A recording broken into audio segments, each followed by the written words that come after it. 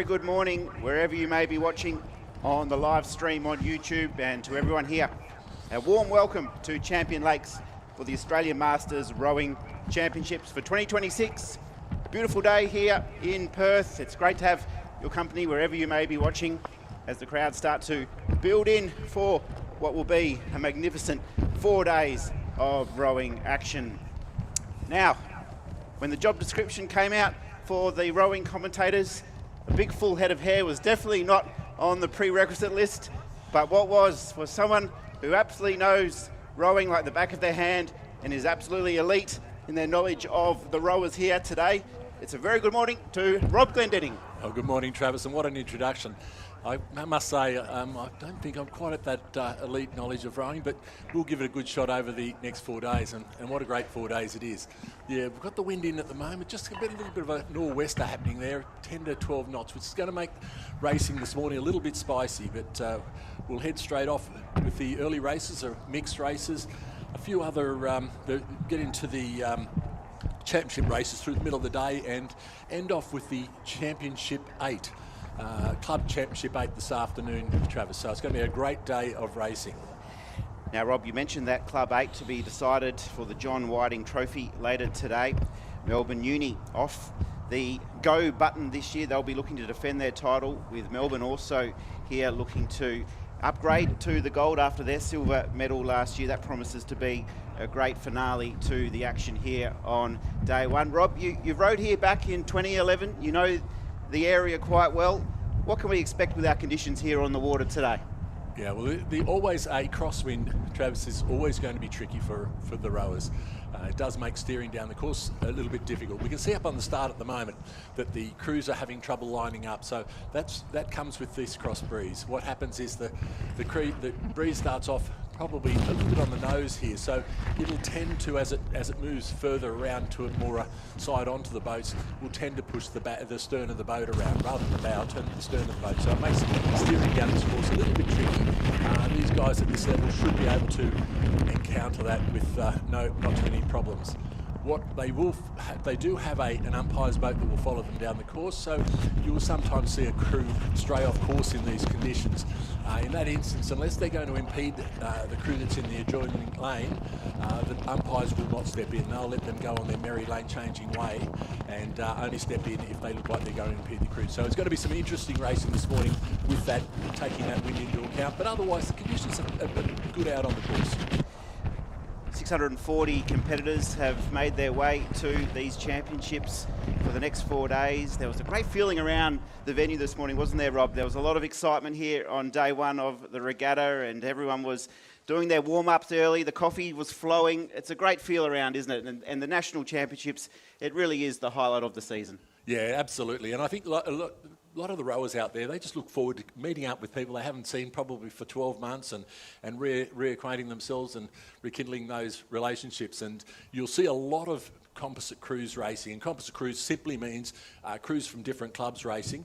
And you see some of these crews will have not raced together, as I said, since last year. They come together when they come to the national championship. So it's a bit of a, I'm not saying it's a party time, it's a very serious event out there for these competitors, but there is that spirit that overrides all the racing and the general feel of the regatta. Also plenty of family stories too here throughout these next 4 days. A couple of father-son crews ready to hit the water. There's a West Australian from Bunbury, a father and son, a little bit later on today. So there'll be plenty of stories that we're looking forward to bringing you across the next 4 days. My name's Travis Jenkins, alongside me, Rob Glendenning, bringing you all the action here. Now, we're not too far away from getting these championships underway, Rob, and our first event looks almost ready to go. Let's go through the lineup.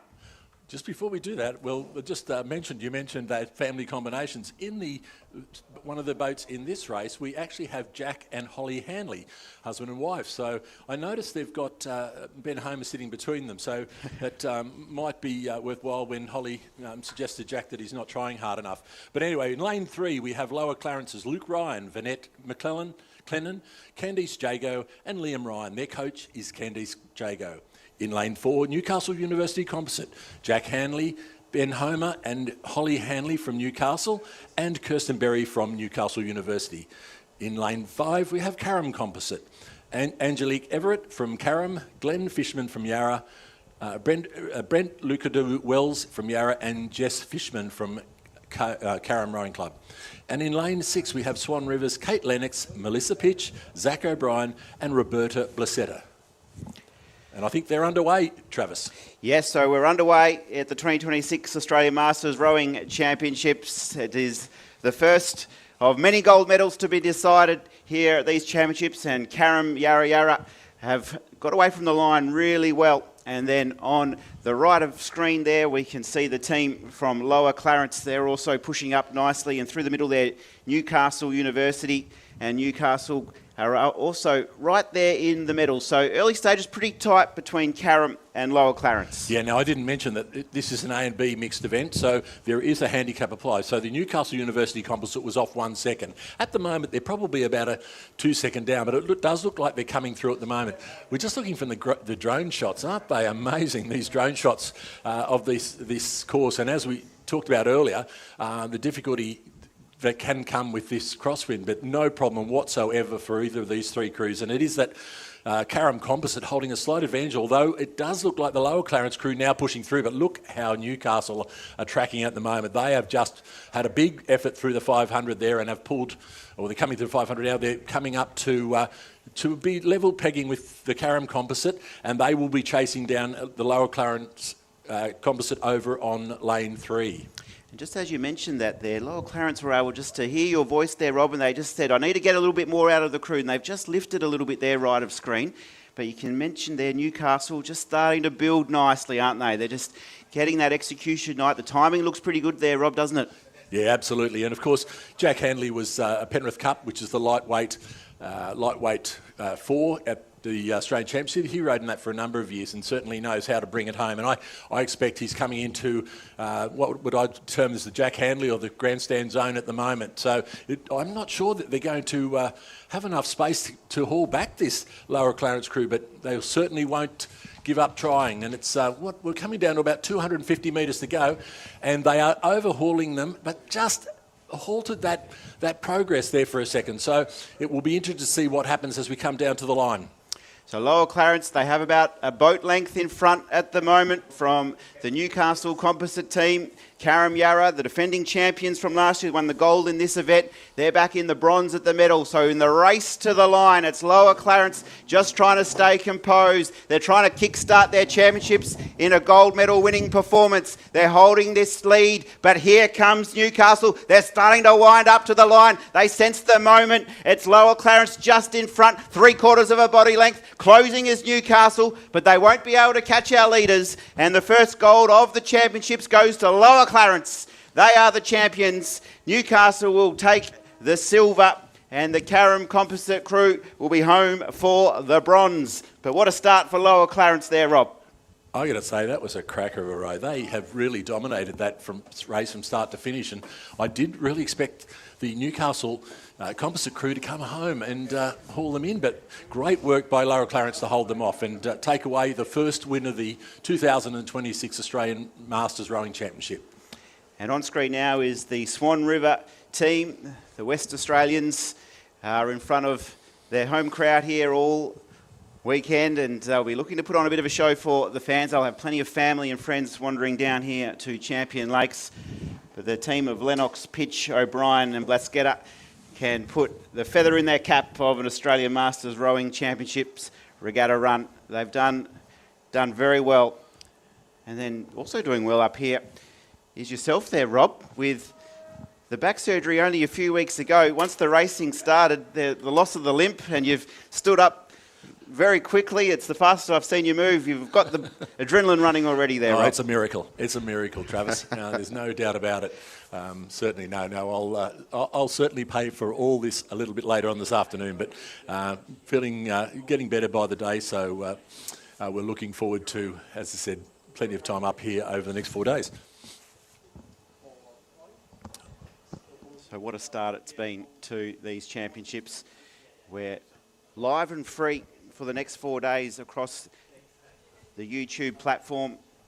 So we welcome wherever you may be watching around the world as we get set for our next event on the program. another mixed gender event. It's the E division, quad. Yeah, absolutely. It's the E division, so that's 55 to 60 years old. We're just looking at the overhead shot from the drone at the moment, and you can see how the crews are getting moved around at the start, so they're not straight down the course. The crew over on the right-hand side here, which is in lane 2, have had a little bit of trouble. They drifted across into lane 3, so they just had another go at coming back off the pontoons, and we'll reverse it back in and get ready to go. So we'll do a roll call of the mixed Masters E4. In lane 2, University of Western Australia, Andrew Brown, Fiona Meiklejohn, Tanya Burgess, Luke Forsyth, and Charlie Newman is their coxswain. They're coached by Ava Myler. In lane 3, Perth Rowing Club, Susan March, Chris Corbett, Joel Ireland, Kathy Ride, and their coxswain Meg Pike. In lane 4, Glebe Composite, Andrea Coos from St George, Cecile Ferrer from Glebe, Mark Tejan from Glebe, and Kenneth Major from Glebe. Their coxswain is Catherine Davies. In lane 5, Carrum Composite, Ross Mercell from Powerhouse, Paris Golden from Carrum, Sally Glenn from Carrum, and Sally Shepherdson from Carrum. Their coxswain is Sarah Haywood, and their coach is Drew Holman. In lane 6, North Esk, Kathleen McQueen, Elizabeth Stephen, Roberto Oaya, Robert Wrigley, and Claire Gregg is their coxswain, coached by Kerry Dawkins and Trevor Barrett. And in lane 7, Old Scotch Collegians Composite, Sarah Knight from University of Western Australia, Orla Flecker from University of Western Australia, John Flecker from Old Scotch Collegians, and Lachlan Roberts from Old Scotch Collegians, and their coxswain is Maisie Dawson. So not too far away from getting underway here in race number 2 on the program.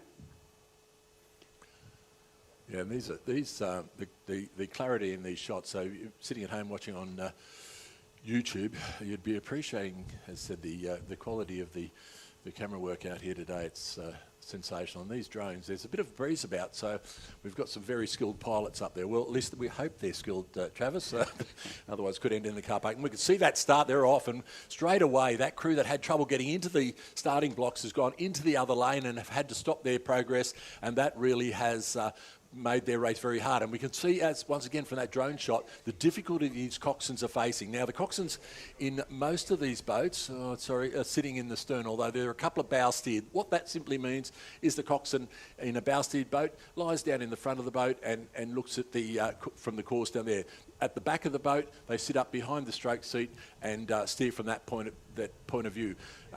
Different arguments about which one's better. Just how they steer the boat is a little bit different, and how it feels for it. But certainly, Perth Rowing Club have got out to a flyer, Travis. Yeah, Perth are away. They were really fast out. They weren't impeded at all by the University of WA, who are right of screen and have just fallen back behind the pace now. And Perth have just opened up about a half boat length, I should say, over the Old Scotch Collegians Composite team, and also a few University of WA rowers in that team as well.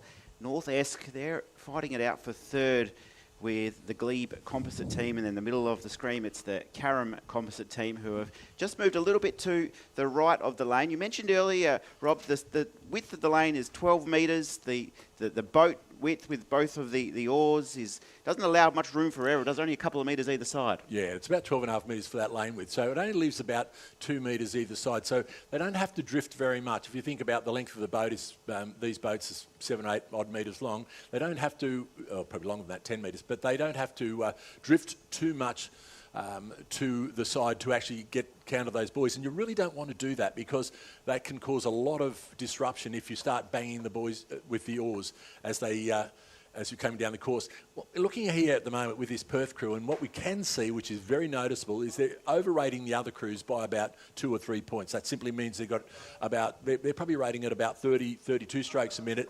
The other crews are down around 28, 26, which is sometimes into a headwind. You'd choose to rate a little bit lower, but certainly they're putting that higher rating to great practice out there at the moment.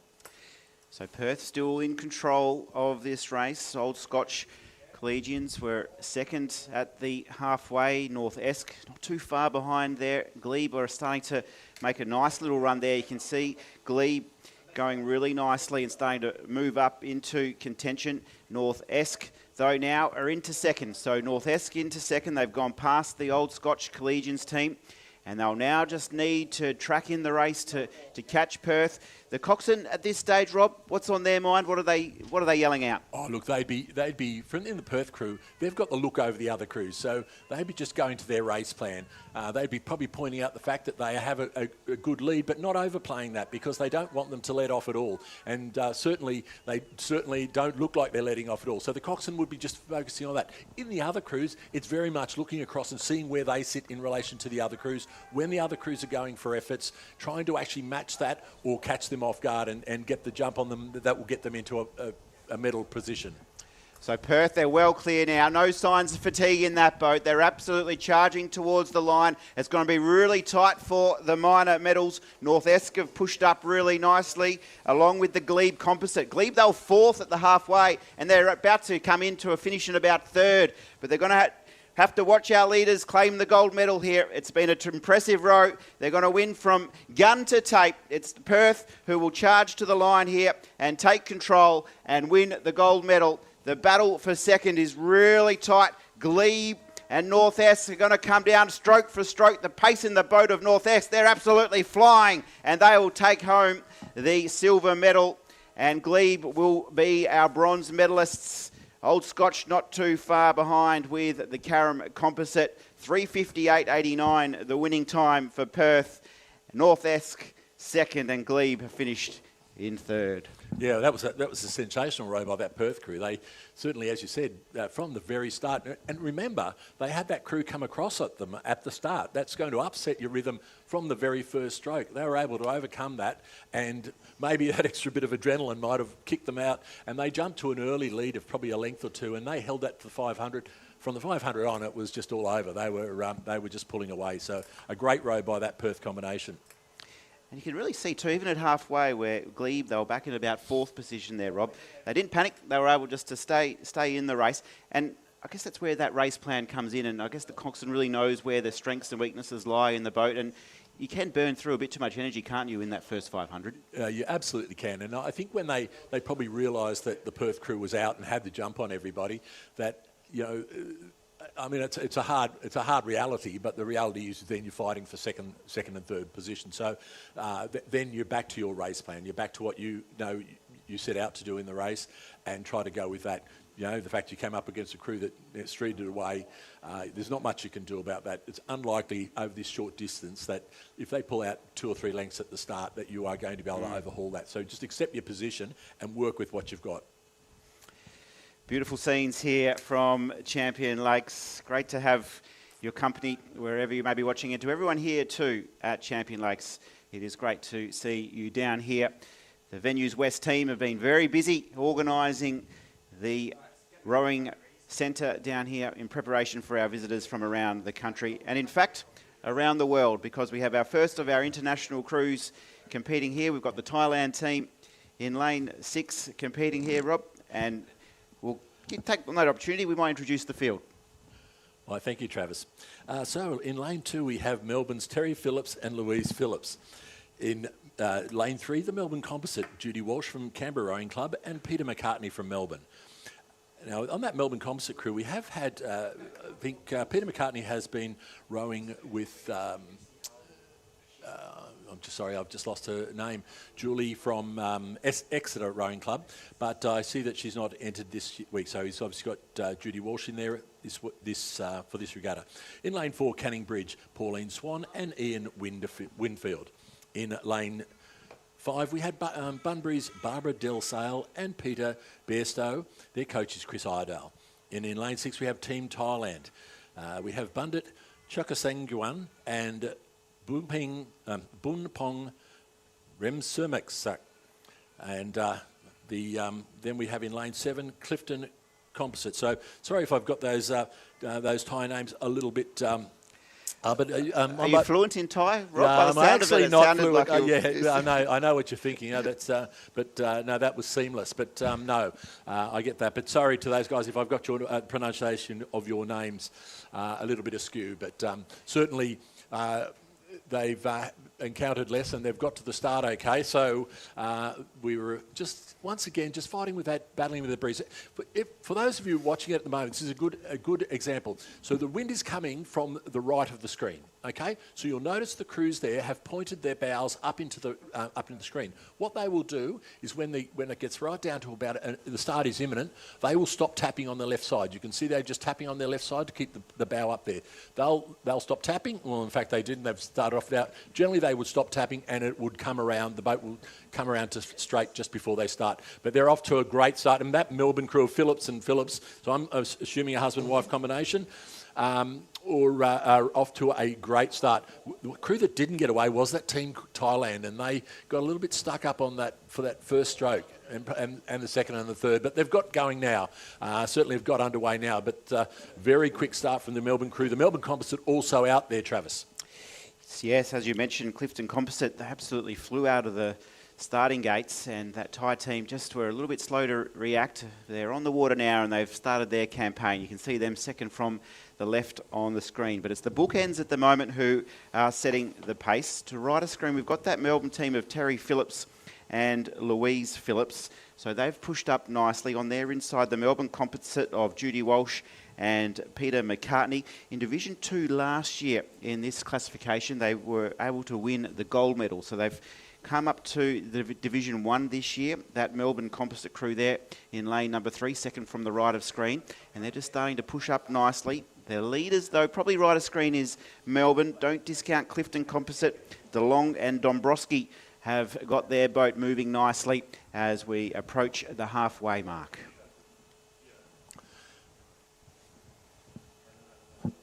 Yeah, they certainly coming down to, well, they're at 450 metres gone at the moment. It does look like that composite Melbourne-Canberra composite of Walsh and McCartney are slowly but surely winding the leading Melbourne crew back. So that's where the race is for first and second. There is going to be, it's turning out there will be a race on for third and fourth as well, because the crew from Bunbury is now just pulling up, probably still a length behind the Clifton Composite, but within catching range. So, but over here the race is on, and as they come down to the 500 metre mark, we've got about another couple of strokes to get through the 500 metre mark. We can see that Melbourne Composite, Melbourne-Canberra Composite has pulled right up on the Melbourne crew. So, we got this is tactics coming into play. They've gone through with about a 0.3 margin. I'd say it might have been a little bit generous. They look to have a little bit more than that, but certainly that gap is actually, the margin is coming down at a very fast rate. We have one of the tactics in Masters rowing is the fly and die, and just getting a feeling at the moment that Melbourne crew has gone out extremely hard and hoped everybody else would not be able to cope with their speed. But these two are very experienced. We're looking on the screen at the moment, McCartney and Judy Walsh. And I think Judy Walsh has got the hair that we wish we had, Travis. For any of us that know us, will know that we've got very little at all. But they are certainly have now stepped it up, and they've pulled probably about a third of a length over the Melbourne crew as we come down with 200 and 300 odd metres to go. So we're in the H division here, aren't we, Rob? So that H division is an average age of 70 years or more in the boat. So there's plenty of experience on the water here, isn't there? So these athletes, they'll know exactly where their strengths and weaknesses lie. They've done it a few times before. And Melbourne Composite, they're looking pretty good. They're just cleared out now by about a half boat length, Rob. Yeah, they certainly have. And as you said, Peter McCartney in the straight seat there, he has been around for a little while now, and so has Judy Walsh. And certainly that combination looking very, very strong. Peter McCartney I think, was in Canberra. The ACT was there for a while, so he's rowing for Melbourne now. But I'm fairly certain he was a Canberra resident for a while, so would have known and rowed with Judy Walsh. He's often obviously out there with Sue Donahue. So as they come down with about 200 metres to go, 150 metres to go, it is that Melbourne Composite crew of Judy Walsh and Peter McCartney who have taken about a length over the Melbourne crew. But the Melbourne crew were We're not dead yet. I think the Monty Python skit went, and they're coming back at them. I think they're going to run out of steam before they get there. The crew over on this side, the Clifton Composite, though, they have come home like a train, and they've got a real chance here of overtaking the Melbourne crew as they come down towards the line. About 3 straights to go, but no problem for that Melbourne Composite crew. There's going to be nothing in it coming to the line. Oh, maybe the crew on the other side, Melbourne, got it by an absolute whisker, but we've gone to a photo. And coming across the line now is the Canning Bridge crew, just crossing the line a little bit further up the course. We still have the Team Thailand. Obviously encountered a few more problems on the way down here. They're just crossing the buoys now, but we'll have to wait till they get across the line. And also the Bunbury crew coming down to the line with about 100 metres to go. Yeah, great call, Rob. It was a grandstand finish. They really were eyeballing each other into the line. Those two competitors in lane 2 and 3, and it was great to see Judy Walsh and Peter McCartney with their first medal of the championships. And it looks like the Canning Bridge team just coming in to round out their first race. There's Canning Bridge. Yeah, and the judges have decided on the photo, and it was Melbourne just 0.94 of a second in front of Clifton Cambridge. So a great effort by that Clifton Cambridge crew to come back to be that close. Great effort by the Melbourne crew to actually hold them off. And here's our Thai competitors. A very good morning from Perth to everyone watching back in Thailand. The ratings have just gone up in Thailand watching their team here as they take to the water at Champion Lakes. They've entered into a few events across the next 4 days, our Thai competitors, and they'll put this one into the bag for a bit of experience and a bit of fun. I'm sure they'll leave here with a few more friends. There's no doubt about it, Rob.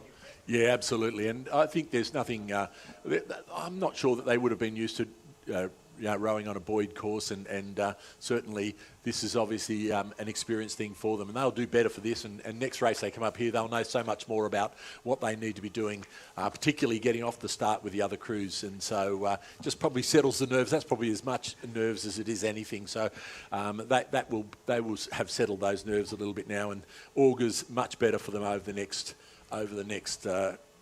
couple of days of racing. Well, they've definitely brought their cheer squad, Rob, because I can see the family just down by the start line in full voice, waving. They're half expecting a wave back, which is a bit difficult when you're rowing after 1,000 metres, Rob. But well, and 2 oars in hand. So, yeah, but they look very pleased with the efforts of that Thai crew.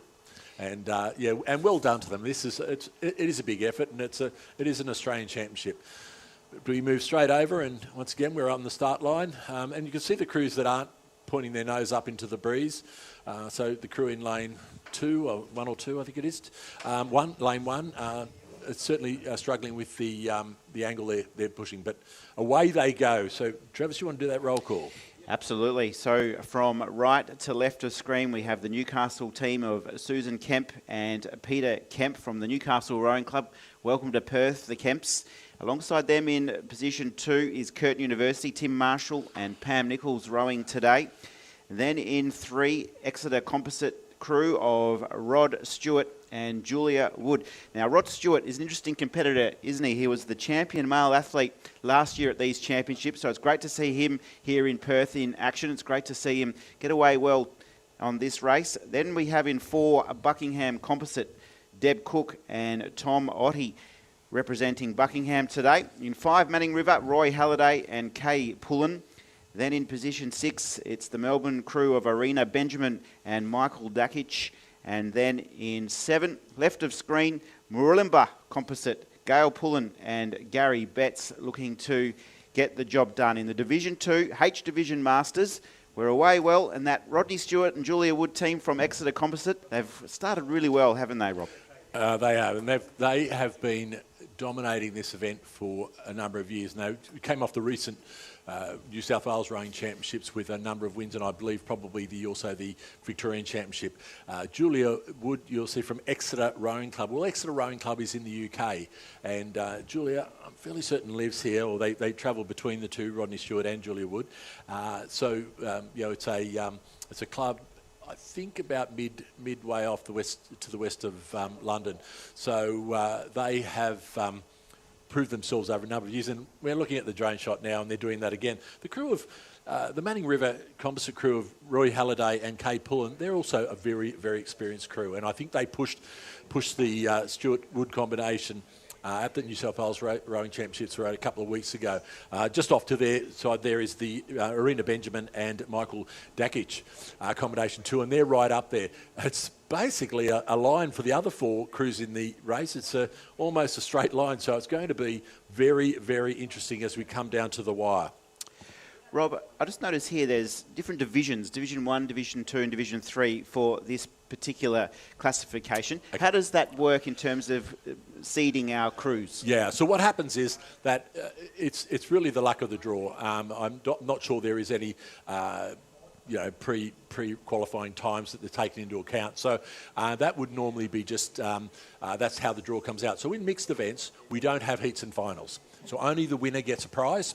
So the bling is only off to the first place. So there's extra thing in trying to get there. Although I should just check what the medals handout is for the mixed at this event. So we'll check that and get back to you. But certainly in because of their mixed events, they just have divisions rather than heats, so they only have the one race. So we won't see these guys come back and race off for a final later in the regatta. But looking down there, no question whatsoever about the ability of this crew. They row very, very nicely. I think Rod Stewart also held or holds a number of world records on the rowing ergometer. So he's a very, very skilled rower and certainly has a very, very large medal collection. But and that's, you can see why here. They have stretched out with coming down to 250 metres ago, they have stretched out to probably 3 to 4 lengths over the Roy Halliday Gay Pullen combination, and that is a very, very well qualified crew. So just gives you an idea the quality of the crew out in front. It's been a beautiful performance here on Champion Lakes, just in full control. Our leaders, they've just set the pace right from the start and have cleared out now by about 4 boat lengths. You can see them there. That's a pretty comfortable lead for our Exeter composite team. Rod Stewart, he's been so impressive, hasn't he, over many years. He scored the most number of points last year at the Masters Regatta, and he's kicked off his 2026 campaign in fine style. Alongside him, Julia Wood will be enjoying the row into the line as they will come in for the gold. It's gold for Stewart and Wood in fine fashion, doing it nicely on the water. Second place, not too far behind, is that team from Manning River. They were just 10 seconds, have run a very controlled row. Melbourne have taken third. Then next in, the team from Curtin. Melbourne, Wollumba, not too far away in the minor placings. But for Rodney Stewart and Julia Wood, it is high fives all round and a job well done. Absolutely, and just because we're getting into pronunciation, Murwillumbah. Thank you. Yeah, so the West Australians getting a handle on those strange names from the east, but certainly we'll get a bit of that as we go down there. We've got that Buckingham, Canberra. Fairly certain Buckingham is a Tasmanian-based club as well. So it's great to see. I mean, what I will say also about Rod Stewart and Julia Wood is that they are always at these events. They are great advocates for getting out there and attending these events. But we move on to race 5, and we have the mixed H2M Masters. These crews are all I, so in the I division. So we have Drummoyne Composite, Lindy Nisbet and Graham Wern in lane 3. In lane 4, Swan River Composite, Marion Robbins and Alan Nicol. In lane 5, Corio Bay, Joe Jones and Dick Gerard. In lane 6, Sandy Bay Composite, Eve Beecroft and Chris Potter. And in lane 7, Manning Rivers, Graham Nix and Kay Smythe. Now I've just gone through and had a look at the rule book, which is quite a handy rule book here for anyone at home. It can be found on the Rowing Australia website, for the Mixed Masters events, for the medals, it will be awarded for each division, not to each category within the division. So you're absolutely bang on there, Rob. There seems to be just a general seating for each of the divisions and a medal awarded across each of the divisions. And I think because we don't have enough courses in Australia where when they run these things that you can actually guarantee the timing. So to come in with pre-qualified times and try to seed them on that basis would be a mammoth task. So I think we just accept that they come here. Obviously, races with heats and finals, that's going to sort themselves out in the heats, but these ones, it's the luck of the draw. So having a look through the field here, last year the team of Beecroft and Potter, that's the Sandy Bay composite team rowing in lane 6, they finished 5th last year in this event, as did the Kemp team, so who actually haven't made a start there. But for Beecroft and Potter, 5th placing last year, they've come back for more pain here in Perth, and they've started quite nicely here. Well, they've gone through the 500 in front, so I think that's better than quite nicely. I'd say they'd be very happy with themselves with the look over the field. So, and we're looking out there now, and the race appears to be between them and the. It does look like it's the Drummoyne. Oh, it does look like Drummoyne Composite, but it's not actually. It's the Swan River Composite, I think. So that's where the. That's where the race is, but this Sandy Bay Composite, the Sandy Bay and Derwent Mercantile, so they are Hobart-based crews, Hobart-based clubs. They have their, I think around, what did you say last year? They were fifth. Oh, well, they will be very happy with their effort here this morning. So they're out in front. You can see looking pretty composed. Great pictures here from the Two Monkeys team. Just having a look to the right there was Chris Potter. He just wanted to make sure that these crews aren't starting to itch into their lead. It's Swan River in second at the moment, second from the right of screen, and the top of screen there is the Drummoyne team. There's a bit of pace on the boat there for that Drummoyne team, so they're looking to finish with a flurry of strokes just to secure that bronze medal position. But it's catch me if you can for the Sandy Bay team. They're out in front. They have about a boat length. Swan River just trying to find a little bit more in the tank to push up to the lead. But our leaders, they're doing it nicely. The head is down. The legs are pumping. There's a little bit of fatigue just starting to set in for this Sandy Bay team. They've raced beautifully right through. They're holding their lead now. They're holding their form. Another look to the right and you'll see that you are well clear, Chris Potter. You've got the job done with Eve Beecroft in the Sandy Bay crew. A lovely winning performance. It's the team from Swan River, second across the line. Manning River have stormed home for third place. Drummoyne not too far away, next in Corio Bay, will round things out here in race number 5.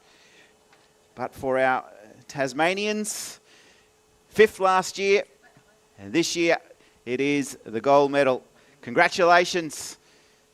A terrific row from Eve Beecroft and Chris Potter. Sensational work.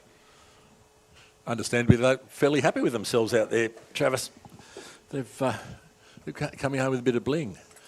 It does look like it's a few of the. Everybody rugged up a little bit out there. The conditions aren't too bad, but we're going straight into the race 6, the Mixed Masters C8. So we'll just do a quick call on these ones. We should get through them. There's only 4 crews. Toowong Composite, Heather Anderson, Catherine Dermody, Daniela Anderson, David Christmas, Adam Finlay, Doug Ray, David Bellamy, Angus Reynolds, and Catherine Heading and Jennifer Pollock is their coxswain. In lane 4, A&A's, Alyssa Mansell, Rennie Bravelli, Sandra Clark, Hilary Smale, Sophie Pilot, Andre Fernandez Martins, Robert Boyland, Stuart Clark, Alec Monger and Courtney Brennan.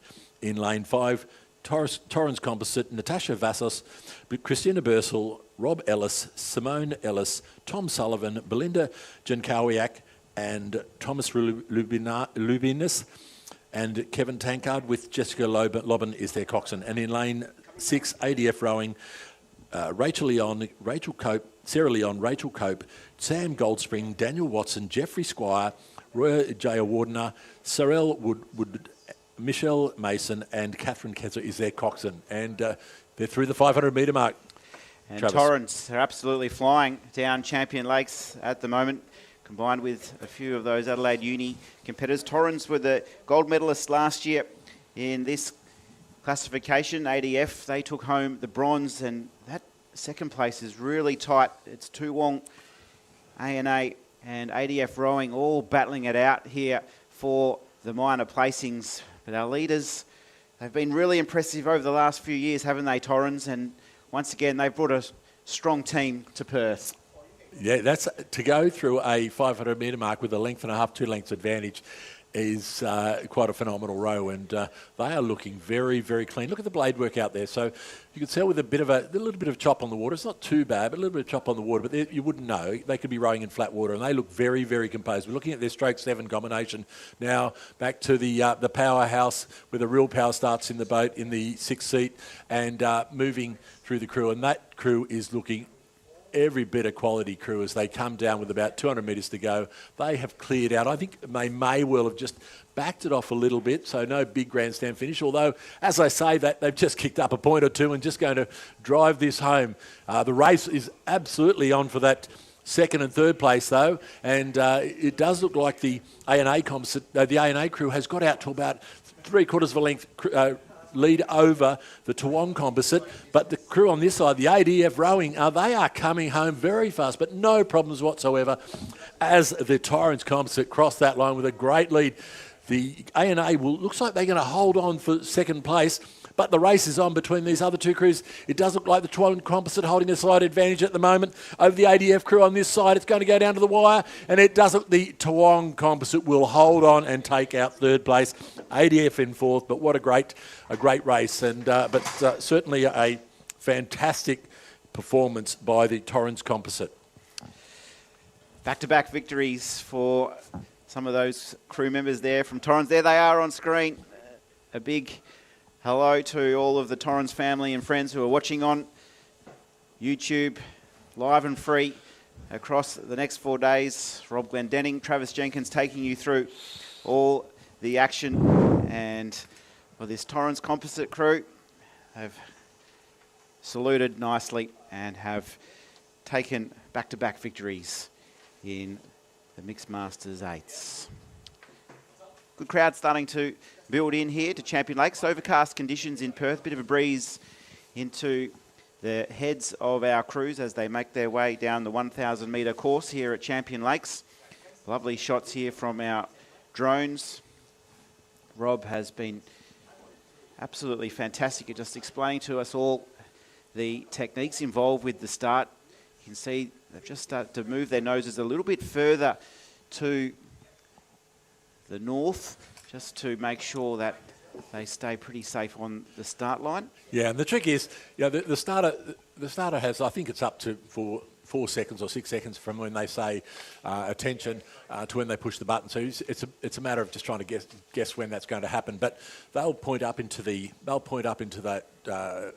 breeze, and if they get it right, they'll just stop tapping. 3 or 4, 5 seconds before they start, and that boat will just swing around to fairly straight, and away they go. So it's just about getting it that timing right.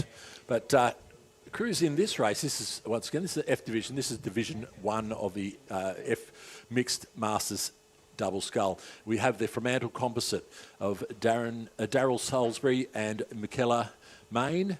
In lane 3, the Ulverston crew of Sandra Wilson and Michael Wilson. In lane 4, Newcastle's Timothy Bland and Alyssa Bland. In lane 5, Drummoyne's Gary Foster and Carolyn Vernon. In lane 6, Swan Rivers, Michael Fisher and Vanessa Sturrock. And in lane 7, Footscray's Leonie Richards and Jeff Walker. Now, I know for a fact, I'm guessing that this is a guess that the Ulverston combination is husband and wife, but I know that the Newcastle combination and the Drummoyne combination are all husband and wife combinations. So I'd say we keep the camera on them till we get to the end of the race and see, try to catch a bit of the action after the race finishes when there's this lovely discussion about who thought who was rowing better, as we often see in these races. Rowing could be the secret to a long-lasting marriage, by what I'm seeing down here. I might have to have a word to my wife just to see whether she wants to put on some colours and come down and do a bit of rowing, Rob. Yeah, for sure, Traps. I think rowing is one of those sports you spend so much time in it that if they get involved, it's just going to be more time together. But they are away, and the Fremantle Composite of Salisbury and Main, they have shot out, as have the Ulverston crew of Sandra Wilson and Michael Wilson. They have shot out to a great lead. It does look like the crew's struggling at the moment. It's that Timothy Bland, Alyssa Bland combination from Newcastle. And we move over to the Drummoyne crew, also travelling very well at the moment. We move right over this side of the Footscray City crew of Richards and Walker, who are also coping very well. Does look like they've pulled a bit of an advantage over Swan River and Newcastle over the first 250 odd metres. But the race looks to be on between the Fremantle Composite and the Ulverston crew. So that's the Tasmanian and Western Australian clubs there. And I think it's going to be fairly close as we come down over the next couple of 100 metres.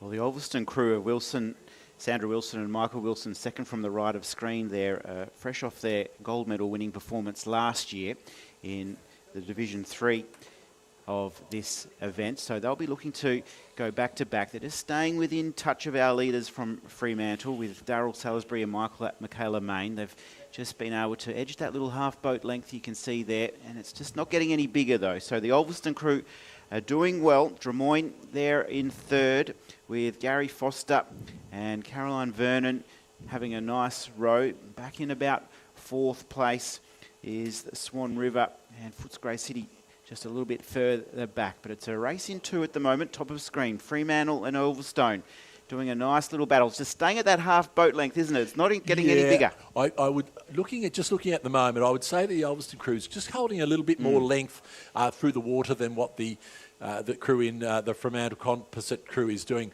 I can tell you the language in the Drummoyne boat will be quite lively, knowing these two very well, and a few steering issues there, and that certainly would probably up the ante within that boat. So we'll have to, as I said, keep an eye on that boat at the end of the race. But it does look like the Ulverston crew of Wilson and Wilson coming back at Fremantle, Salisbury and Main, and they're looking quite. We're looking there at that Fremantle Composite crew, and they're looking fairly comfortable there. So I'm not sure they're not looking around too much, which is a good sign. But we can see the move. We can see it now. Ulverston have now moved up, and they are level pegging with the Fremantle Composite crew, and it looks like they've just pulled up a point or two in the rating. Whether the Fremantle Composite crew can respond will be interesting to see as they come down with about 300 odd metres to go. And that's where the race is. Out on there, lonesome out here in lane 5 is the Drummoyne combination of Vernon and Foster. And they really have pulled about 4 or 5 lengths over the Footscray City crew in lane 7. But the race really on up the front here as they come into the last 200 metres. So Ulverstone, Rob just caught it absolutely beautifully at the halfway. He said they were just holding, and then at the 500 they went bang, and they're away now. They've opened up over a boat length. Is this Ulverstone crew looking for back-to-back gold medals? Trying to fight on strongly is Fremantle. They're trying to just get that little bit of extra home crowd advantage. They know these waterways beautifully, but they're not going to catch our leaders. It's Sandra Wilson and Michael Wilson rowing beautifully here. One last throw of the dice for Fremantle Composite to catch our leaders, but they're not going to. It's going to be a famous victory for the Wilson pair. Sandra and Michael are cruising to the line. They'll win over a boat length in a beautifully timed race. It's a gold to Sandra Wilson and Michael Wilson. Fremantle have held on for that second place. And then it's the team of Foster and Vernon from Drummoyne with the bronze. And that married pair will be very happy to relive that race tonight around the dinner table. I'm sure. But what a well-judged race by the two Wilsons from Ulverston. They had that race in control, I would suggest, from about 300 metres off the start, even though they're a length down. They pulled up onto the Fremantle Composite crew and just sat on them. They sat on them till they understood at about the 500 metre mark that they weren't going to pull away. Then they made their move. It was a decisive move, pushed them into the front, and from that point they had the race in control. So we're underway now in the Division 2 in the F Division, where an average age of 60 years is the requirement in the boat. So let's go through the field for you. Right of screen in lane number 2 from Wendouree Ballarat, Tracy Robinson and John Irwin. And then we have the St George crew of Glenn Shooter and Joanne Ward. In lane number 4, Yarra Composite, Bia Clean Van and Melcom and David Jacker. In lane 5, Mercy Composite team of Alison Kirkwood and Simon Nowell. In lane number 6 from Wendouree Ballarat Composite crew, Tim Jusufowicz and Lee Ann Martin. And in lane number 7 from Perth, Catherine Kennedy and Bo Tang on their home ground, where last year they were 6th at these championships. They're now in their home ground, so they'll be looking to impress here. But for our leaders, they're going nicely.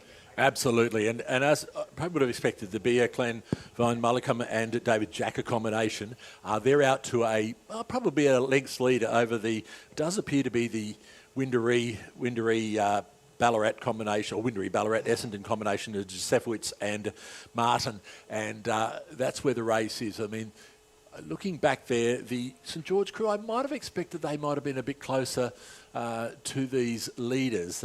Very well coached by a very experienced coach, Bruce Williams, down there at St George, south of Sydney. But certainly this crew out in front, the Yarra Composite of Mullicum and Jacker, still holding about a length's lead, but not letting them get away as a Windaree Ballarat combination as they come down with about 250 metres to go. And they have gone for the big effort. They've gone for the sprint. They've started well out. So they've obviously got some confidence here that they can get this, because they've started that sprint a long way out. They probably would have had to. And we're looking at them on the live stream now, and we've got the drone shot from overhead, and we can see that they're pulling up right onto them, but still holding off that slight breeze. This combination of Mullicum and Jacker, they are very experienced, and they've now responded and said, well, you're going to have to work a lot harder than that if you're going to catch us in the last 150 metres. Challenge back to Windaree Ballarat, accepted by them, and they're pushing to the line now. They are coming down with about 50 metres to go, and they've got the rating right up. That's gone through the roof now as they come down.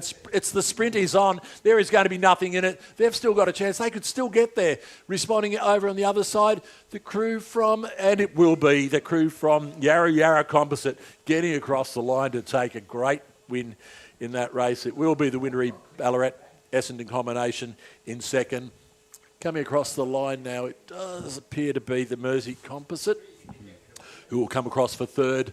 A little bit further back to the St George combination in fourth. And over on this side, the Perth crew just crossing the line now. Still looking one more. Yeah, they're just a little bit further back. The Windaree Ballarat combination, just a little bit further back. Will come across the line in about 15 strokes to close out this race. Gee, they had to earn it, didn't they, Robert? It was a real sprint to the finish. You called it beautifully. There was definitely not a lot left in the tank for both of our crews there. No, and it's always hard to respond. It's easier to respond if you're in front and the crew's coming back at you. But sometimes if they come back, hard enough, you just won't have that opportunity to get them back. But certainly the Yarra Composite did, and both those rowers are extremely good single scullers. So it probably that combination together working very, very well for them today. So we're underway in the next event. It's race number 9 in the F division. Let's take you through the field. On the top of the screen, it's the Horowahuna. How do I pronounce that one? I think there's a lot of conjecture about how to pronounce this. I'm pretty sure that's a New Zealand-based club, so I'll leave that one to you, Travis. So that's Adele Chapman and Kevin Horan, top of screen, rowing nicely. Then in lane number 3, Shoalhaven, Mary Ambrose and Chris Turner, coached by Andrew Parry. In lane 4, Tablelands Composite crew of Jacqueline Dijon and Doug Rolfe. And 5, Yarra, Andrew Gray and Kathy Sagaris, flying the flag for Yarra. In 6, it's Hawthorn, Ruth Oliver and Mark Oliver. They were silver medalists last year in this event. You can see them second from the left of screen, and then the A&A crew of Nancy Ralph and Richard Ralph is rounding out the field. So starting really nicely. is the crew from Yarra Yarra, Andrew Gray and Kathy Sagaris. They've started really well, and at the top of the screen, it's Adele Chapman and Kevin Horan from Horawahuna Composite. I'm sure we'll get tapped on the shoulder shortly with the correct pronunciation. And they've started well. Great pictures here of our leaders. They've got away really nicely from the start line, the Yarra Yarra crew. Harofia. No, it's Harofenua. All across it, Travis, here in the commentating box. Horofenua, I think, is close, but I think there are a few different combinations of different ways of saying that. So apologising to everybody if we've messed that up. So the Yarra Yarra crew are now starting just the build to the line.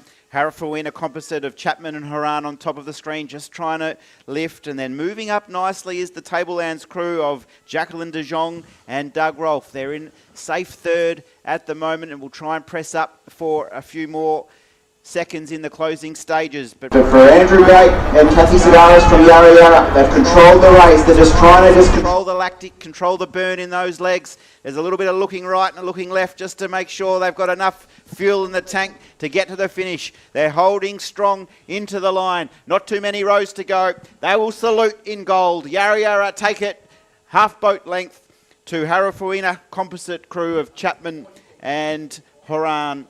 The Tablelands next in, De Jong and Rolfe. They've rown beautifully. A&A not too far away. Sorry, Hawthorn of Oliver Ruth and Mark Oliver next in. Then the A&A crew have come in around about 10 seconds behind our leader. But Yarra Yarra have been able to take out the Division 3. Yeah, a great row by that Yarra Yarra crew, and certainly close at the end, but it was a well-judged race on their part. So we move up to race 10, the Mixed Masters F Double Scull. We're just running a little bit behind time. You should imagine up on the start, the conditions are getting away, it's quite difficult, but they are actually away, but I'll give a quick roll call. In lane 2 is Manning Rivers, Paul Hawke and Amanda Cavill. In lane 3, Murwillumbah Composite, Martina Proctor and David Hughes. In lane 4, the North Shore Composite, North Shore St George, Alan Robertson St George and Louise McCoach from North Shore Rowing Club. In lane 5, Carrum Rowing Clubs, Mary Hunter and Drew Holman. And in lane 6, Perth's Vanessa Grant and Glenn Walter. And certainly, as we can see there at the moment, the crew's in the middle of the course. That North Shore Composite does look to have the jump on the field. Not much in it, though. They certainly have got about 2/3 of a length. Alan Robertson, pretty for Alan Robinson is rowing in the New South Wales interstate quad, so a very well credentialed crew. So they're actually holding down a slight lead at the moment. Knowing Alan Robinson would suggest they're going to be quite hard to pull back from there. But Perth over on this side, they were having a great row, as are the crew. Carrum on this side, and it is Perth, I think, and North. Murwillumbah Composite coming through in third. So it is that Carrum crew that went through the 500 about 1.75 seconds down on the St George North Shore Composite with the Murwillumbah Dragons Composite a little bit further back and Manning River. So we get those composites how they work out. Dragons is a Brisbane-based club, so Murwillumbah is right on the Queensland-New South Wales border, so I imagine they operate in the same sort of regatta circuit, so how some of these combinations come about. Rob, you mentioned earlier the importance of steering the boats here, and there is someone who is directly responsible for the course that you take. Yeah, I think when you get to the end of the race, that blame could go either way. But no, typically the bow person is steering these boats. These double sculls don't have a rudder in them. Some may well do because they may well be used as a pair, and a pair needs a rudder. But so some of them will have a rudder. When we get up to the bigger boats, the quad sculls and the likes, they generally in 4s and 8s, they will have a rudder. They have foot steering in them. But yes, generally the bow would be calling it. You want the stroke to just keep on the job. A lot easier when you're on a buoyed course because you really don't have to turn your head. You can tell if you're drifting.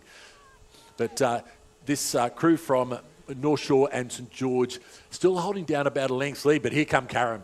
They think they can overhaul this crew and have given it a good hard crack. But Alan Robertson now responding in the stroke seat of that North Shore Composite crew, and they have just put the hammer down. They are on their way now. They've got about 100 metres to go, and they said there's no way you're going to catch us now. And they will push all the way to the line without, notwithstanding any disaster. We'll go out to take this race out. Just in front, though, of the fast-finishing Carrum crew, who have not let up at all down the course. And so it will be the St George crew just crossing the line now. They will take out first. Will be followed by Carrum across the line. A little bit further back now to that Murwillumbah Composite crew, Murwillumbah Dragons Composite. And then we find a little bit further back then to the Manning River. Manning River followed by Perth Rain Club, who are just over this side. Just probably struggling a little bit with the conditions now. We can see on the water, Travis, that we've got a little bit more of a effect across the water with that wind. So we've just got a little bit gusting at the moment. Great to have your company here at Champion Lakes, brought to you by our sponsors, who are plenty. Zeekr Perth, one of them, from water to road. Performance matters. Zeekr Perth is driving the future with high-performance electric technology, ultra-fast charging and intelligent engineering that keeps Western Australia moving forward. A big thank you to Zeekr for providing the vehicles for these championships as we move on to race 11. Yeah, so we have race 11, the Division 1 of the Mixed Masters D Quad Scull. So we're coming down the age group. This is 50 to 55 plus averages, and we've moved up to Quad Sculls. So in lane 2 we have North Esks, Diana Ottaway, Judy Fenner, Patrick Bird, Marcus Tonelli, and their coaches Kerry Dawkins and Trevor Barrett. In lane 3, Dragons, Claire Farley, Tracy Capes, Patrick Mulrooney, John Dixon and Kathy Phillips is their coach. In lane 4, Bunbury's, Carmel Lloyd, Donna Fortescue, Alex Bryce Bell, Adam Soroka and their coach Chris Iredale. In lane 5, Curtin University's Alison White, Greg Haig, Daniel Reel and Alyssa Marcellus Dorado. And in lane 6, Swan Rivers, Jen Annis, Simone Burge, Andrew Kelly and Nicholas Favell. So the Dragons have started well. They were able to execute that start really nicely and were able to get the boat moving pretty well. They're second from the right of screen, North Esk. Just starting to get the boat moving nicely. A little bit of sideways movement there from the Bunbury crew. They'll just need to get that back on track. Well, who's responsible there, Rob? Yeah, we'll see a lot of these boats, up till, I don't know how many years ago, they had to have a rudder in them. So a lot of these boats don't have it. I'd suggest by the sharpness of that turn that the rudder was on, but it really depends. So generally in Australia we have a lot of stern or stroke steered boats. It could be stroke or bow, it could be anywhere in the boat really, wherever you want it set up, but typically in Australia we run with stroke steering the boat, but overseas there's a lot more of bow steering, so it is moving in a little bit here, so it really does, but the call will come from the bow seat, but you can tell they are in a lot of trouble with their steering, and what it does, it slows the boat. There is no doubt about it, it slows the boat, particularly as they are now coming across the buoys, and that will upset them greatly. But look, no trouble at all with steering for these crews in lane 2 and 3. The North Eskin Dragons, it is absolutely on. It's hammer and tong down here, stroke for stroke. Over on the other side there, Curtin University also faring very well, but the race really on for this first race between the North Esk and Dragon crew. So we're through the halfway and it's now a bit of a splash and dash towards the line, and they're going to look right alongside each other. They're going to eyeball each other right to the line, these two crews, North Esk and the Dragons. Not much separating. You can see there a laser focus from the North Esk crew. Diane Ottaway, Fenner, Bird and Tonelli looking just to hold strong and keep the pace on the boat going. Dragons, our early leaders, can they respond? There's a bit of grimacing, there's a bit of groaning, there's a bit of moaning going on in the Dragons boat. They're trying to lift, and they are lifting. That's the Dragons trying to track down North Esk in this race to the line. Bunbury are flying home for third with the Swan River crew, but it's Dragons and North-Est stroke for stroke here at Champion Lakes. North-Est just in front. Dragons are trying to lift now. You can see them trying to get that lead down. North-Est, they want to be the champions. They want to be the Australian best in this division. And North-Est, they respond beautifully and are able to take line honours. North-Est are the champions. Dragons, well done for second, a terrific row. The battle for third still on. Swan River absolutely flying home. They're trying to knock off Bunbury. It's Bunbury and Swan River for the bronze. It's tight. It's Swan River. Swan River get the job done. Swan River ahead of Bunbury. And Curtin will be next in from Swan River. They were well back at the halfway and they fought on strongly. Annis Burge. Andrew Kelly's in there too. He's a big monster of a man. He's a big unit from the surf boats. Nicholas Flavel has finished bronze, and that's given the home crowd something to cheer there, Rob. Yeah, absolutely. The race, it was a race in two parts, really, wasn't it? It was two races within one, I should say. Those two crews from Tasmania and Queensland had really cleared out from the WA Showdown, and I think that's what we'd look at it as, the WA Showdown, and certainly a race within a race, but a great race nevertheless. The Bunbury crew has really fared quite well, considering their steering woes. They've come very well. But we're going back up the course here, and we're well down the course in the second division of the Mixed Masters D Quad Scale. So we'll just do a quick roll call. Powerhouse Composite, Nick Inglis, Eben Walder, Kelly Lewis, and David Jacker. David Moyes. I'm not sure how this... I think there's been a substitute in that boat. Melbourne Composites, Katrina Davis from Shoalhaven, Tanya Nishabata from Melbourne, Justin Negri from Yarra, and Gregor Nians from Melbourne. In lane 5, Curtin University's Ronnie Cooper, Jarrett Vorster, Oliver Eisenlaw, and Sharon Ann Jones, and Leichhardt's Jennifer Zonga, Terry Bridges, Rob Gilmore, and Daniela Bourget, coached by Steve Sherry. And what I will say is all these athletes in the Melbourne Composite crew are actually in their state crews. Katrina in New South Wales and the other three for their respective sculling crews from Victoria. So we'd expect a quality row and a quality finish, and I think that's exactly what we're seeing. They were the champions last year too, Rob, and they're doing it nicely at the moment. You can see their full talent on display. The Powerhouse Composite crew, though, just not giving in. You can see just with every stroke, just perhaps eating into this lead from Melbourne Composite. Leichhardt having a nice row down in third. So when it came to the crunch, the Melbourne Composite have been able to respond nicely. And this will be the first, I'm sure, of many medals for a lot of these competitors in this boat. You can see there, no wavering into the line. It's Melbourne Composite saluting first ahead of Powerhouse Composite crew. And then Leichhardt have rolled in for third. And Curtin University will round out the top four. But that Melbourne Composite crew, that's going to be an interesting 4 days for that team. Oh, absolutely. And what I will say is that the quality of that crew, that heat there, that division, was a full 15 seconds faster than the one before, 16 seconds than the division before. So you consider how well that race went, the previous one. It was, as I said, points out the quality of that Melbourne Composite crew.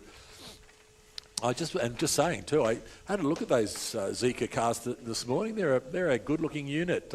I know all our umpires were safely transported to and from their accommodation in one, and they looked very smug in that boat. It wasn't that sure that they were actually going to get out and come and officiate today, but they managed to get out there, and certainly thank you to all our volunteers and the umpires. And we have a selection of interstate and local umpires on the course, and as the conditions get a bit more lively, they really come into play, their experience and their knowledge of the conditions. So we're underway in race number 13, the Mixed Masters G Division. Rob has taken a toilet break prior to this event, and I can see why, because the Team Thailand is on the water. We'll go through the names for you. My apologies to everyone back in Thailand watching on. It is Bundit Chokaswan, Nongfanga, Wayan Samut, Songboon Papkinesh, Prapongzi Pushanasumbarana and Punthip Puchanosumbarana in the Cox seat. So big welcome to Team Thailand. In lane number 4, centre of the screen, is the Tuong composite of Julie Ann Kelly, Martha DeLong, Kerry Dombrowski, David Bellamy and Lauren Robinson in the Cox seat. For Canning Bridge, Melissa Harpley, Linda Papel, Alan Barry, Kenneth Price, Judith McGee in the Cox seat. Vanessa Grant is the coach, and we can see them bottom of screen in lane number 5. But Tuong Composite have started well. Yes, thank you. Just back from that quick break.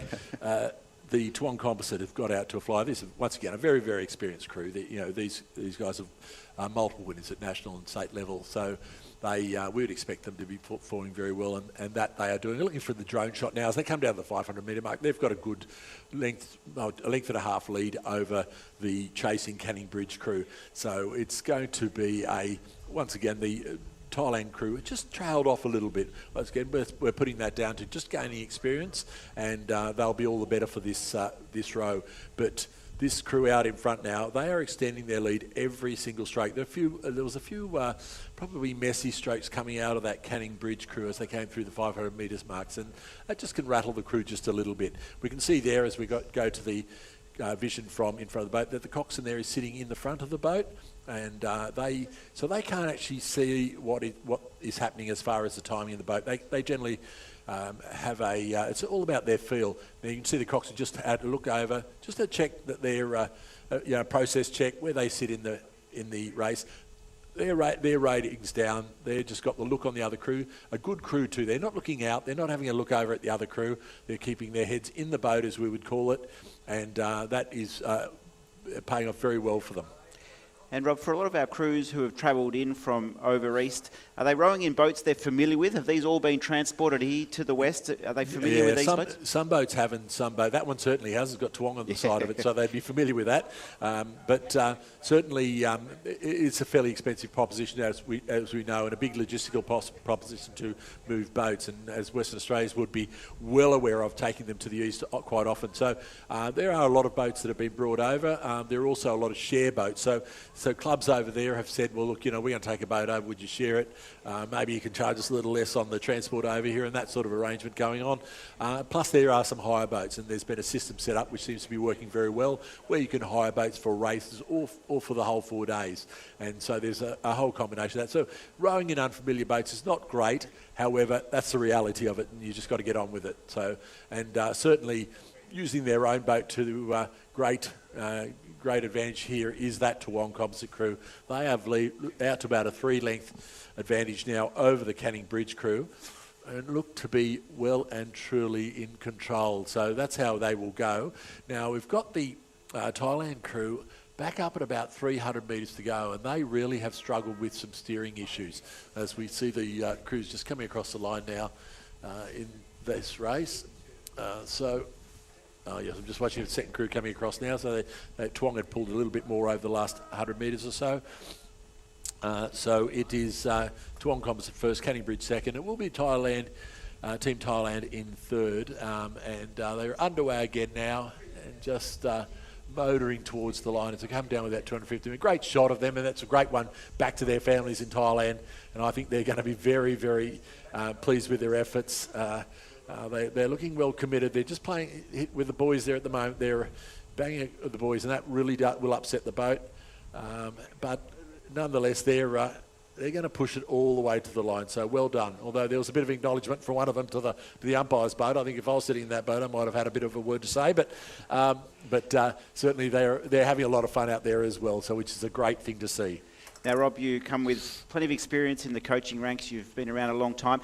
If you were given the assignment here of taking on this Thai team, what would be the first couple of things that you would be saying to clean up, and as an expert eye, what would be the first thing? Well, watching that at the moment would be to keep rowing. So they just stop rowing there for a sec. But look, it's just they're getting their movement in the boat together. You know, I think we can say they've got very different lengths in the boat. So you're trying to get that longer stroke you possibly can, trying to get that movement of their bodies together. At the moment, they've got a few strokes to get together, and then they get a little bit out of whack. So timing is everything. So what we want out of a stroke is to be very, very consistent. So you're going to put a quality crew in, a quality person in the stroke seat. So you want them to be consistent, and that gives you a platform to follow. So at the moment, you can see that it's just the bodies and the lengths throughout the boat of the oars through the stroke are a little bit different, which is not helping their cause. But they're probably not been rowing for a long time, I would imagine. And so this is once again, as we said before, a great learning curve for them. Rob Glendenning with the expert insights into what it takes to be a tactician and elite rower. It's great to have Rob Glendenning part of the coverage as we welcome in our Thai team. They get the job done. There will be a little bit of relief you would feel from the coxswain as the team are able to complete the course. Well done, Team Thailand. Great to have you part of our Masters Championships. It's also great to have the City of Armidale as part of our sponsorship team. Welcome to the Regatta Centre here, where the City of Armidale is proud to support the Australian Masters Rowing Championships. Make sure while you're here, explore the Perth Hills, the local cafes, and the visitor experiences just minutes away. We've also got Kennards Hire as a proud sponsor of the Australian Masters Rowing Championships. Across Australia and New Zealand, Kennards Hire has built a reputation on reliability, quality gear, and expert support, values that echo out here on the water today. As proud equipment partners of the 2026 Australian Masters Rowing Championships, they are backing every crew powering towards the finish line. The 2026 Australian Masters Rowing Championships are also proudly supported by the WA Government. They are very proud to deliver the 2026 Australian Masters Rowing Championships. Perth Care Partners would like to thank them for their involvement this year. Events like this are a great reminder that staying active and connected matters at every age. Perth Care Partners is proud to support older adults to maintain their independence, wellbeing and quality of life at home. Also, Gauge Roads, WA's very own Gauge Roads, proudly locally owned, born by the coast and brewed right here in WA. So next time you're at your local get around crowd favourite Single Fin Summer Ale, Australia's #1 summer ale, and of course drink responsibly.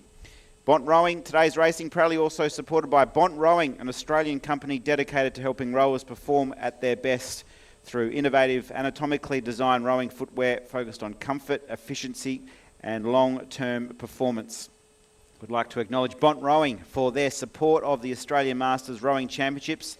Designed in Australia, Bont Rowing shoes are built with a strong focus on performance, comfort and injury prevention for rowers of all ages and experience.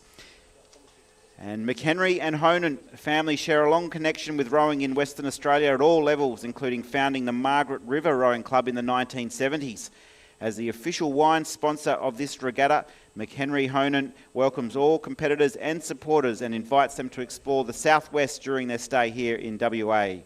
As a special offer, visitors can enjoy 20% off fine dining and world-class wines at Vinters Wine Bar in the town of Witchcliffe. Our cellar door also showcases our estate-grown wines produced through sustainable biodynamic farming. McHenry Honan, a long relationship with rowing and proud sponsors of the 2026 Australian Masters Rowing Championships. We're going to take a short break. We've got a little bit of a time to just sit back. We're underway for the Australian Masters Rowing Championships for 2026. Travis Jenkins and Rob Glendenning in the chair taking you through the coverage. We'll be back right after this short break with more action from Champion Lakes here in WA. They say you can't have it all, that you have to settle. Technology or luxury, design or safety, performance or space. We say, settle no more. With one of the most awarded SUVs on the market, the Zeekr 7X. Settle no more.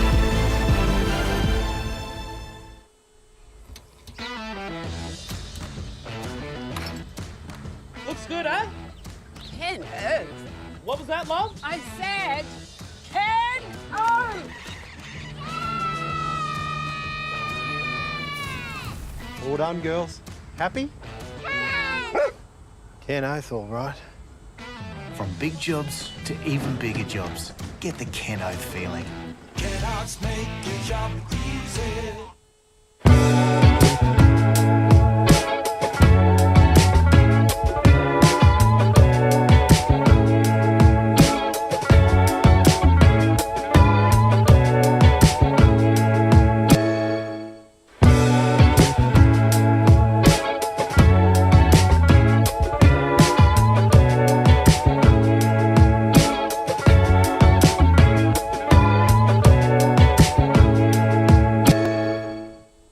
We find so much to do around here.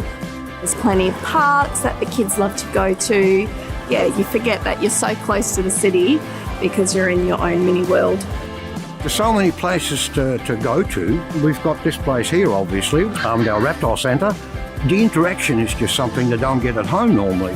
There are a lot of great facilities here in the city of Armidale. That's great for the little ones.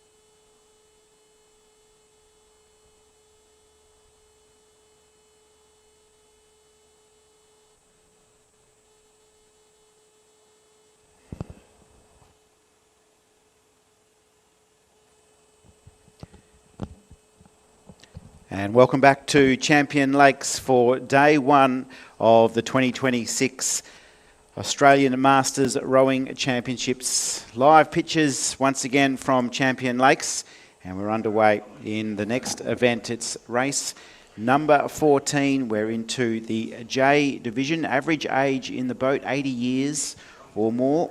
So some very experienced rowers taking to the water. We have two teams battling it out. In lane 4, top of screen, it is the Mosman Composite crew of Graham Wern, John May, John Hardy, Philip Titterton, and Jacqueline Marks is sitting in the Cox.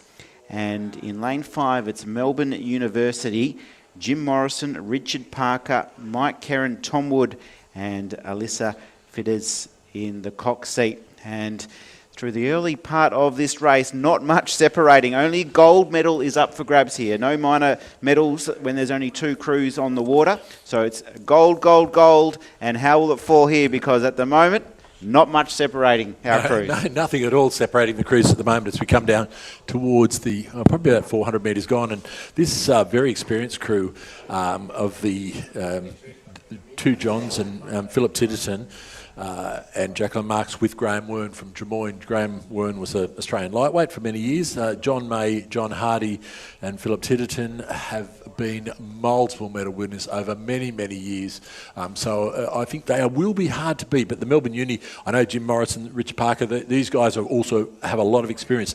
Interestingly, they've both opted for the Coxed version of this boat. So they're probably taken into condition that we talked about earlier about that they won't be used to, maybe not used to the boat they're in, and so I've opted for a Coxed boat because then they don't have to worry about the steering of the boat. The steering can be all very particular between different sorts of boat, and if it's not right and you get out there in the course and you've got to battle with the steering as well as the race plan becomes quite an effort. But as we can see, the Mosman Composite have held down they had a canvas and they've moved that out maybe about another 2 metres coming through the 500 metre mark, and so I think what we're going to see from this Melbourne University crew is a big finish. They're certainly known for that. But having said that, that Mosman Composite crew, all these guys have a lot of experience. But I will say Graham Wern came down in a mixed double scull, probably only like 45 minutes ago. So he's certainly going to know it. So we have that crew. We're just looking at Philip Titterton in the stroke seat, John Hardy behind him, John May and Graham Wern up there in the bow, the Lottie in the bow. And they have just gone on for a bit of an extra push here and moved out to about a 3/4 of a length advantage over the Melbourne Uni crew. So Melbourne Uni, with all the work to do over the last 250 metre mark, if they want to make a indent. Because there's only two crews in this boat, only one medal goes out. So there'll only be a winner and not the winner. So it's looks like at this stage that crew from the Mosman Drummoyne Composite has got this has got this race, but just not letting off at all is the Melbourne crew. So it's the Mosman Composite crew is going to know they were in a race as they come down towards the line. With these older age groups, we don't see the big change in rating. We don't see quite the sprints that we see out of the younger crews. But what we do see is just an extra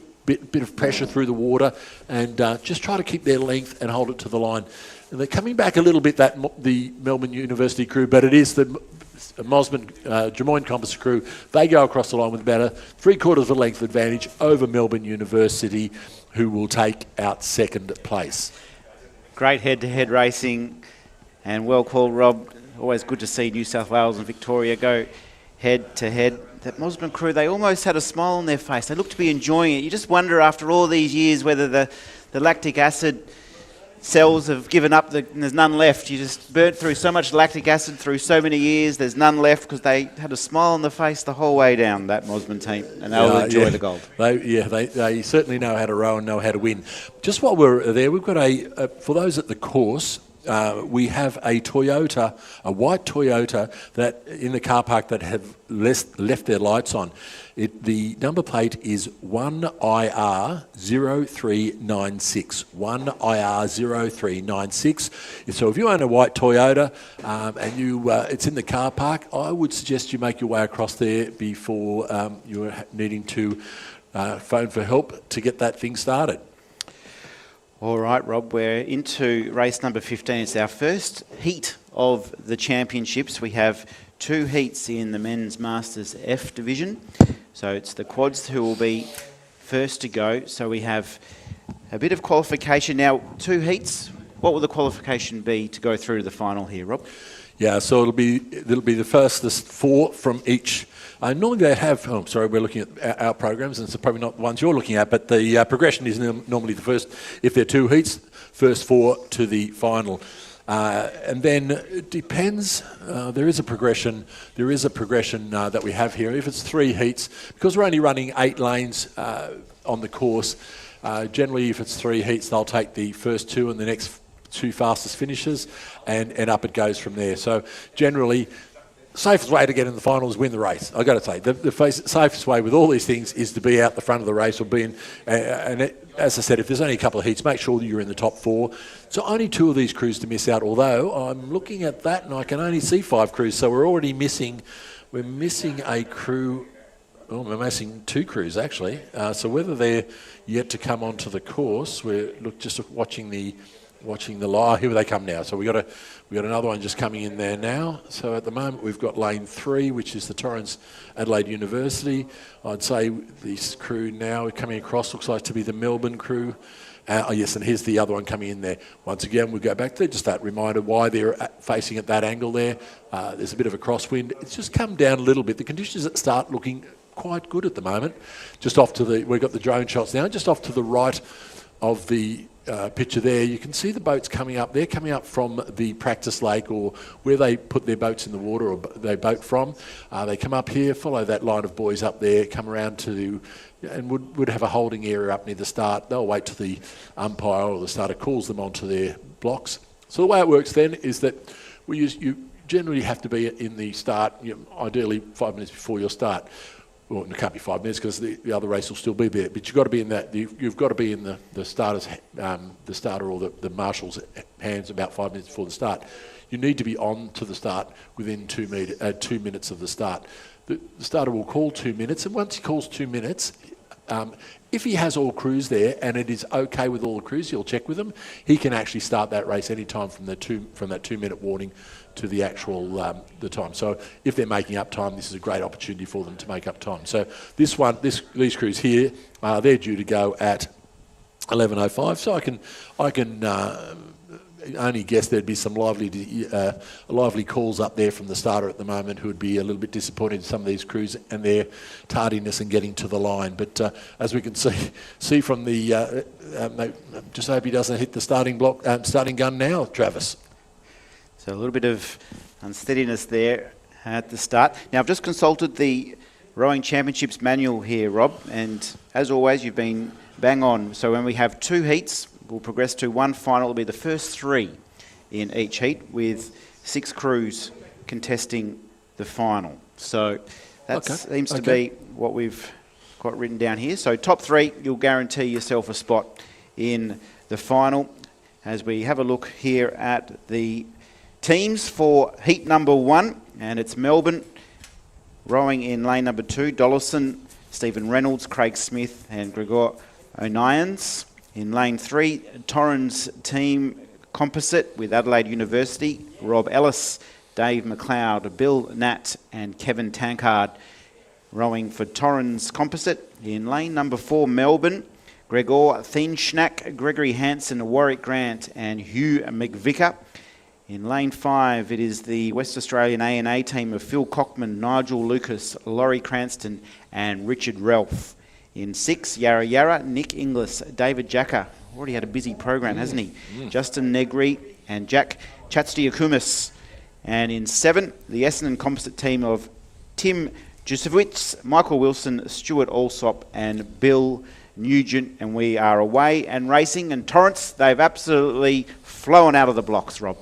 Absolutely, and I think once again, a lot of experience in these crews, and I'm sure some of these rowers, I know some, Gregor Nians and certainly some of the other rowers in the other crews are in their state crews, which is a D division, so they'd be fairly handy at this level. So once again, it's an average age within the crew, so you can have someone very young as long as you balance that out with an older age group. As the boats get bigger, of course, you get that more opportunity to put a bigger, younger people in and try to balance that out. But we are off to a start. They are off to an absolute flyer, that Torrens Composite. They've kicked out after 250 metres gone. They are out to a length lead.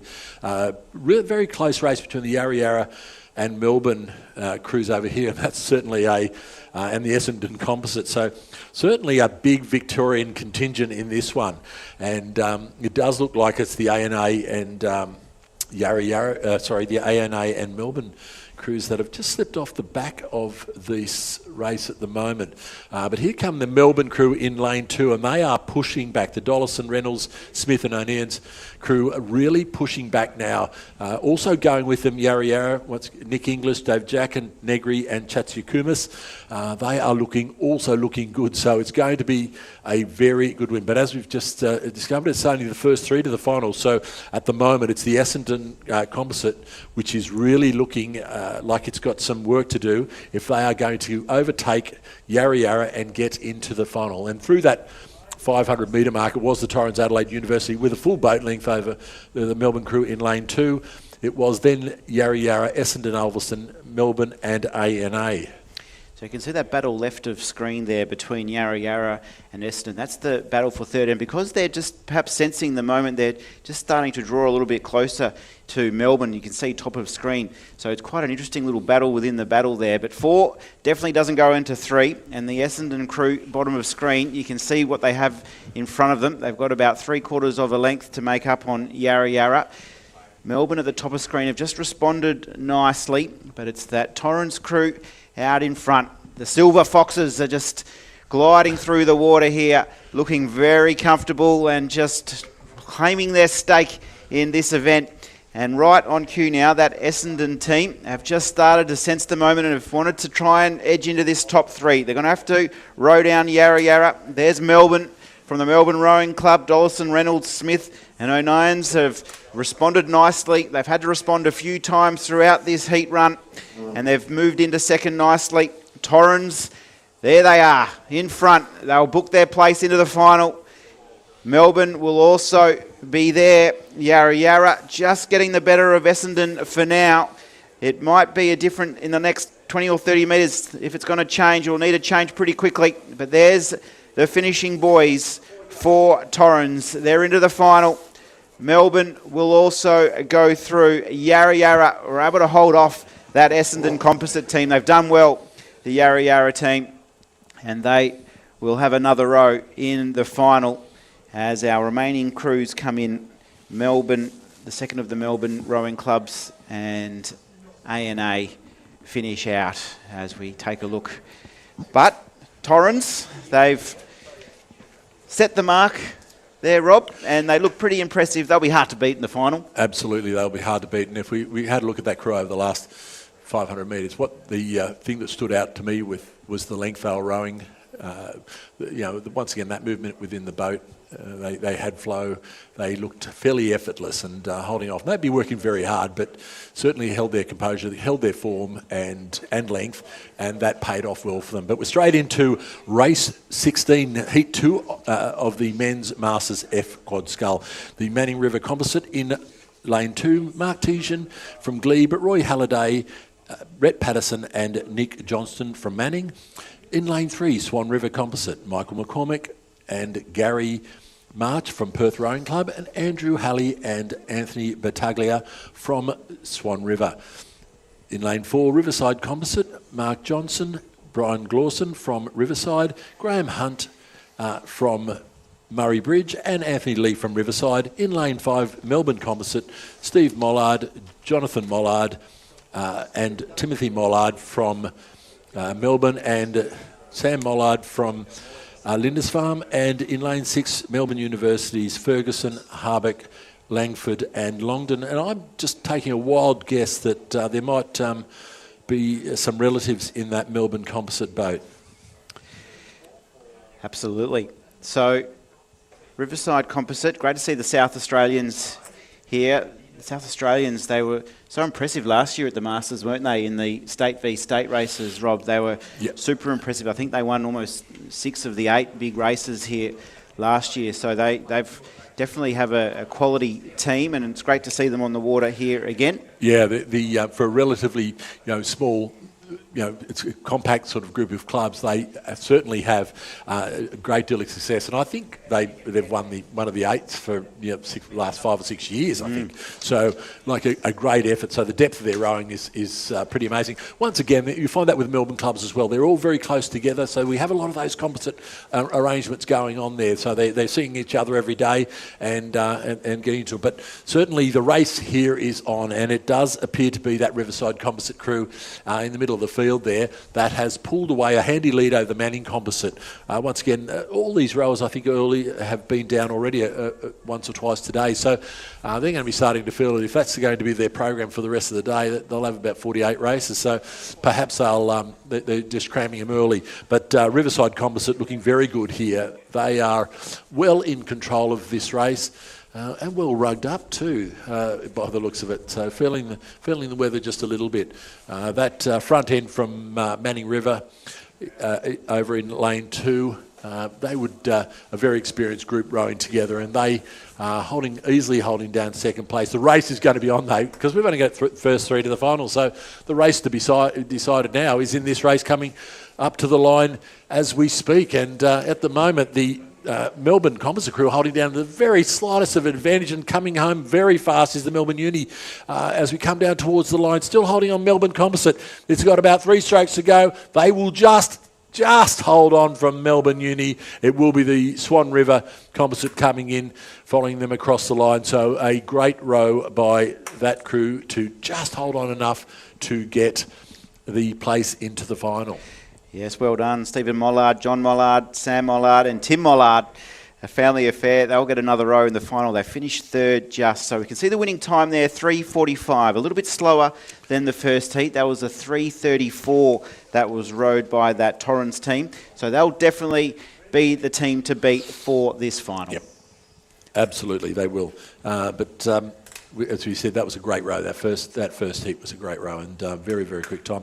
So we're moving on to race 17, the Women's Masters C double sculls. So the age group's getting younger, so now we're into that 43 to 50 year age group. And in lane 2 we have a Glebe Composite, Andrea Coos and Jacqueline Harris from Glebe and St George. In lane 3, Leichhardt's Chanel Stokes and Lisa Molyneux, coached by David Ross. In lane 4, Western Australia Rowing Club's Emma Herring and Lorian Leidacker.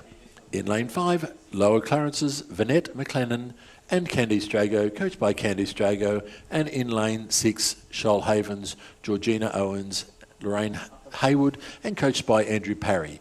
So we've got, this is a real 4 crews from New South Wales and 1 from WA. I know that the Glebe Composite will be very strong, as I expect. The Lower Clarence, we saw them earlier in a mixed quad, once again coached by Candice Jago, and she was also rowing in that boat, and they fared very well in that race.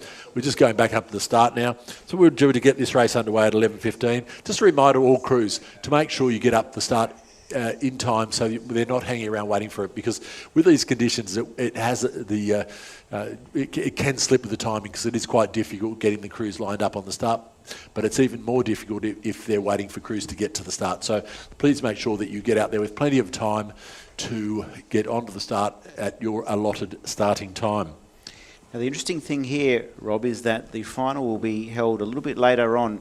In fact, at 1:05 Western time today, these competitors will come back to the start line to contest the final. So not a long turnaround for our athletes here. Yeah, typically though, Travis, we're looking at an hour for a lot of these races, so they'd be probably very happy with that length of time. And I don't doubt that in some instances, if there was an opportunity, some of these might actually have another race in between. We just looked up the start then, and just before they set the crews off, the crews get a red light. And the red light shines just before they push the go button, and after that they should get green and away they go.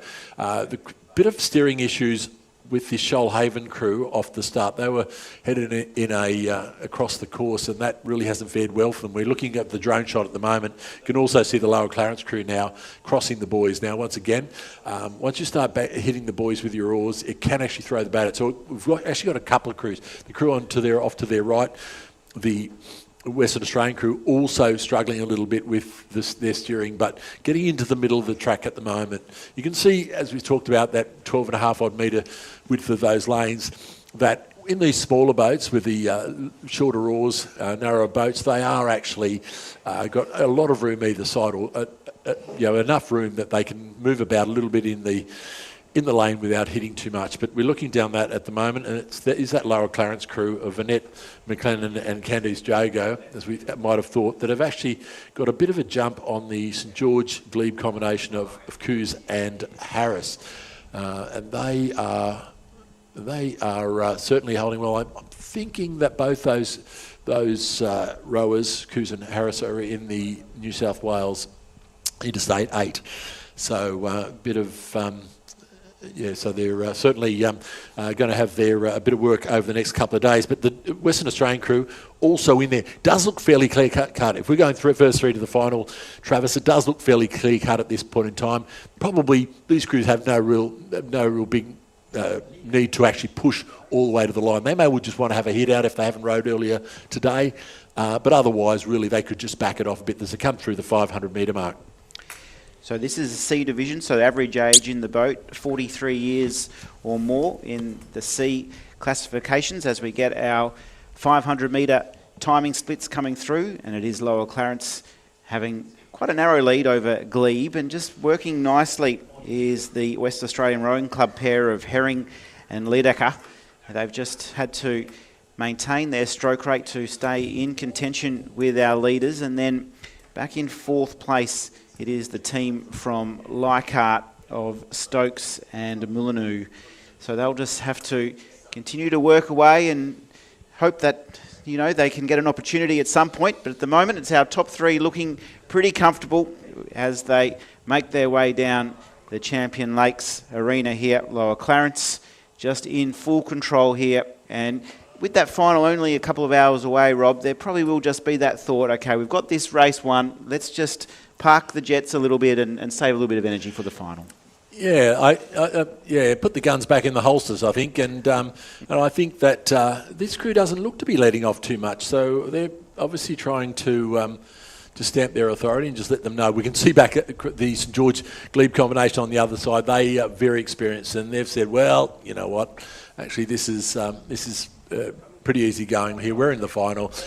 I don't think there's going to be a lot of advantage. Normally, when they go to the final, the fastest crews will get the middle lanes. It pans out, so we get that chevron or delta shape in the final. I don't think there's a lot of advantage in this race. And in fact, some may well argue that they'd go a little bit as slow as they could, so they've got the outside lanes, if they think that's going to be where there's some advantage. So it's all about experience and it's all about perspective. But the perspective from the Lower Clarence crew is that they're going to win this one, and so they'll be fairly happy about that, and they'll push to the line just a little bit. They're probably their set-ups a little bit out. They're not quite rowing the same length through the water, so they probably could might even have a look at that. But that might not be their normal boat, so they might even not row together that much. But I really don't know. But they certainly are effective through the water. So just a few tweaks on their setup, and I'm sure they'll go a little bit faster.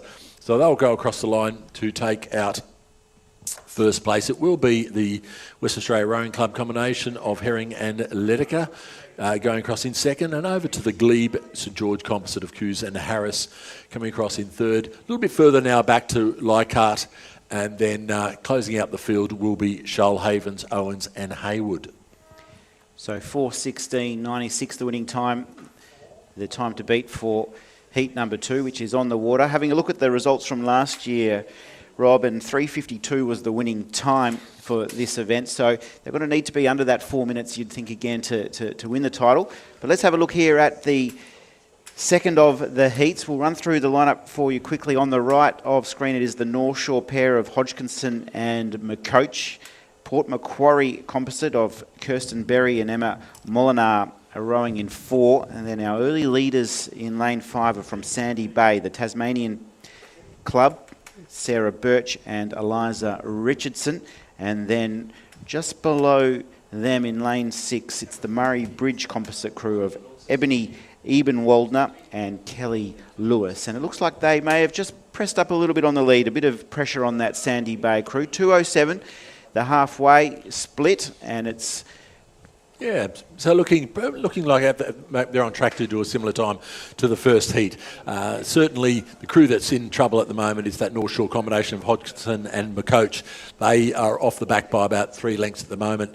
So I guess that Port Macquarie will be thinking the Kirsten Berry, Emma Molinar. They are both in the Kirsten Berry in the New South Wales State 8 and Emma Molinar in the quad, and I'm thinking Birch and Richardson could also be in the Tasmanian one, but we'll check that out and report back later. But certainly the pace is on up the front with the Murray Bridge composite, Eben Waldner and Lewis really trying to stamp their authority on this. So I'm not sure how often they'd row together, being Murray Bridge and Yarra Yarra. It's a fair distance. They probably may meet in the middle at maybe meet in the middle at Warrnambool or somewhere and have a bit of a paddle there, but they probably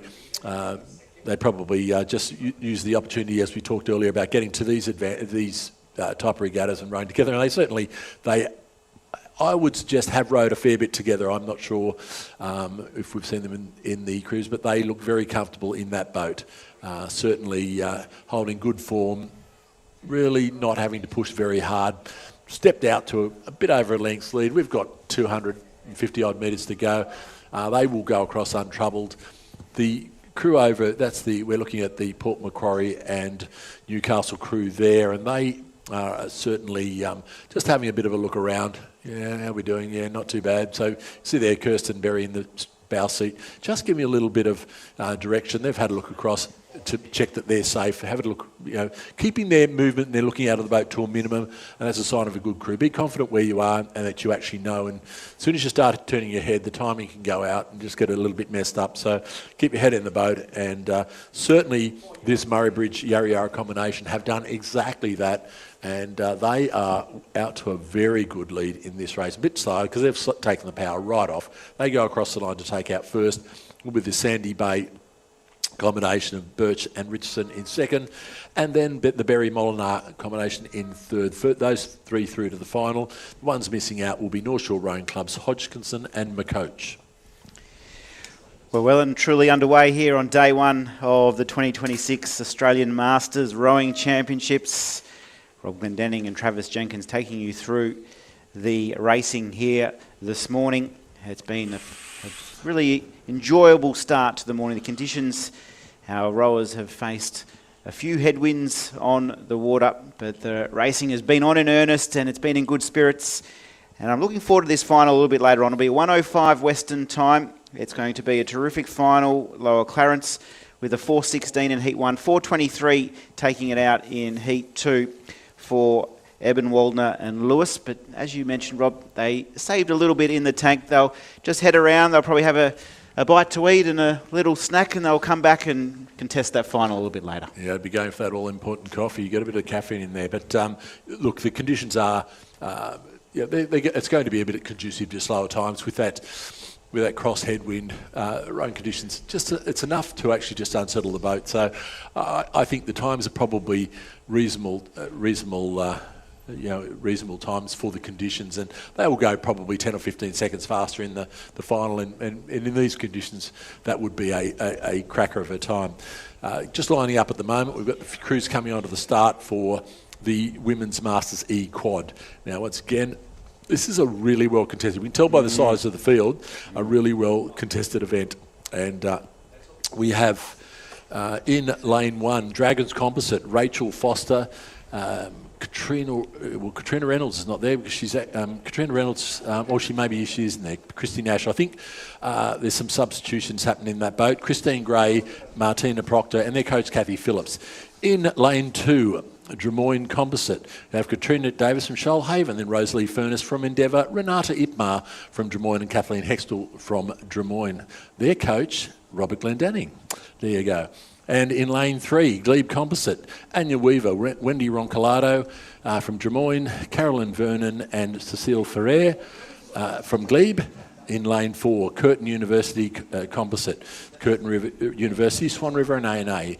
Michelle Blake, Mary Cameron, Simone Burge and Alison White. And in lane 5 from Antles, Michaela Main, Carolyn Foster, Paula Fiervez and Alexandra Thornton. In lane 6, Canning Bridges, Sira Prapa, Tanis Prasad, Sarah Frost, Vanessa Hoffler and Gillian Denny. In lane 7, Corio Bay Composites, Fiona Wild, Bia Klein van Mollekam, Karen Patton and Justine Tonner Joyce. So not too far away from getting underway for our women. 2 heats, and as you mentioned, 14 crews contesting. So spaces in that final will be right up for grabs. So this will almost be raced like a final, won't it, Rob? And it'll have to be. This is that's a big field to fit out the first 3. I'm not quite sure they aren't running 8-lane finals, but we'll see if we can find that out, because I'm sure there's probably a few asking that same question. But we'll find that out and get back to you. We can see that great drone shot from above, and see the difficulty everyone's facing up there at the moment. These crews are fairly experienced. You can tell by they're very experienced because they're coming in on that angle that we talked about earlier. Just keeping the bow into the breeze just makes it a lot easier to get going. So now the real exercise for them is to make sure that they're as straight as they possibly could be before the start goes. And at the moment, it looks like the breeze might have dropped and caught a few crews out. The crew in lane 3, crew in lane looks to be about lane 6, at still quite an angle. And the starter, whether the starter will wait for them to straighten up, will be the interesting things. And Rob, a quick question about your team here, the Drummoyne Composite team. I noticed Kathleen Hextall, who is a member of your crew, she was a member of the winning Shoalhaven Composite crew last year in this event. How has that sort of worked out in terms of bringing her into the Drummoyne team? Well, I think this actual crew race last year and won last year. Ah, right. So so they row a fair bit together. Katrina Davis, Katrina Davis, Rosalie Furness and Renata Ipmar are in the New South Wales State Quad that'll be racing on Friday. Kathleen Hextall has done that a number of times, but she's actually now one of the selectors. So they have rowed enough with each other to know to know how they fit together. So it is always difficult when you bring different rowers together, but the trick is just to get them to actually get that feel for the boat and how the boat is moving, and not try to row your own boat, so to speak. And they should do this fairly well today, so it'll be interesting to see how they get on in this race. As you mentioned, all 4 returning after winning gold last year. There they are, second from the right of screen. Robert, were you the coach last year? Yes, Travis. So yes. back-to-back possibilities here for... Yeah, I'm long-term coach of Renata Ipmar and Kathleen Hextall at Drummoyne. Drummoyne's my club, and spent way too much time at Drummoyne Rowing Club over the years. So the crew's all getting away to a very clean start at the moment. So we can see that same crew has got off to a very good start, as has the Dragons Composite crew on their inside. So it's going to be interesting as they settle into this pace.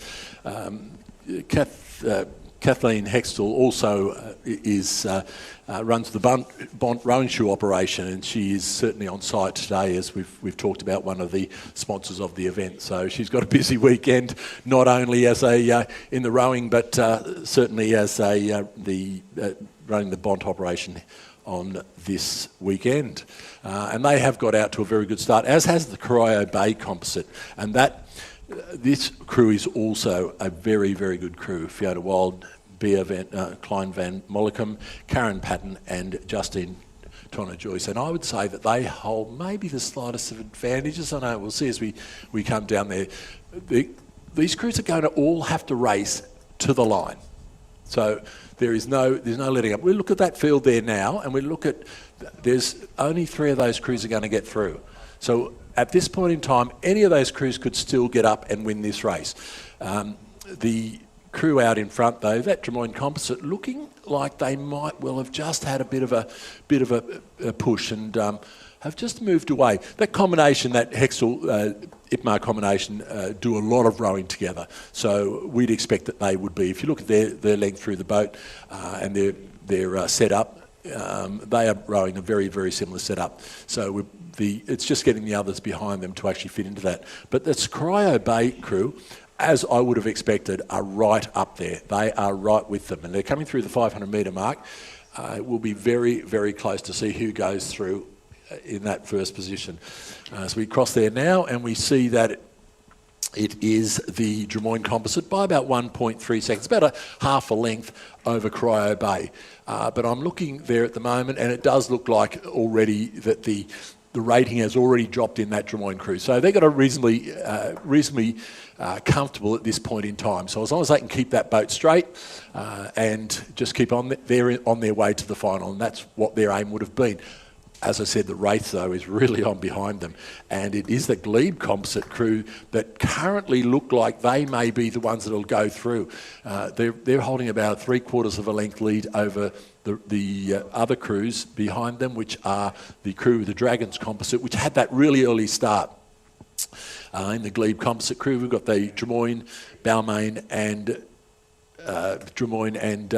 Balmain Glebe Composite in that boat. So yes, sorry, I got a bit tangled up there. And then we have over this side, it looks to be the Fremantle crew holding down 3rd place at the moment. It does look like this crew of Corio Bay Composite, Corio Bay and Melbourne have made a move. So it looks like they may well have just pushed, gone on a bit of a push. I'd say that they've got to be neck and neck with Drummoyne now and may well even have moved into the lead. No, the drone is telling us something slightly different. I probably should hand over to you, Travis, now. I've got some interest in this race. So Coach Glendenning, he's burnt off his nervous energy through the halfway and he's pretty happy with his team at the moment. They've got a narrow little lead here in Heat 1 over the Corio Bay Composite crew. That battle for 3rd still really tight with Glebe and Fremantle trying to battle it out.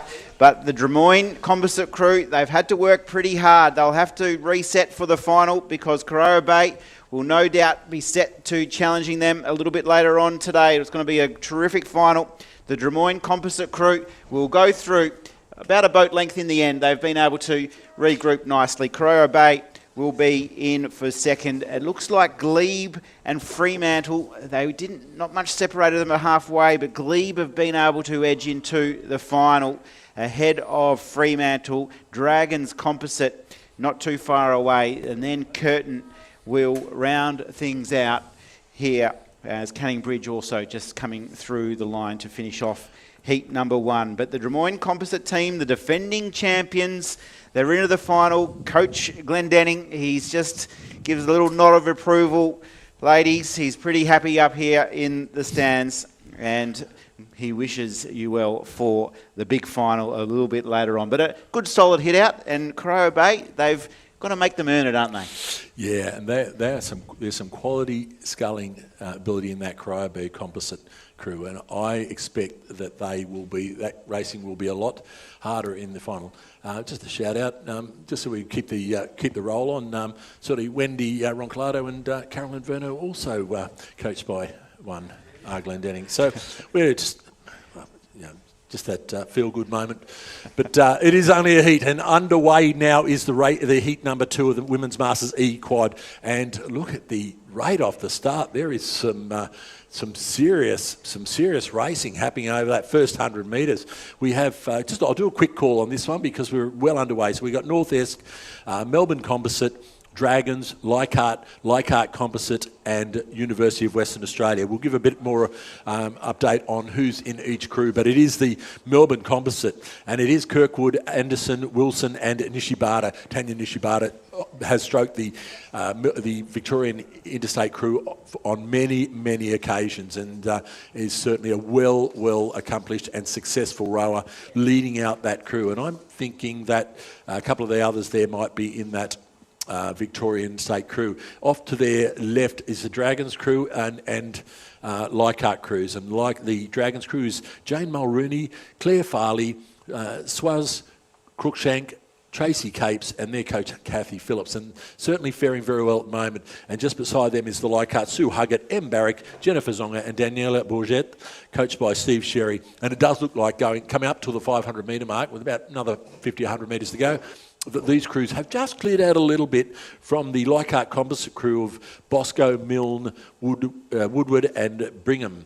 And they're probably just a little bit off that pace at the moment, about a length and a half down on these other crews. Leichhardt now, the full crew of Leichhardt making a bit of a move now, and they're trying to pull up back on this fast-moving Melbourne Composite crew, going through the 500 metre now, and looking very strong out the front. So just looking at their time, so it's not dissimilar to the first heat. So we know where the race is going to be, don't we, in that final. But certainly Leichhardt and Dragons crew will also be expecting to be very competitive and showing it at the moment. They've gone through about a length and a half down from the Melbourne-Ulverston combination. Leichhardt 0.38 behind Dragons going through the 500. Another length and a half back to North Esk. Very close between them and Leichhardt Composite, and University of West Australia just a little bit off the pace over here in lane 7. So we're into the final 400 or so metres to race, and Melbourne Composite have put the foot to the pedal and have opened up a nice little lead here. They'll be looking to just remain composed into the line. They've opened up now about 2 boat lengths.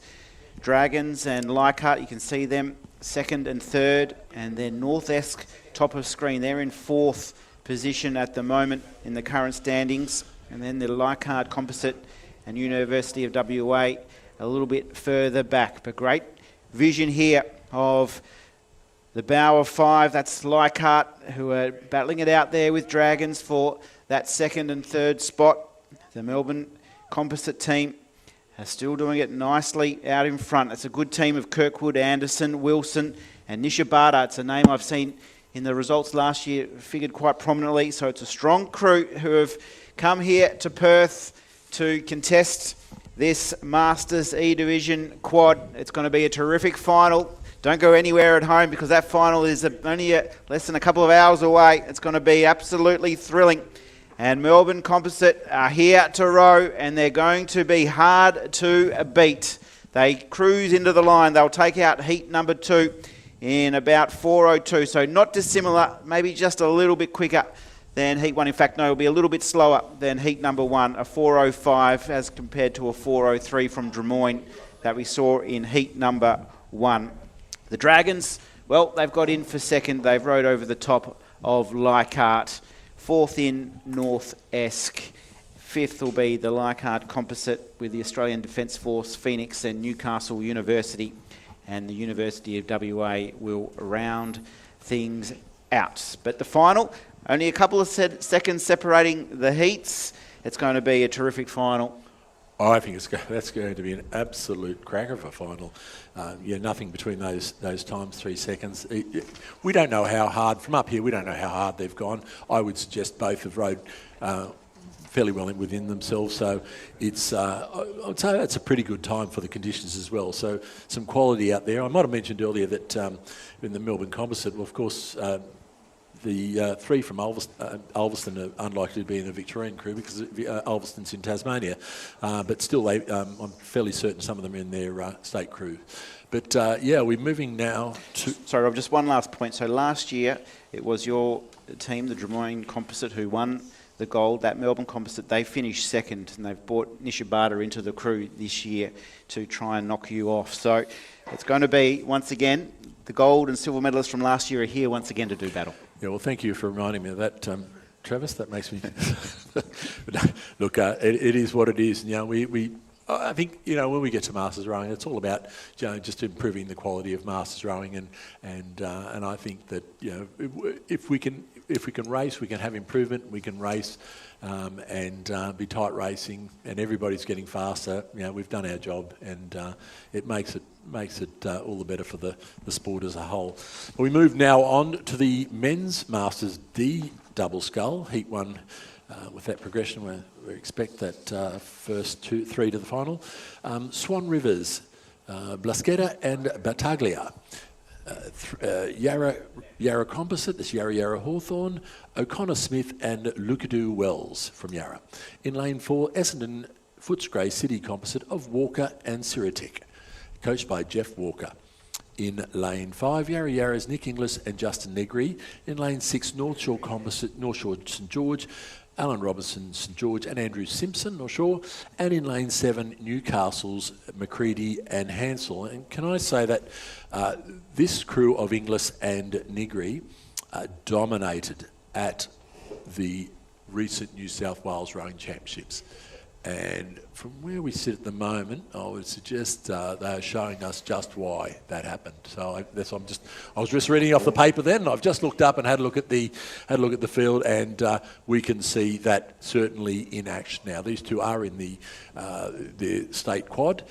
They are a quality double scull, and I wasn't sure whether they may be in the E division. I'm not sure, but I can check that out. But certainly they are out to a fairly comfortable lead at this point in time, and they are in front of the North Shore Composite of Robertson and Simpson. Once again, one of these, Alan Robertson in the New South Wales 8, and Simpson, I think, is in the quad scull for New South Wales. So once again, we've got that quality in this field, and they are holding on. But I would say that's what they are doing, just holding on. They're unable to go with that early speed of Nicholas Inglis and Justin Negri. They've just had a look over. Look, they are comfortable. They've just had a look over there, just another look. Oh yeah, we're doing all right. Let's just keep it going. And that looks pretty much how they have approached this. They know that they're strong, and they know that they've got plenty in the tank, that if required they will kick. Although just had a bit of a look around and had a look, and we're that far away. He's had a bit of a big look, 250 odd metres to go. So they know, just trying to gauge how hard they've got to work coming into the line, how they're going to save that. Once again, we've seen that North Shore St George combination. They've probably just backed it off a little bit. They're rating down. They normally don't mind a little bit of rate as well. So I can see that their ratings down a little bit. The Yarra combination. Oh, sorry, I've been calling the wrong one, haven't I, altogether? Yes. It's O'Connor Smith, Lucadoo Wells, who are out there in front. I would have expected, sorry, I've done that. I've really caused chaos up here. It was, in fact, O'Connor Smith and Lucadoo Wells. So I'm not sure. I think from expectation, I expected Inglis and Negri to be right up there, but they will still get in the final. But Robertson and Simpson in their second, but no problem whatsoever. For O'Connor Smith and Lucadoo Wells, and apologise to their respective supporters about that, getting that call wrong to that point. Robertson and Simpson coming across the line. They will take out second. A little bit further back is this Inglis and Negri combination that crossed the line through. They will go through to the final. I expect that they were rowing well within themselves. Walker and Siritek also crossing, as are Newcastle, McCready and Hansel. And then the final crew to cross the line will be the Swan River crew. Thank you, Rob. It was confusing there with the Yarra colours, because we had the Yarra composite with the Yarra team of Inglis and Negri. Of course, the gold medalists from last year, they're very well credentialed, and you were right to assume that they will be right on the front, because they've been absolutely impressive at interstate level and now at a national level. They'll come back for the final. They'll have O'Connor Smith and Lucadoo Wells there to contest, and also that crew in the middle there, the North Shore St George crew, they'll be right there too, Robertson and Simpson. Now, we're into race 22.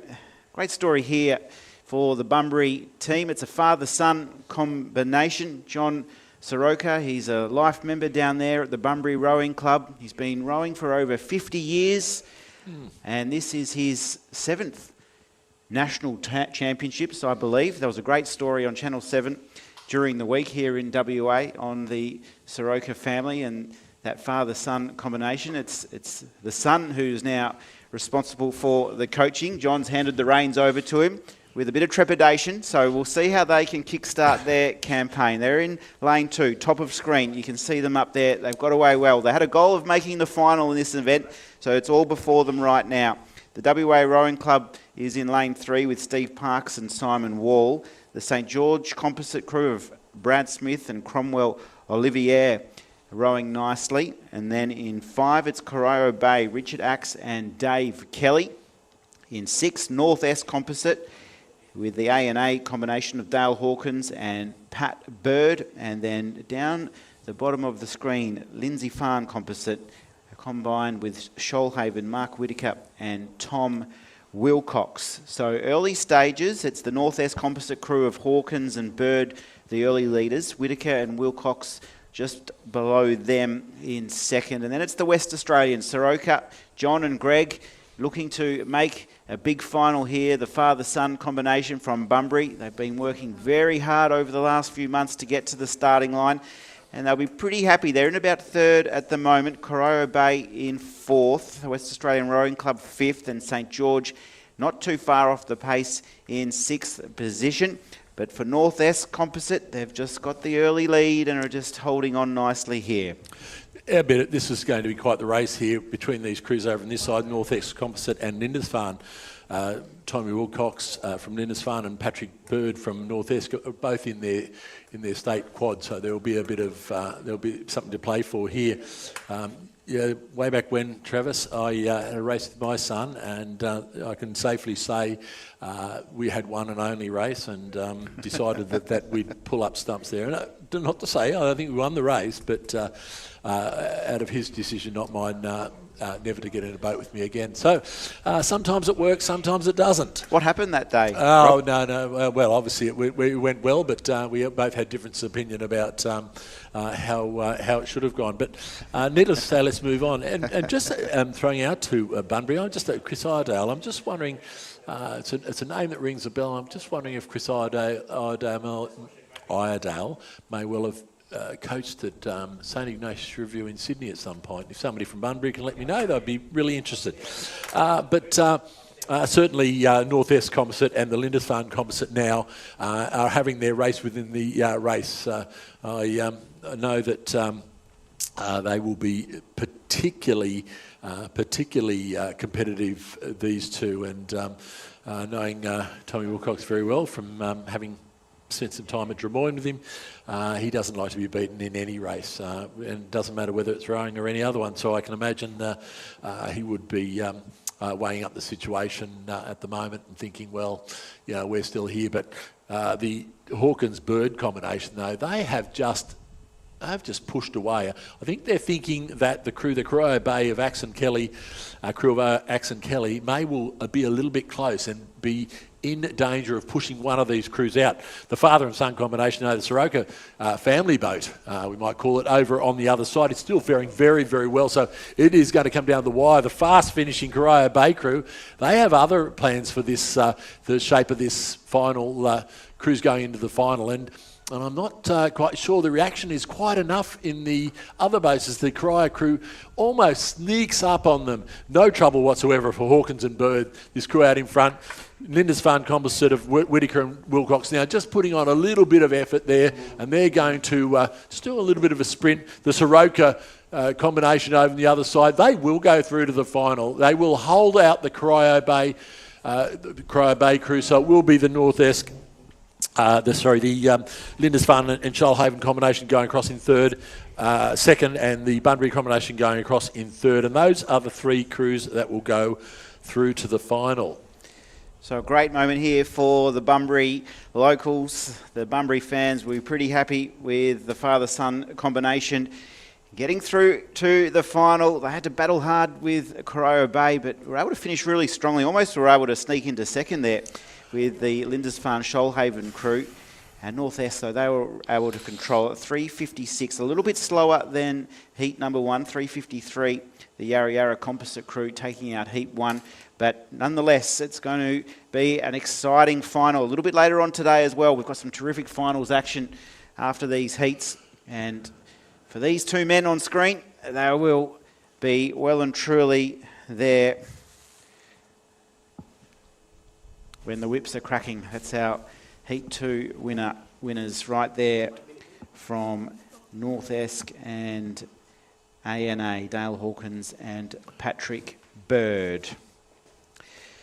Well, ladies and gentlemen, we have set off on a frantic pace here from Champion Lakes. Rob Glendenning, he's had a good morning. He's loosened up the back, he's loosened up the vocal cords, and he's pretty happy to have his teams through to the final. It's live pictures here from Champion Lakes. We're here thanks to Kennards Hire, proud equipment partner. Kennards Hire make the job easy for the 2026 Australian Masters Rowing Championships with quality gear and expert support. Reliable equipment that helps get the job done. Visit your local branch today and see how Kennards Hire can make your job easy. Zika Perth, from the water to the road, performance matters. Zika Perth is driving the future with high-performance electric technology, ultra-fast charging and intelligent engineering that keeps WA moving forward. Great to have the Zika vehicles here on the island, getting our volunteers and officials around with class and style.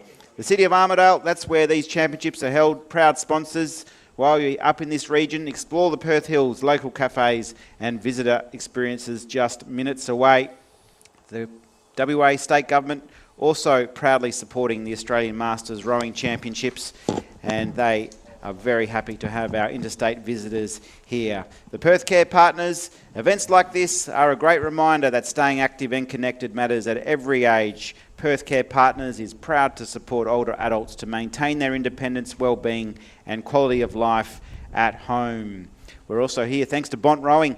We'd like to acknowledge Bont Rowing for their support of the Australian Masters Rowing Championships. Designed in Australia, Bont Rowing shoes are built with focus on performance, comfort and injury prevention for rowers of all ages and experience levels. We also like to thank Gage Roads, now pouring the new Huey Coastal Lager, all natural, low carb, 91 calories and brewed at 3.8% for a better tasting mid. Stock up from your local, now available at all good bottle shops. And of course, drink responsibly. McHenry Honan, our proud wine sponsors here as well. They've got a long relationship with rowing here in WA at all levels, including founding the Margaret River Rowing Club in the 1970s. They are our official wine sponsor of the regatta, and McHenry Honan welcomes all competitors and supporters and invites them to explore the southwest during their stay. And as a special offer, visitors can enjoy 20% off fine dining and world-class wines at Vinters Wine Bar in the town of Witchcliffe. Our cellar door also showcases our estate-grown wines produced through sustainable biodynamic farming. That's the scene, live pictures from Champion Lakes. We've got a small break in the program. We will be back with more racing at 12:45 local time. It's Rob Glendenning and Travis Jenkins taking you through. Rob, it's been a terrific start to the morning. You look like you're thoroughly enjoying it. It's going to be a terrific afternoon of racing. Oh, look, it has been. I think it's been a frantic morning of racing, and I think those last couple of races where the heats through to the final, looking for the crews going through to the final, they are going to be great finals coming up just after lunch. And I think that I'm just hoping that I haven't gone a little bit too hard on the commentary early in the day and can last till this afternoon or for the next 4 days. So, Travis, thank you, and we will have a break now and come back at about 12:40, I'd imagine, for the racing this afternoon. Rob's just warming up and we're about ready to get back to the action shortly. We look forward to seeing you soon, and we'll take these messages from our sponsors and we'll be back at Champions Lakes from 12:45 Western Time. They say you can't have it all, that you have to settle. Technology or luxury, design or safety, performance or space. We say, settle no more. with one of the most awarded SUVs on the market. The Zeekr 7X. Settle no more.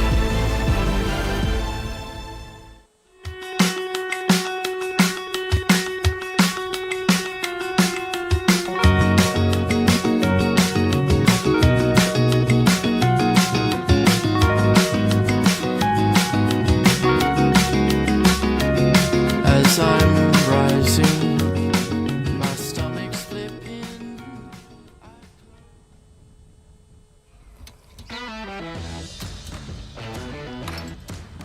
Looks good, huh? Ken O. What was that, love? I said Ken O.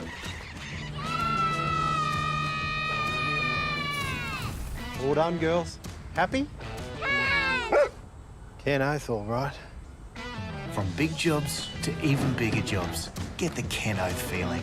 Can't make your job easy.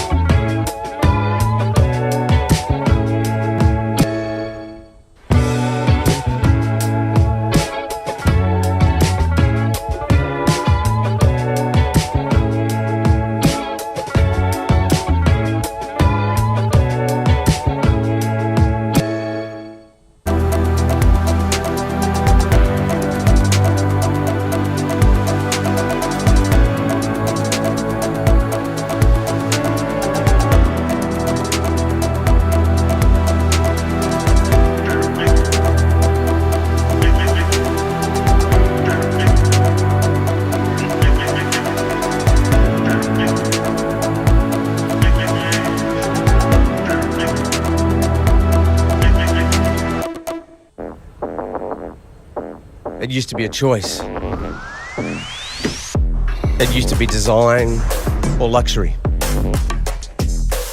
It used to be technology or space. It used to be performance or breaking the bank. Yeah, it used to be. Settle no more. The new Zeekr X.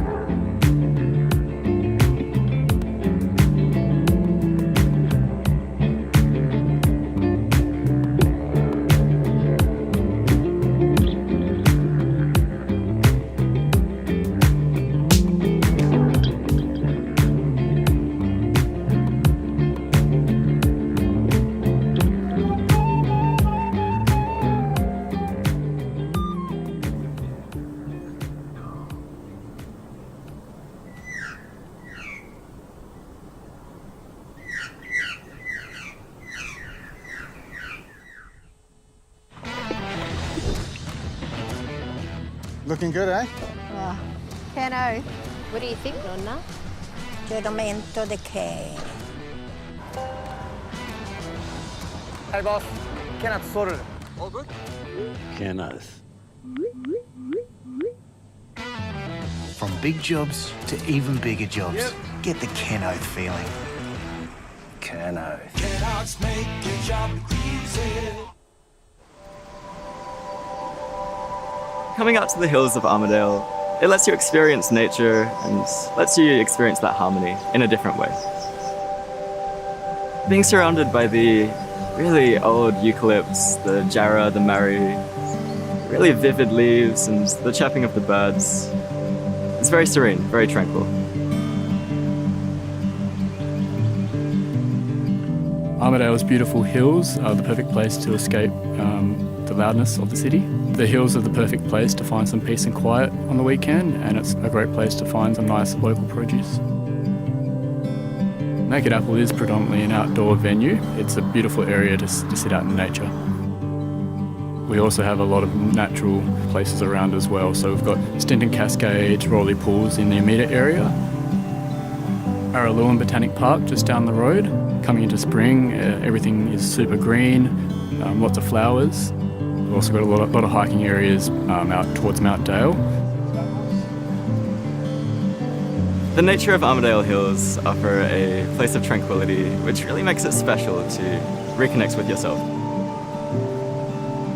To escape the hustle and bustle of the city, the Armidale Hills is a beautiful place to relax.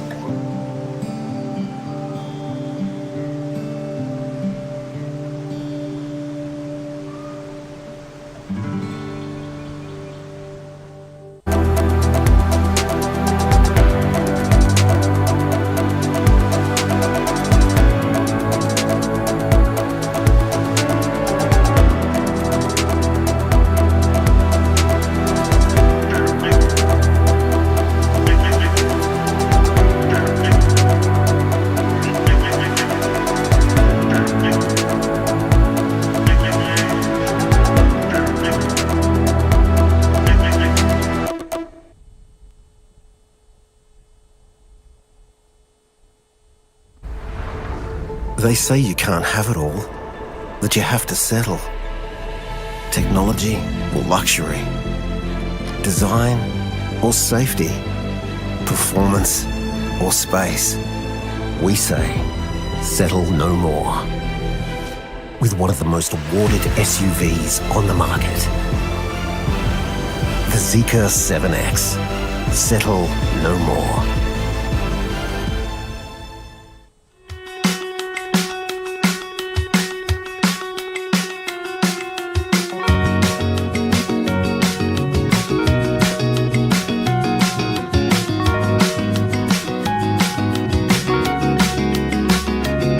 As I'm rising, my stomach's flipping.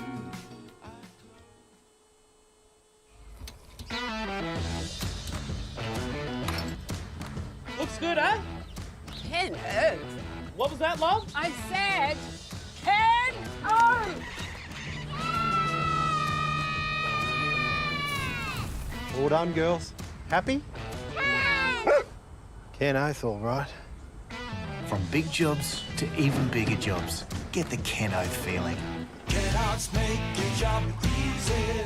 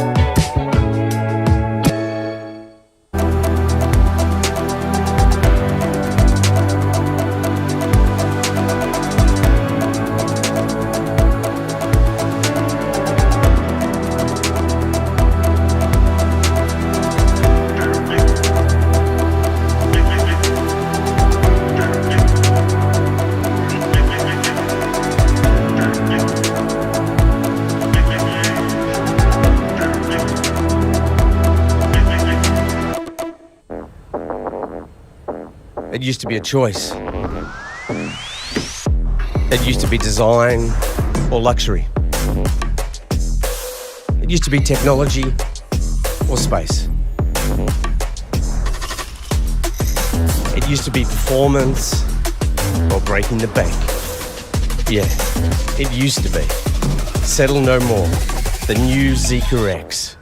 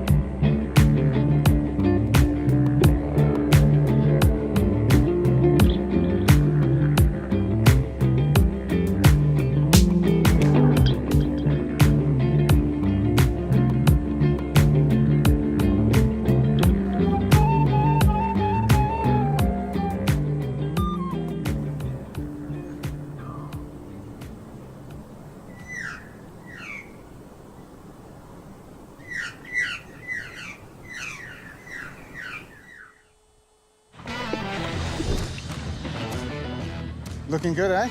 Oh, Keno, what do you think, Nonna? Giramento de che.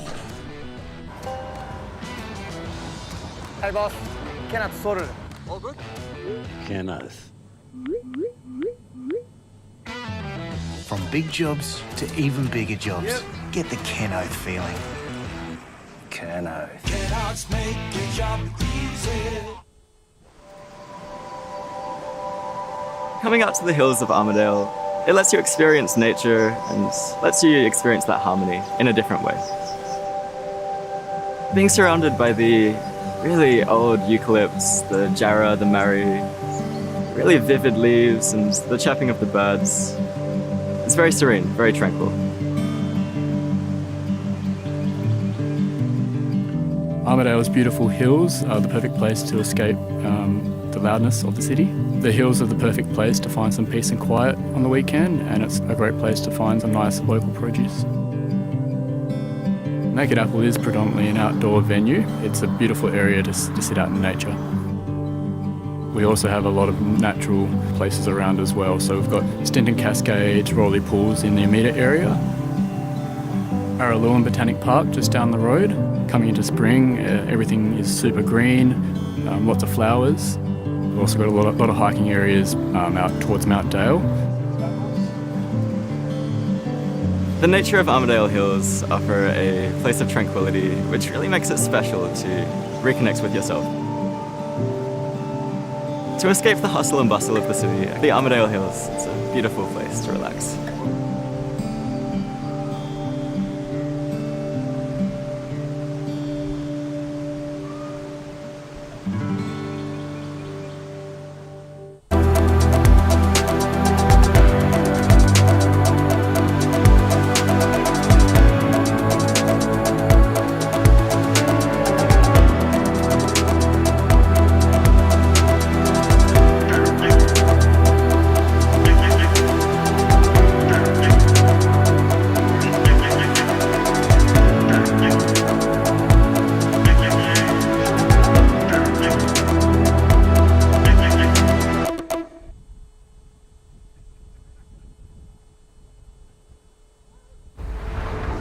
They say you can't have it all, that you have to settle. Technology or luxury, design or safety, performance or space. We say, settle no more. With one of the most awarded SUVs on the market, the Zeekr 7X. Settle no more.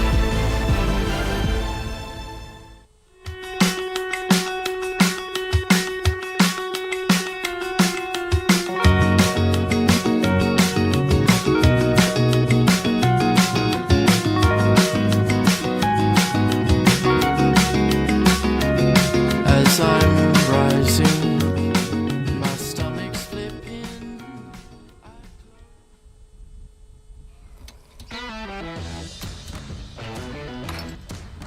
Looks good, huh? Ken, What was that, love? I said, Ken, oh!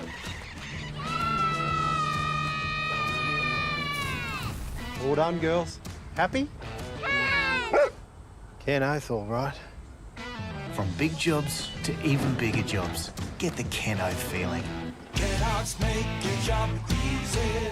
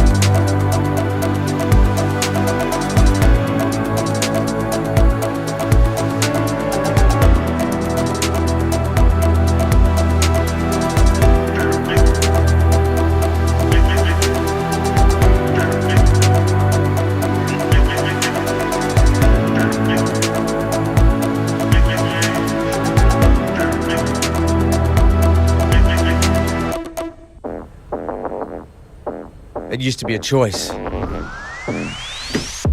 It used to be design or luxury. It used to be technology or space. It used to be performance or breaking the bank. Yeah, it used to be.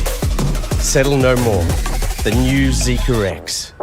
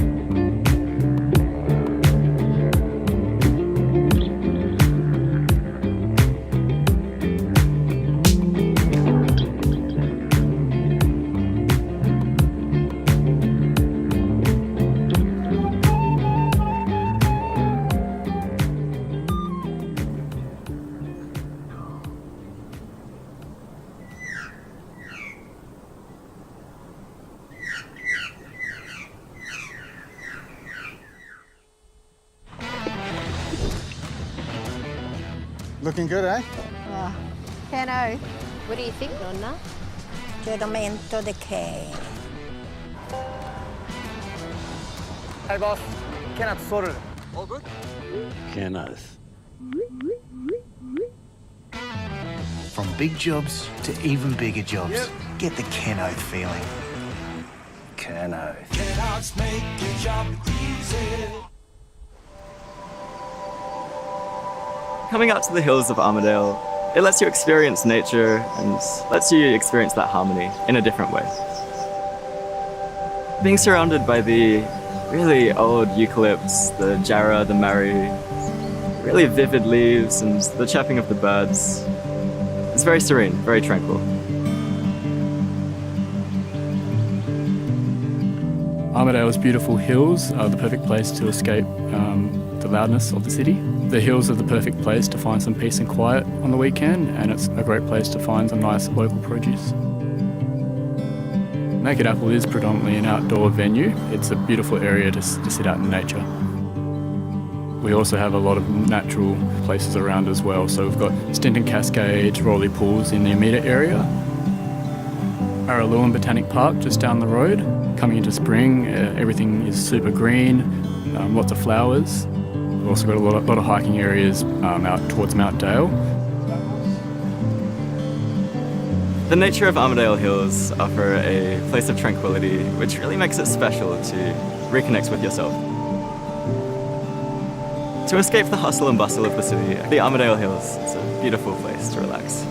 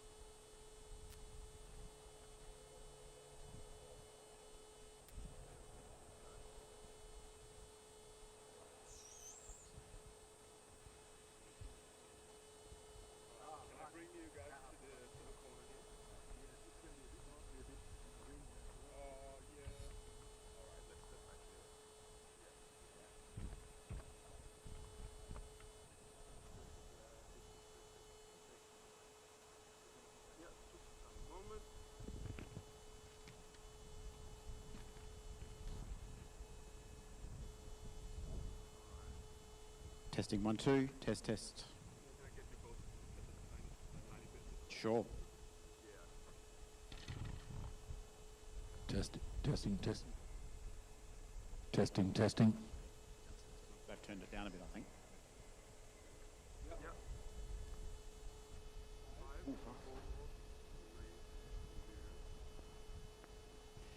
A very good afternoon and welcome to Champion Lakes here in Perth, Western Australia. We're at day one action of the 2026 Australian Masters Rowing Championships, and to everyone watching at home on the YouTube stream, it's a very warm welcome to you. To everyone here in the grandstands and along the banks of Champion Lakes, it's great to have your company. We had an absolutely thrilling morning of competition. My name is Travis Jenkins. Alongside me is the best in the business, the expert here for the next 4 days in Rob Glendenning. Rob, it was a fantastic start to the morning, and some of those heats were really impressive, weren't they? They absolutely were, and I think it augurs well for some great finals just straight after lunch here now. We've got, I think we saw the men's double, I think the D double, and the women's E quad in particular. The finishes in those, the top 6 placings in those were very, very close, and they were very, very fast for the conditions. Now this afternoon, the conditions here, Rob, you can see just that wind looks like it's picked up a little bit. How will that affect things for our crews this afternoon? Yeah, Travis, I just took a look at the weather this afternoon and the wind pressure, and it has increased. It's jumped up to about 15 knots, which is starting to get at the top end of what we'd like to be out there racing in. So it is going to make for tough conditions. It means that they've got to, before they get out on their take their boats out, they're going to have to try to assess the conditions from the bank and actually make a call as to what they do. Whether they lift their gates on their boat, what they do, how they approach this race. It is going to be tough, and we saw at the start that they were having a lot of trouble with the conditions about lining up at the start. This just takes that to another level. So I'm not sure it's supposed to stay around. It's well over forecast, so we'll have to wait and see what happens. We've got 25 finals to be decided this afternoon, so plenty of great racing action for you this afternoon. One of the highlights as well will be the final of the Club 8s. That'll be the last 2 events. The men's and women's 8s will finish things off on day one. In the men's 8, the defending champions, well, the gold and silver medalists from last year are both here, Melbourne and Melbourne Uni. They've both come primed, ready for the big one, the John Whiting Trophy back up for grabs, and it's going to be a really tight race this afternoon. Yeah, we've just seen some of the competition between those 2 clubs this morning, and it's just been frenetic out there between them, and I'm sure that they've come up against each other a number of times over the next little bits. So we'll have to wait and see, but those races, the last 2 races of the day, it is going to be really interesting to see those races. So a lot of close racing coming up this afternoon. Rob, I've really enjoyed your commentary so far this morning. We've got another big afternoon of action. It's about set to start, so we're going to head back up to the commentary position. Rob, he'll beat me up there, there's no doubt about that, and we'll bring you all of the action as our first crews get to the start line. It's great to have your company here at Champion Lakes. Don't go anywhere. We've got the racing starting up in a couple of minutes' time.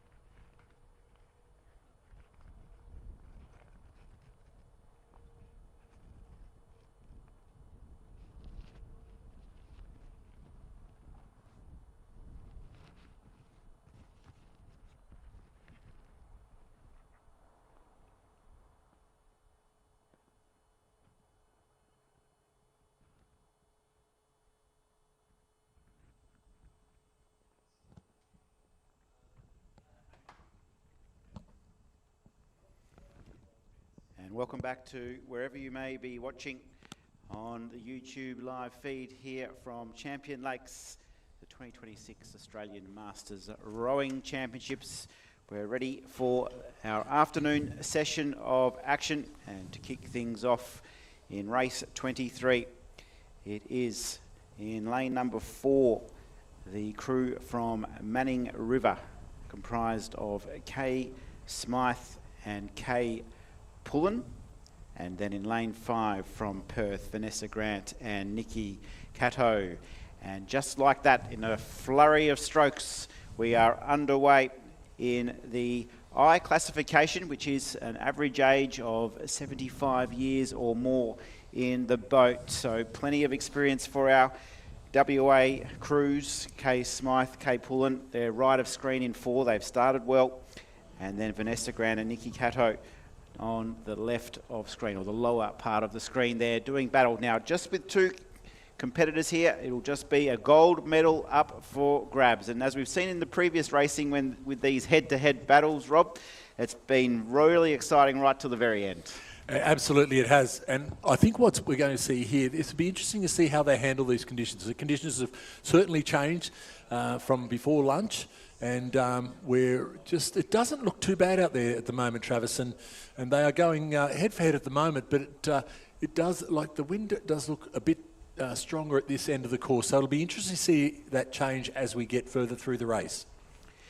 So at the moment, not a lot separating our crews. You can see just working nicely into the race, the timing, absolute perfection for both crews. Rob's touched on it earlier in the call. You look for the movement of the body to be in unison. That's often the indicator of a crew that's going really well. And here, at the moment, it's stroke for stroke for these 2 crews. Plenty of experience on board, no doubt about it. And if anything now, perhaps just Manning River feeling a little bit more energy in the tank and have just edged out Perth about a quarter of a boat length at the moment, but still a long way to go. And for these 2 crews, they would love nothing more than putting that gold medal around their neck, and they won't be thinking about that at the moment. They'll just be continuing to focus on the race plan. And a great overhead shot here from our drones. The camera work has been sensational here this morning so far, and you can just see the timing there of that Manning River crew just a little bit off. That's given Perth a little bit of a chance just to creep back in, but coming down to the halfway, it's getting interesting, Rob. Yeah, and certainly that Manning crew has drifted onto the boys, which is an indicator that they're finding the conditions a little bit tougher out there, and they're going to have to straighten that up a bit, because the umpire, we talked earlier about how the umpires won't call them unless they are going to impede the other crew. And in that instance, the umpire would have got behind that Manning crew and be going, you've got to come over. Yeah, unfortunately for the Perth crew, they've probably reacted to that and drifted over the other way. So the way they're going to go, they're both going to end up in their wrong lanes. But not in itself dramatic. But what that steering woes have allowed the Perth crew is to actually pull up and I'd say go to the front of this race. I think they've just pulled the slightest of leads over the Manning crew. Manning look now just to have just gone on a bit of a push there, got it together again, and it will be, as I said, very interesting over the last 400 metres to see how that plays out. But that certainly the indicators are there that the conditions out there are a little bit more tougher than what they were an hour and a half ago. So gusting up to about 15 knots and right to left of screen. So you can see why our crews did move towards that right side of their lane as they've been coming down. So Manning River, they've been back and forward. They've got them back on top again. They've managed to secure the lead after falling behind Perth with that little bit of mismanagement through the lane and the wind. And it's just allowed Manning to just get back in front now. And they've got their boat humming along nicely here at Champion Lakes. They've got the finish line in sights. They've got half a boat length now and are just looking to keep the ship nice and steady. Can Perth respond? That's what we're looking for here. Vanessa Grant and Nikki Cato, they've been rowing beautifully right through this race, and they just want to now hold form and just keep that balance in the boat. But here's our leaders from Manning River, Kay Smythe and Kay Pullen, doing it nicely. They've got the head down, they've got the arms pumping, and they want that gold medal around that neck, and they're flying at the moment. Catch me if you can, say the girls. And here they go in their race to the line, Rob. Yeah, look, it was a great tactic as well. When they allowed Perth to pull back alongside them, then they just put the accelerator down and just took off, put some extra space in there. You've worked really hard as that following chasing crew. You've looked around, you've caught back up to them, and they've just kicked. And away they've gone. And they have really shot out now to about a length and a half lead over the Perth crew. And I'm thinking that the conditions wouldn't worry the Manning River combination too much. Out on the Manning River itself, they can get a bit of wind against tide, and it gets quite rough out there. So I dare say they've had a fair bit of practice in that. But certainly not troubled at all as they come into the last 200 odd metres or 150 metres, and they are actually pumping towards the line here, and got the rating up at about 28, 29, and looking very, very comfortable at the moment. I don't think Perth can challenge them again before the line. So it's just been a great row by this Manning River combination, Smythe and the 2Ks, Smythe and Pullen, a very experienced crew, and that is certainly showing all the way to the line. And here it is, a golden moment for the double Ks. They will stroke right to the line and claim the gold medal. Congratulations, Kay Smythe and Kay Pullen, victors here in the I classification. Perth have finished second across the line, battled on really well. They'll be happy with that performance. 5:46.60 the winning time. And for our Manning River crew, it's high fives all round and a few big deep breaths as well. And another Australian Championship. And just as an aside, when we talk about 15 knots, so if you're more familiar with kilometres an hour, that's around about 27, 28 kilometres an hour. So it's starting to get up there. And as I said, not too bad because we haven't got a big distance of water here for the chop to build up. But, you know, the effect of strong winds and shallow water can be a very, very choppy affair. And certainly the crew coming down now, the men's I pair, is finding that to be the case, and they look like they are battling the conditions.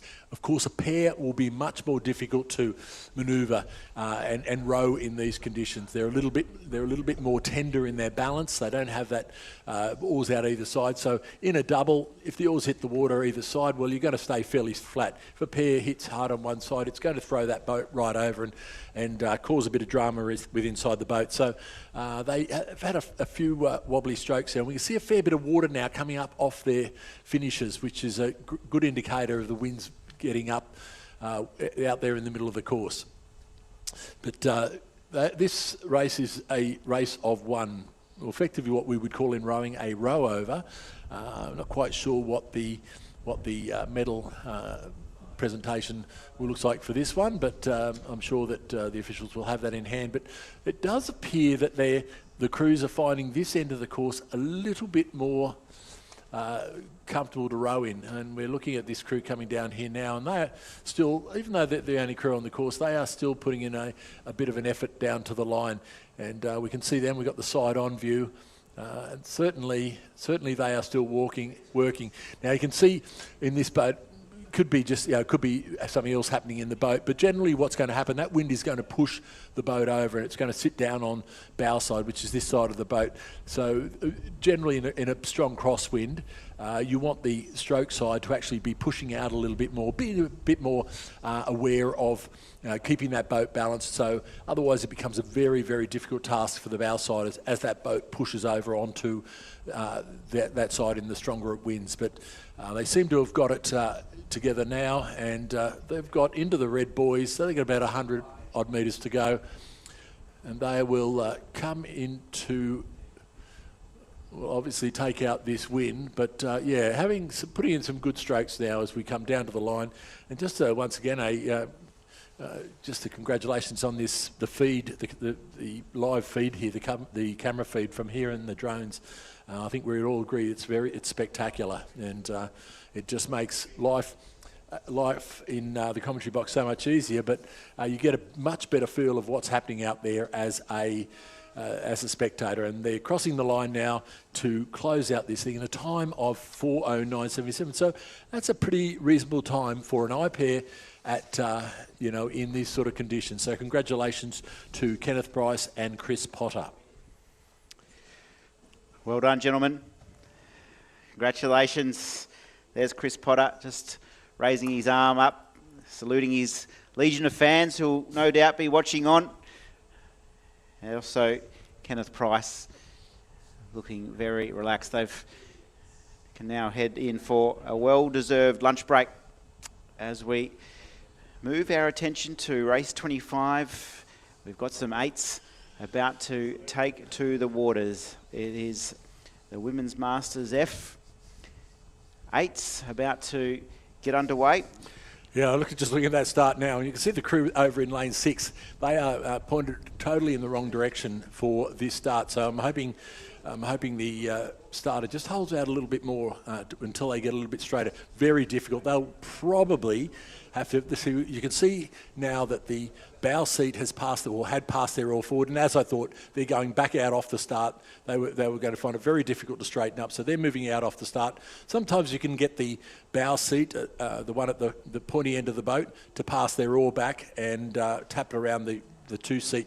Will use that oar to tap sideways, but they were too far gone for that. So now they need to just move out from that bay, probably take a full stroke to get it away from there. There it is, and get back to there, pull it around, head back over the other side, and come in at an angle more pointing into the breeze. So we are going to see a lot more of that today, Travis, this afternoon, if these winds stay up where they are.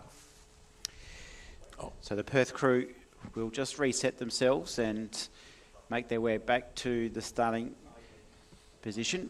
It'll give us some time just to run through the field here for you in the Women's Masters F8s. So right of screen, it is the Melbourne Composite Team, Melbourne Corio Bay crew members of Jenny Grattan-Vaughan, Darren Valmeyer, Tanya Sutherland, Nick White, Jen Kilby, Louise Phillips, Lisa Gandolfo, Irina Benjamin, and Zena Marzi is in the Cox seat for Bunbury.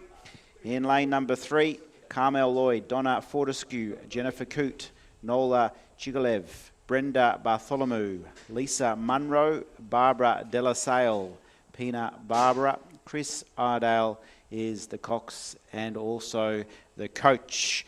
In lane number 4 is the Commercial Composite, Riverway, Toowong, Sunshine Coast, St George, Tablelands County, Noosa, all got representation here through Joanne Ward, Joanne Taylor, Cherie Rolfe, Christine McCready, Christy Nash, Catherine Dermody, Jacqueline Dijon, Louise Street and Lauren Robinson sitting in the Cox.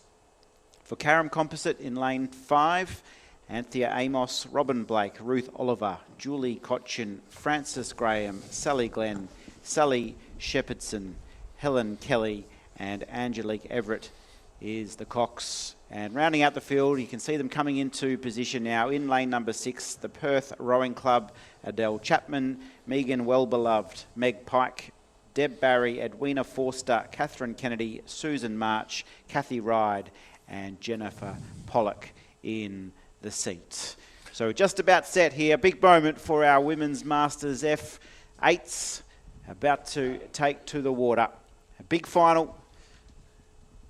Yeah, so we can see that technique of passing the oar forward and to tap the front of the boat across a little bit. So you can see how quickly this crew on this side, the Perth crew, is now getting skew in their lane again. So the umpire will go with it for an amount of time and then they'll just start the race. So there is a responsibility for the crews to get straight regardless of the conditions. So so we saw that they'd actually broken off the hold off the pontoon. The race started and they were sitting there wondering what's happened. So no doubt there will be some quite upset people in that boat. But it was going to happen because, as I said, the umpires will only wait so long before they get that race underway, and we had 4 crews that were actually in line. So a lot of work to do for Perth, but that extra bit of adrenaline may well kick in, and they should be able to pull back a fair bit of this if they get a move on. But this isn't straight out final. from the heats earlier, so it will be very interesting. And we've had a number 2 seat in that boat, caught a crab, lost their oar for a few strokes, so it's all going downhill for them at the moment in that Perth crew. So they should just settle down, regain composure. They've got time. It's only 200 metres into the race, and look for that comeback. But it is that Carrum Composite. I think we saw them earlier. They were blindingly fast, as were the Melbourne Composite. So that's where the race is at the moment. Not out of it are Bunbury and the Commercial Composite. So that Commercial St George Toowong, it's really a licorice all sorts, that one. Commercial Ridgeway Toowong, Sunshine Coast, St George, Tablelands Rowing Club. But over on this side, it is that Carrum Composite crew who have actually stepped out to about a half-length lead over the 2 crews, Bunbury and Melbourne Composite, on the other side of the course. So Carrum Composite, they've handled the conditions really well so far. They're leading nicely. Bunbury have just moved up into 2nd place. Melbourne Composite 3rd. The Commercial Composite crew in 4th place. And then it is the Perth crew looking to just hang tough and continue to punch towards the line. So Carrum Composite have started well. You can see the timing in the boat is looking nice. They've got a good position on the water in the centre of the lane, and they've almost got to a boat length in front. This Carrum Composite team in the cock seat, Angelique Everett, just continuing to keep the team composed and relaxed, because there is a national medal up for grabs here on Champion Lakes. Starting to make a little bit of a move now is Bunbury, 2nd from the top of screen. Bringing them into the race also is Melbourne, and Commercial Composite are also just starting to get moving. So things are getting interesting, and we're through halfway, and it's going to be a bit of a dash to the line. Yeah, absolutely. And Bunbury have just turned it on there. They have just pulled out to about a third of a length over the Melbourne Composite crew over in lane 2. So they look like they're going out after Carrum Composite. They've got the time. They've got about 400 metres to go. So if they hold their medal and keep their progression going, they should pass this. They could catch, I'm not saying pass, but catch the Perth crew, notwithstanding the Perth crew will no doubt have a little bit left to give it another crack. The Carrum Composite crew, though, is one that actually, the Commercial Composite crew is also up there, and I think they may well have actually drawn level with the Melbourne Composite on the other side. So it's going to be very, very interesting. And they have, in fact, they've not only drawn level, they have actually gone past the Melbourne Composite crew, and so they now sit in 3rd place, the Commercial Composite. Bunbury, their run has just slowed a little bit, but certainly the Carrum Composite not pulling away like they were. So they'd be looking over now. They are looking tired, so they've just got to, I just saw the stroke then just mouthing up. So they're going for the big push, because they can see Bunbury coming home like a train. It's coming down to the line. There is nothing in it. The Commercial Composite crew going with them. They think they're in with a chance too. Melbourne fighting back. They are really doing some work over there in lane 2, and they're coming back. But the Carrum Composite now trying just to step that rating up a point or two. But the crew that's got all the movement at the moment is the Bunbury crew, and they are coming home very, very quickly. But here come the Commercial Composite crew as well. It's coming down to the wire. There is absolutely nothing in it.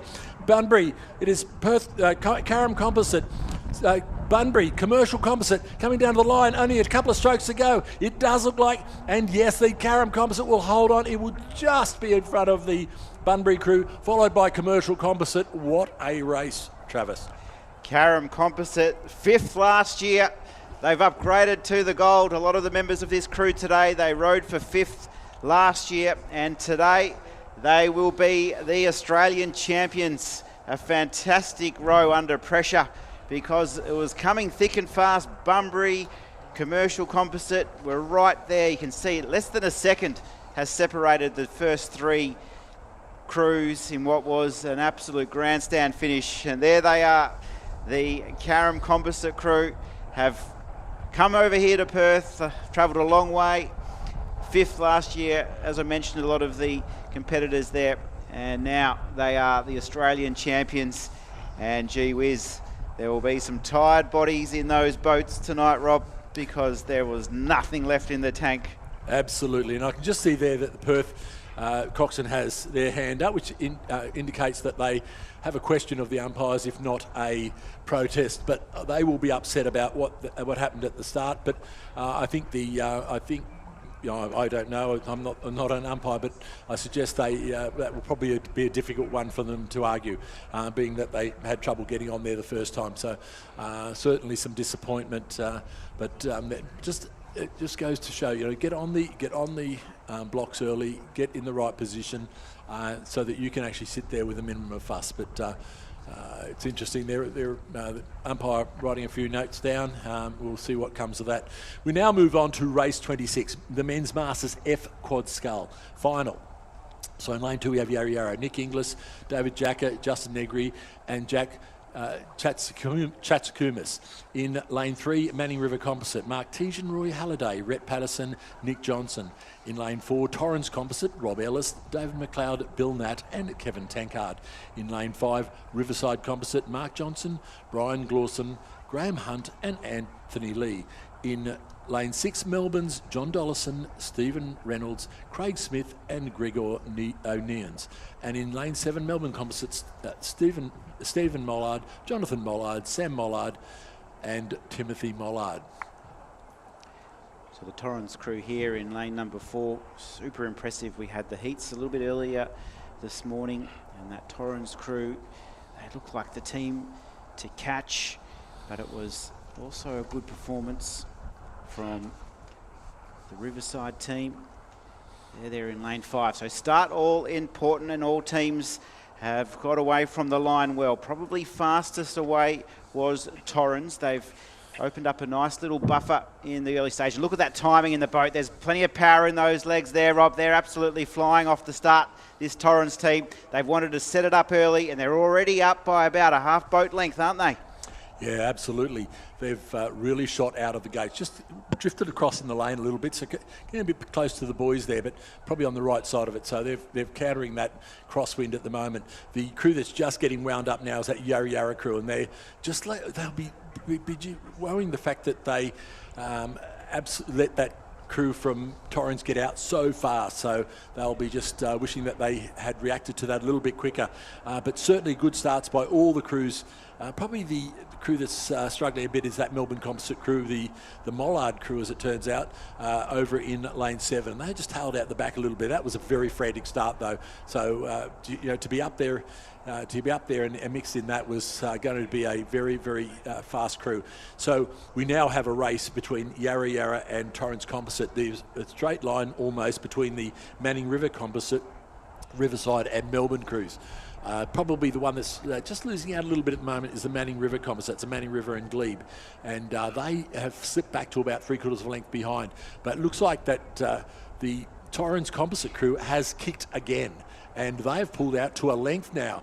That has been a great move on their part. at the same time, the Riverside Composite has come back at them, as have Melbourne. So the one that's missed out a little bit there appears to be the Torrens, the Manning River Glebe Composite. But look at these two crews go. This Torrens Composite crew looking very good. Over in lane 2, Yarra Yarra, they look to me like they just absolutely have started their push for home. And they have pulled back, I would say, a metre every couple of strokes.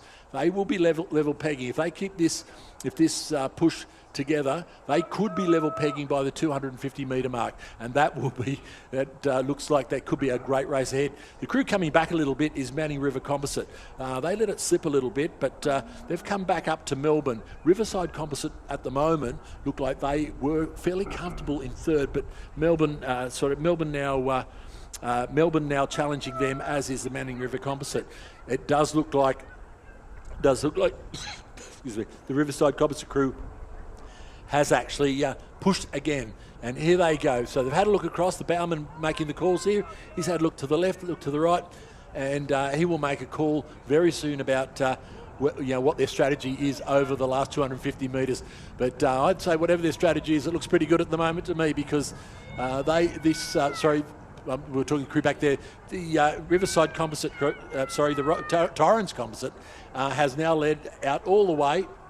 Well, I've been calling them wrong. So Torrens Composite it is that has stepped out in front. They are out to, I was looking at the Riverside in the bow end of that boat.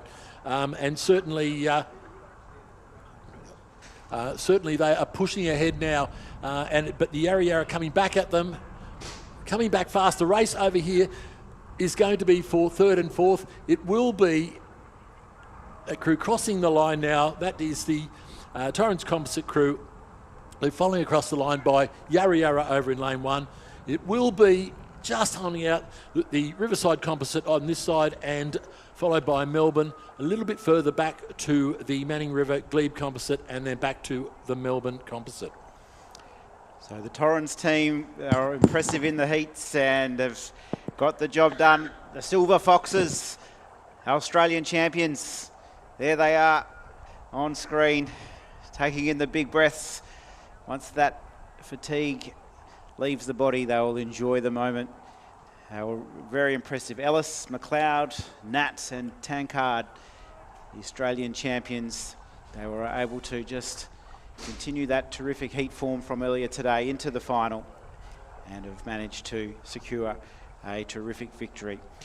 Now, our next big race is up on the water, and that is the final of the Women's Masters C double, and we have the fields for you right now. Yeah, so in lane 2 we have the Port Macquarie Composite, Port Macquarie Newcastle University of Kirsten Berry from Newcastle Uni and Emma Molinar from Port Macquarie.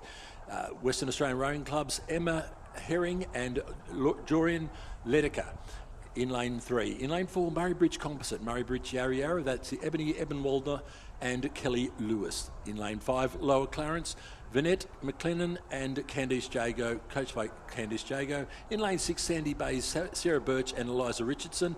And in lane 7, Glebe Composites, Andrea Koo St George and Jacqueline Harris from Glebe. And we're looking there, and it does look like that. The crew from Lower Clarence again has pushed out there. They had a very good heat row from memory.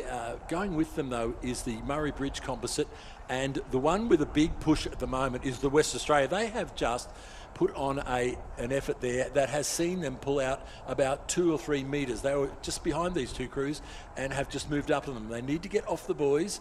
That has certainly just affected their flow a little bit and allowed the crew on this side, the Murray Bridge Composite, to come back through them. So they need to learn from that, stay in the middle of their lane, and they are in with a very good chance here. Certainly the Lower Clarence crew also there, so there is nothing in it. As we come down towards the 500 metre mark, just about to go through the 500 metre mark, we can clearly see the Murray Bridge Composite crew was going through that, crossing the line for that 500 metres in first place, about a second and a half back to Lower Clarence. Absolutely nothing in it back to the WA Rowing Club, about 0.42 of a second, 4 seconds back to Sandy Bay, nothing back there to Glebe and St George, and then Port Macquarie Newcastle. So very close race all over, but here the big push has now come from the Yarra Yarra Murray Bridge combination, and they have pulled out to 3/4 of a length over the Western Australian Rowing Club crew. And still in there is the Lower Clarence crew, and I'd say whoever's got the biggest capacity here to bring it home, because they've got to start now. So Lower Clarence, they won their heat earlier today, as did Murray Bridge, and now they are heading for home, stroke for stroke. The WA Rowing Club team of Herring and Ledecker are right there in the medals as well. They're top of screen. They're in about 3rd place at the moment, but it's Murray Bridge, Ebden-Waldner and Kelly Lewis just trying to stay composed. This Lower Clarence team, we saw in the heats earlier today, were able to finish with plenty of speed and were able to finish the back half a little bit quicker than the first half. They'll need to do the same again here, this Lower Clarence team, because it's Murray Bridge out in front. They're responding to the challenges. They can now see and sense that finishing line coming a little bit closer. There you can see with the number 3 on the boat, that's the West Australian Rowing Club team of Herring and Ledecker, just trying to stay in the medals, maybe upgrade to a silver, maybe a gold, because they're starting to lift the West Australians in lane number 3. They're charging home. Catch me if you can though, says Murray Bridge and Yarra Yarra. They're trying to respond and hold on to this lead. Here come Lower Clarence. They're trying to now suck in the big ones and lengthen those strokes in the charge to the line. It's Murray Bridge holding out Lower Clarence and the West Australian Rowing Club in the bronze medal position. It's going to be a race to the line now in these 3. At the moment, it looks like Murray Bridge are holding strong. They're looking for a famous victory here on Champion Lakes, and it's Murray Bridge, Yarra Yarra, stroking to the line with class and precision, and they get the job done. Terrific effort. Ebden-Waldner and Lewis take the gold ahead of Lower Clarence's McLennan and Jago. West Australian Rowing Club have finished third. Well done, Herring and Ledecker. They've rowed beautifully. Coming in next, it's the Gleam St George combination. Sandy Bay not too far away with Birch and Richardson. And then Port Macquarie, Newcastle have rounded out. Well done, Berry and Molinar. Yeah, and I think we noticed in the heat they had a great row. The Elbin Waldner and Lewis had a great row in the heat, and they've certainly carried that form through to the final, and that was a very, very good win on their part, and congratulations on their Australian Championship.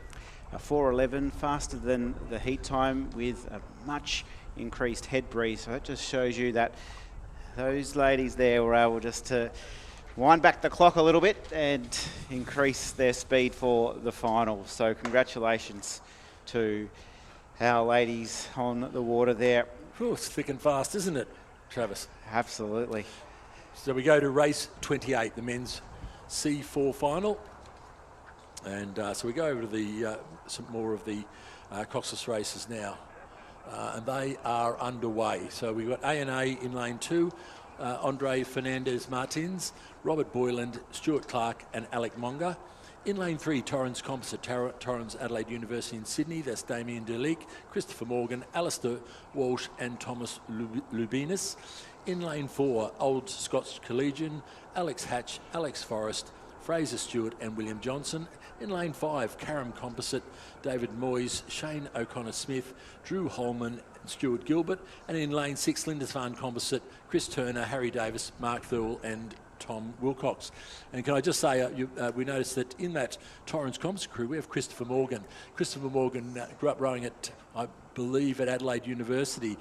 He subsequently went into Sydney Rowing Club, represented Australia in the Quad Scull, and I think may have got a bronze medal at Olympic Games, and certainly won a World Cup or World Championship medals, and I think was in the crew that held the world's fastest time for about 10 or 11 years, so well credentialed. And I was talking to him only yesterday, and he suggested that he has an allegiance to acknowledging that where he started rowing, and that's why he spends so much time with these Adelaide Uni and Adelaide rowers. So well done, he. So as we look out there, it is indeed the Torrens Composite crew holding down at this point in time about a half-length lead. Looks to the Lindisfarne Composite over on this side, and we talked about Tommy Wilcox was rowing earlier with a Shoalhaven rower, and I see he's with 3 others at the moment. So they're certainly, is that then? Or we got the Carrum Composite, sorry. We were watching the Carrum Composite. So I talked up Tommy Wilcox a bit too much there, but it is the Carrum Composite of crew of Mays, O'Connor Smith, Holman and Gilbert, and they are out, and I think might have called these ones wrong in the heats, but they are in second place now and rowing well. But we're looking at this crew from this Torrens Composite crew, and certainly they are really motoring now. So if we think about it, I'm not quite sure how it is in this boat, but I imagine that the stroke man there would be steering the boat. Calls probably coming from the bow or 2 seat, but certainly whatever they're doing, Travis, it is effective. So in the sprint to the line, it's Torrens Composite out in front, extending their lead now, doing it nicely, aren't they? The boys from the Torrens Composite, Adelaide Uni and Sydney as well. And Carrum Composite have moved into second. Old Scotch Collegians from WA, they're holding down the bronze. They're trying to hold out Lindisfarne Composite at the moment. But our leaders are away. They're perhaps just enjoying the moment here, enjoying their time here in beautiful Western Australia. And they are charging to the line, this Torrens Composite team, and they will enjoy the celebration with this gold medal around their neck. It's Torrens Composite first, in style, in class. Carrum Composite have rowed themselves to the silver. Old Scotch, they'll take home the bronze medal. Next in, the team from A&A, and Lindisfarne Composite, featuring Tom Wilcox, who won this event last year. He'll settle for 5th place this year. But for our winners, an enjoyable win.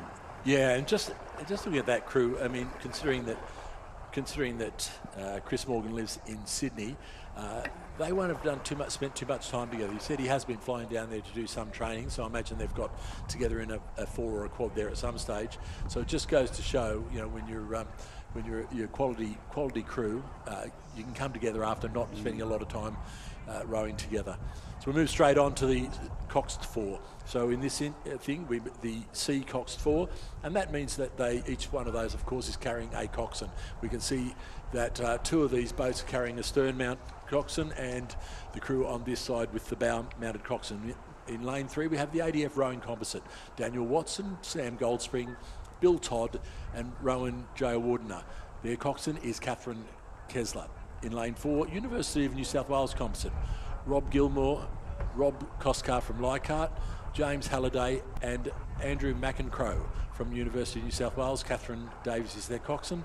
And in lane 5, North Esk, Robert Wrigley, Marcus Tonelli, Robert Oaya and Patrick Bird. Claire Gregg is their coxswain, and they're coached by Trevor Barnett. And it is a race of 2 between the University of New South Wales composite and North Esk. As they come down towards, they're about 300 odd metres gone. There's nothing in it at the moment. So a little bit heavier, but probably a little bit easier, so the stroke not having to concentrate on the steering. And their coxswain in this boat just going on the feel. They will have a pretty good feel of what that crew is doing behind them. Just a little bit of different movement off the back there, that crew, so you can just see the different hand speeds coming away from the back. Probably not, would like to get a little bit more run out of that boat. Just holding on to that finish just a little bit longer. Not too different from the other crew, but the other crew has just got a little bit more pace than they have, and it's the combination of McEncrow and Halliday, James Halliday, and they also very good pair rowers leading out in that one. They hold about 0.28 over the Norsk S crew coming through the 500 metre mark. A little bit further back now to the ADF rowing composite. They started off well, but just could not hold that pace of the other crews, and they're about 11 seconds behind going through the 500 metre mark. The real race, though, is out in these 2 crews here. University of New South Wales composite just making a bit of a move there at the moment. And then we can see Andrew McEncrow in the stroke seat there, very experienced, so he'll be looking across, have an idea of where they sit.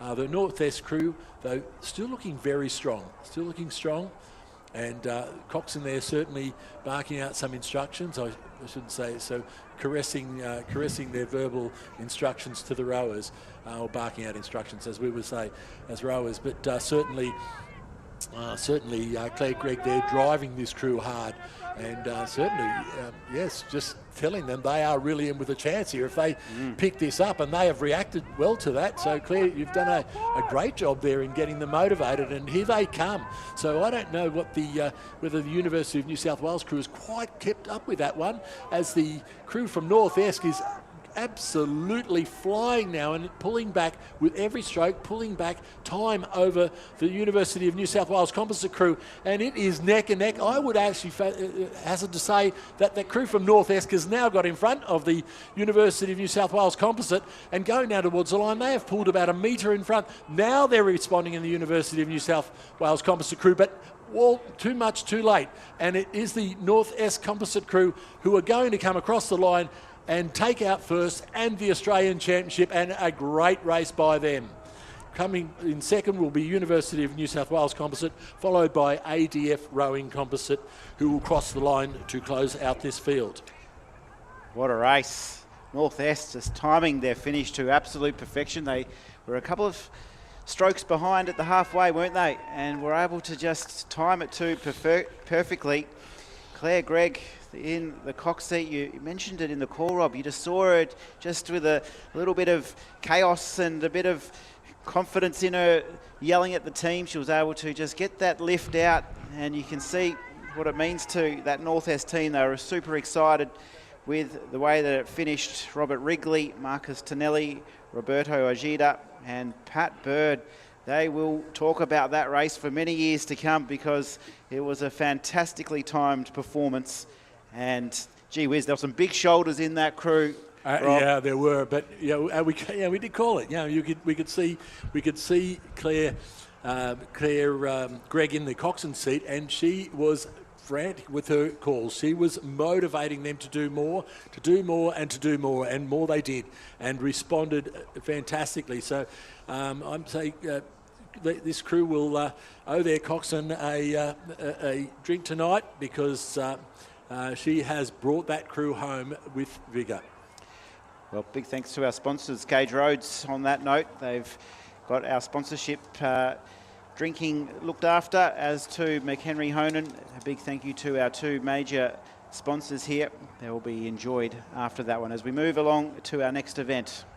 Before we do that, we've got a lost large pencil case. Contains medication. So I'm gathering if you found it, you looked inside and found that it didn't have pencils in it. It has the name Fives on it, F-I-E-V-E-S. So if anybody has found that, if you could bring it back to the base of the tower, to the control centre, that would be much appreciated. So it's a lost pencil case. I don't have a colour or size, but I'm assuming pencil length with medications. So that owner of that pencil case would dearly love to get it back.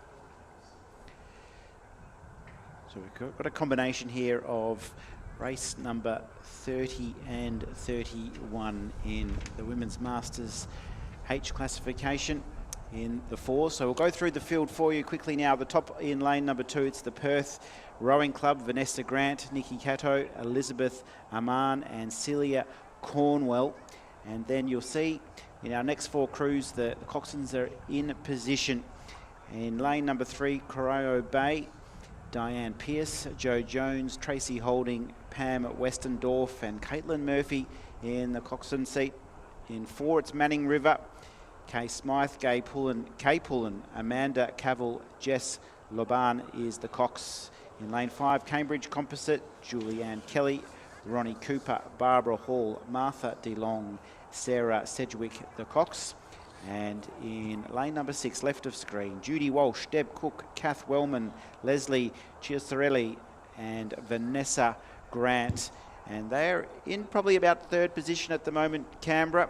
The Cambridge Composite just on their inside, 2nd from the left of screen, have started nicely. They lead the way just ahead of that Perth crew on the right there in their lone division. No coxswain in that boat on the right of screen in lane 2. That's the Perth Rowing Club. They are the sole competitor in that classification. And then in lanes 3, 4, 5 and 6, we have the Cox boats. Yeah, so we're looking at the Cambridge Composite. So how well are they doing against the Coxless boat? So not carrying a coxswain and certainly right up. In fact, not only right up there, they're in front.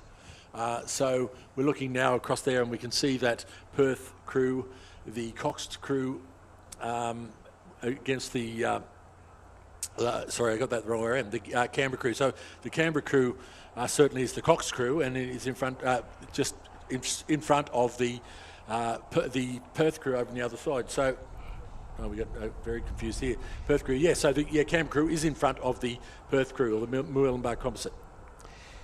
Cambridge Composite. So Cambridge in front. They've just controlling the race through this middle sector. We can see the 500 metre mark has just come through. So we'll get our splits, 2:14.38, the split for Cambridge Composite. In lane number 2, Vanessa Grant, Nikki Cato, Elizabeth Aman and Celia Cornwell doing it nicely. They're just staying in control. They just need a finish to win that Australian title for their particular classification. And then left of screen, 2nd in the overall standings, is the team from Corio Bay. They're rowing nicely. They've got a outright 2nd position at the moment. And then left of screen is the team from Canberra, who are just starting to press forward now. You can see them just increasing that stroke rate a little with the Canberrans, just trying to get a little bit of movement in the water, just trying to final kick towards the line and perhaps just push up into that 2nd spot. Yeah, and as we'd expect, that Cambridge Composite, crew will now find the, towing the coxswain down the course is going to pay over this last 200 odd, 300 odd metres, and that's allowed the Perth crew probably just to jump out to a little bit of an advantage, but we won't know until we get a side-on view of it. But certainly holding on well. It's really. Yeah, and that does look like they were up to them, and they've gone for a push now and pushed back in front with them. So that's a great row with the coxswain, and they've got the benefit, the coxswain looking over there now and telling them how they're sitting, and they look like they've actually put on a bit of extra speed. There's nothing in it. As we look out the window here, we can see that there is nothing in it coming to the lines. We're not quite getting those angles on those cameras, so it's just a little bit hard for it to tell. But at the moment, the Perth crew might hold a slight advantage. The race, of course, is back there with that Cambridge Composite crew and across to Corio Bay. Coming home hard in that race is also the Canberra crew on this side of the course. So there's your first, second and third place in that category. But as they come down towards the line, the Perth holding the slightest of advantages now over this Cambridge Composite crew. They tell you what, there is absolutely nothing in it. Just holding about one canvas lead, and it will be Perth going to the line. But remembering they're in a Coxless category on their own. It is this Cambridge Composite crew who have got about 2 strokes to go, who will go through to take out the Coxed version of this race, category of this race. Corio Bay still just holding on over Canberra. So coming down with about 2 or 3 strokes to go, and Corio Bay will hold on. They've done enough. They will go across the line to get second place in the Coxed category, and Canberra third. The Canberrans, well done. They weren't too far away in the end, were they, from that second overall position? They had a good back half of the race, Canberra. Walsh, Cook, Wellman and Chiarelli. Congratulations. But there is our Australian champs. Congratulations. The Cambridge Composite crew of Julianne Kelly, Ronnie Cooper, Barbara Hall, Martha DeLong and Sarah Sedgwick. There's Sarah. She did a good job in the front of the boat. She's got that. Did we win? Look, but I think they've just realised that they were racing a Coxless boat. So good for them, and they've come home to take out the Australian Championship.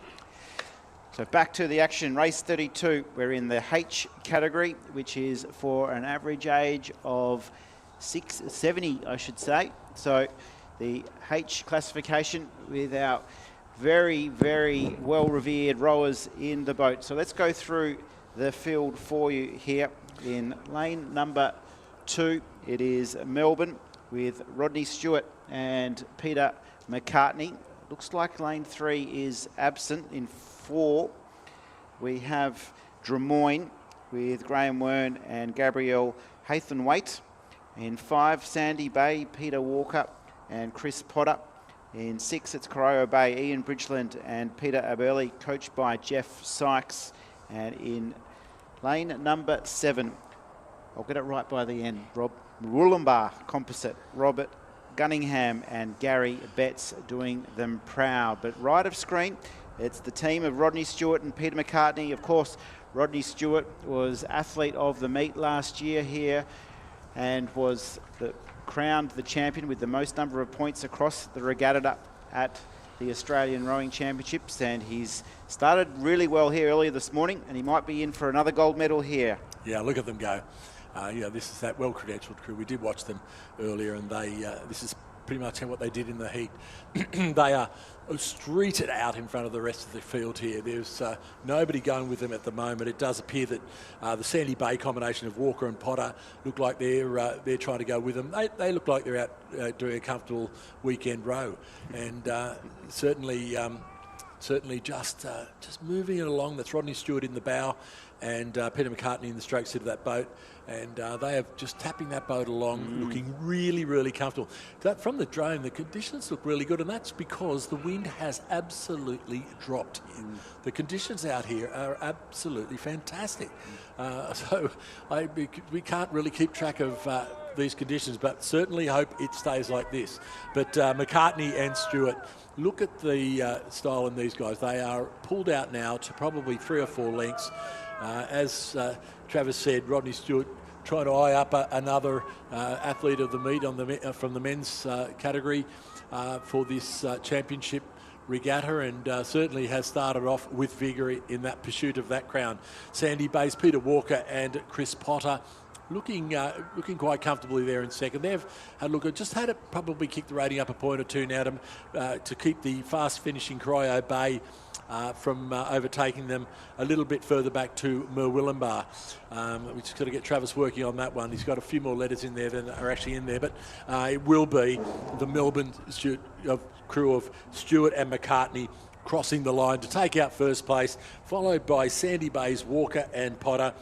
It will be the Corio Bay, Bridgeland and Aberl Now Willumbar crossing the line, and a little bit further back to the Wern and Haythornthwaite crew from Drummoyne, who will come across to close out this race.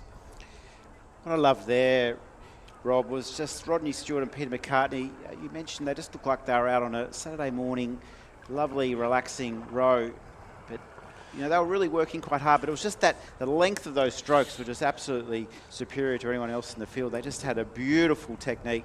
They were just absolutely cruising, and the conditions glassed off for them, didn't it? Oh, didn't it? What? It's coming out there a little bit now, but yeah, look, certainly that term we hear thrown around a lot, that effortless rowing, you know, with boat speed is something we saw with these guys, and they use that to perfection. You're going to get that from, you know, spending a lot of time together.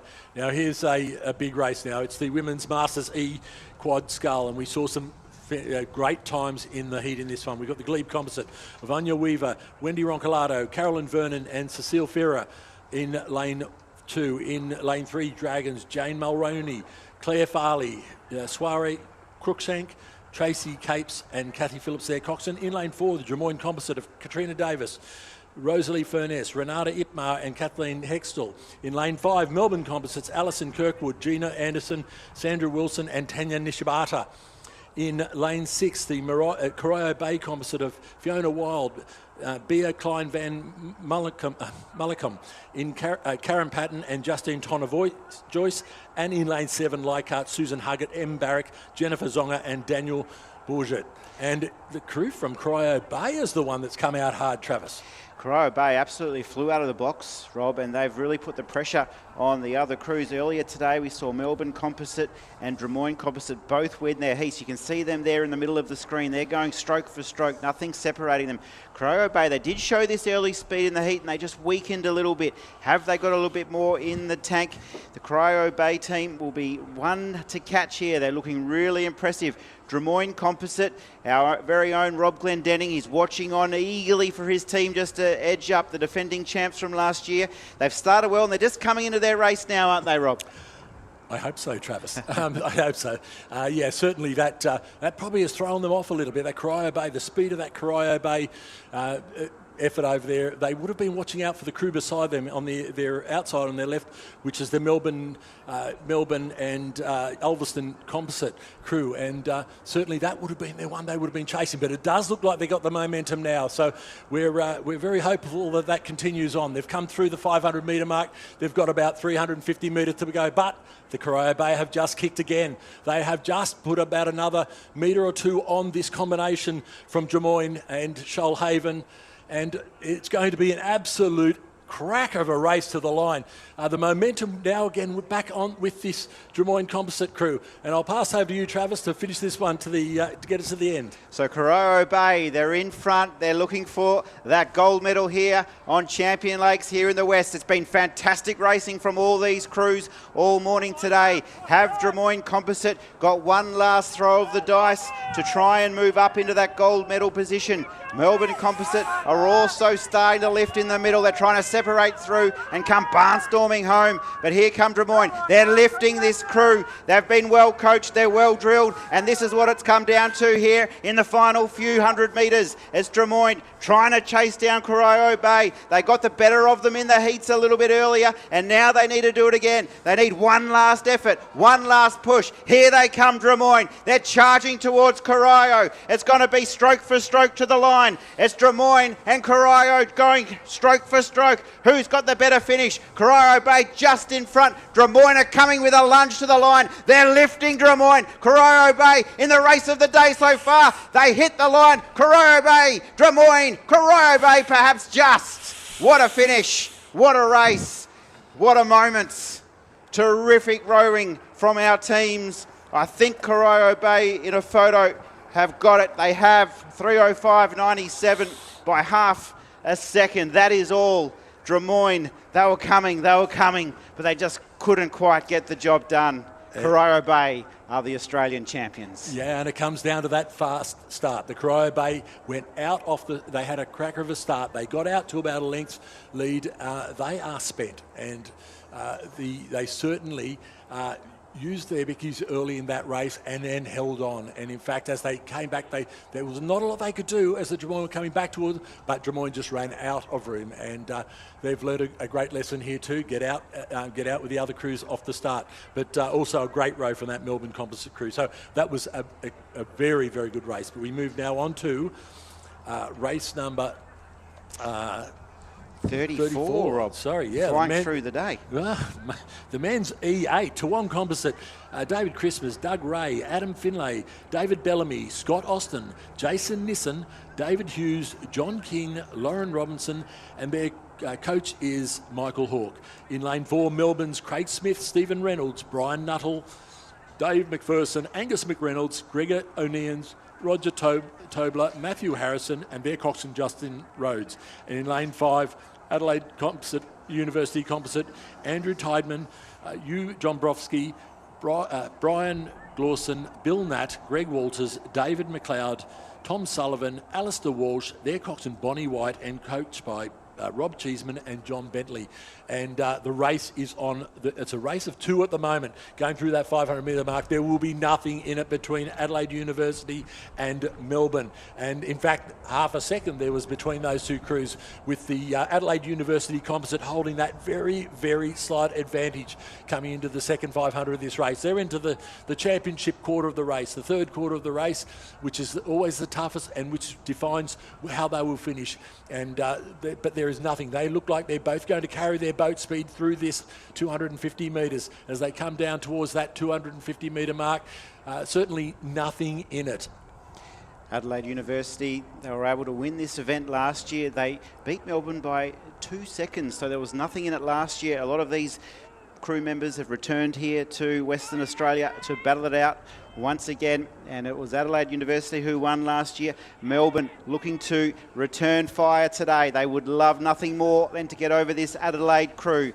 So we're building towards the finish line. It's Adelaide who are responding nicely. Melbourne just trying to find that little bit of extra speed. They're going to need to find it quickly because this Adelaide team are absolutely up and firing and are up for the fight and up for the battle. And on that note, Melbourne just start to lift the rate. You can see them just accelerating. I can almost hear the horsepower in the legs starting to grow for this Melbourne team. They've got Adelaide to chase down. It was Adelaide who won it last year. Melbourne was second. Can they find the form to the line? It's Adelaide and Melbourne, battle for battle, stroke for stroke, trying to be a legend on the Champion Lakes. It's Adelaide who respond nicely and they are able to get the job done in the closing stages. Adelaide University Combine get the win ahead of Melbourne only just, and third Toowong Composite to take in the third overall to the line. But the Adelaide University Combine, they had to absolutely work for every stroke, didn't they, Rob?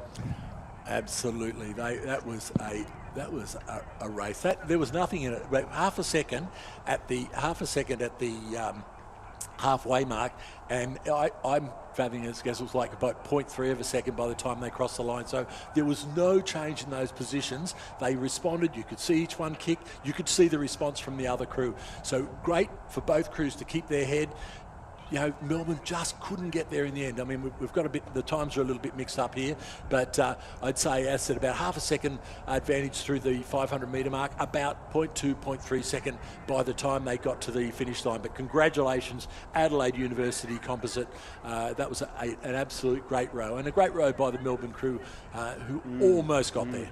You could really feel it, couldn't you, with 200 to go? You could just see the lift from Melbourne. Just that moment sort of clicked in where they were in striking distance and thought they had a chance. Yeah, and I think the thing we saw there, once again, we saw that these crews are very flat with their movements through the boat, very, very horizontal, very linear, and that means the boat's going to bounce about a lot less and it's going to keep up that boat speed. So we saw that as they came down towards the line, both crews were doing exactly the same thing. So it just came down to, you know, that advantage was at the start. So, yes. And then that hasn't changed from one end to the other. So the crews were identically as fast as each other, but one just got that little bit at the start, the Adelaide Composite, and the rest is history. Incredible action here. I hope you're enjoying the coverage. We're here thanks to Kennards and also Zika Perth, also the City of Armidale, Bont Rowing and Perth Care Partners. Gauge Roads are also on board, proud sponsors of us here at the Australian Championships. A big thank you to all of our sponsorship partners as we're underway in the next event, and we have 2 classifications here in lane number 3. We've got the men's masters and single sculls. It is Alan Salisbury from the West Australian Rowing Club. And then in lane number 4 from Swan River, George Zuris from the Swan River Rowing Club. And in lane number 5, John McDonald representing Murwillumbah.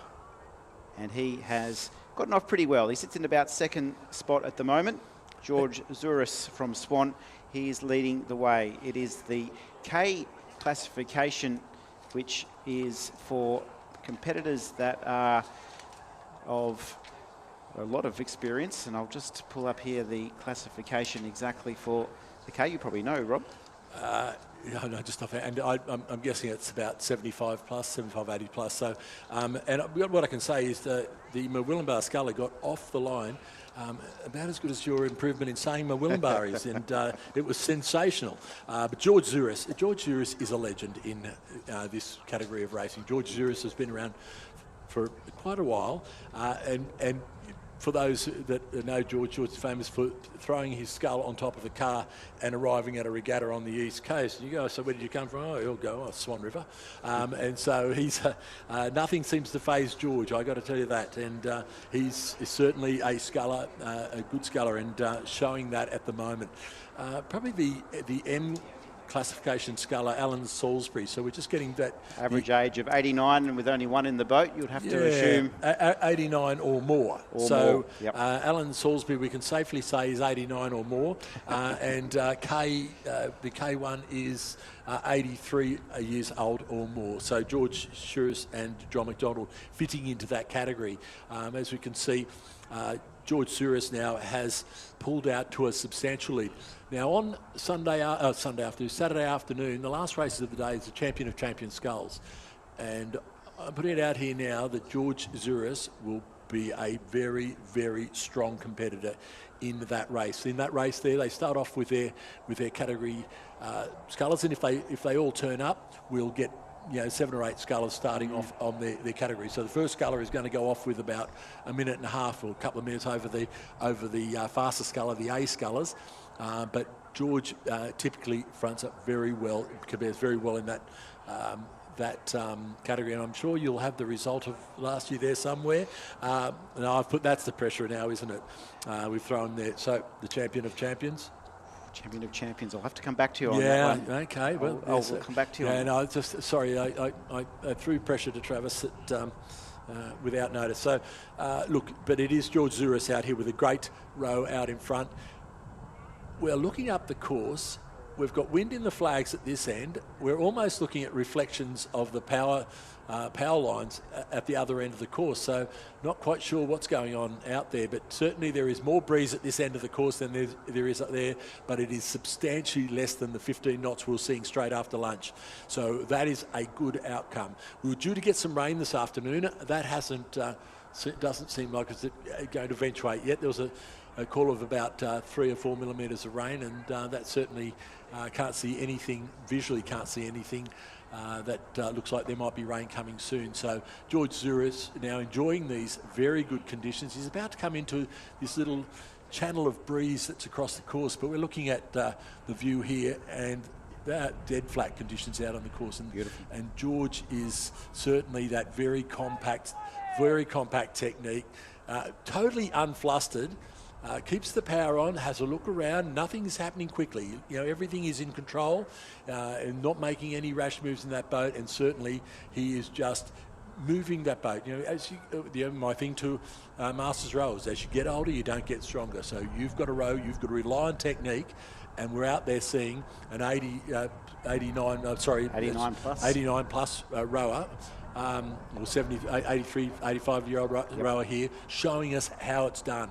And as I said, I look forward to seeing George in the Champion of Champions. And he won that last year, Rob. You were absolutely spot on. He came over and he beat Rod Stewart, and he won the gold medal in the Champion of Champions last year. And I got to tell you, anybody that beats Rod Stewart home in a single scull is doing pretty well, and as I said, I think if you go back on news prior, and I'm not asking you to do that, Travis, you will see similar results over previous years. But anybody out there that doesn't have access to the live feed, just have a look at this sculler. George Suras crossing the line now, and I think it's a great testament to rowing and the movement and the overall exercise you get from rowing that George has displayed out there to win the men's K single scull.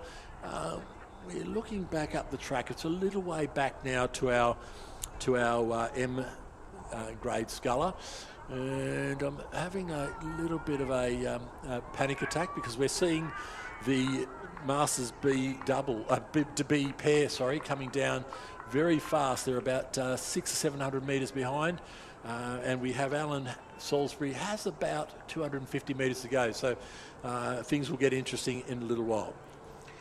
So Alan Salisbury, he'll finish it off. He's in the 89 and over crew, so he'll come down to the line shortly. But we're on the water now for the category B, which is for an average age of 36 years or more, have taken to the water in the next big final here at Champion Lakes. Let's go through the lineup for you, and it looks like we have 5 teams battling it out here.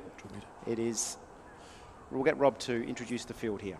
In lane 2, Twongs, Heather Anderson and Catherine Heading, coached by Angelina Ellis. In lane 3, Glebes, Anne Skilton and Emma Hutchison, coached by Robin Mackney.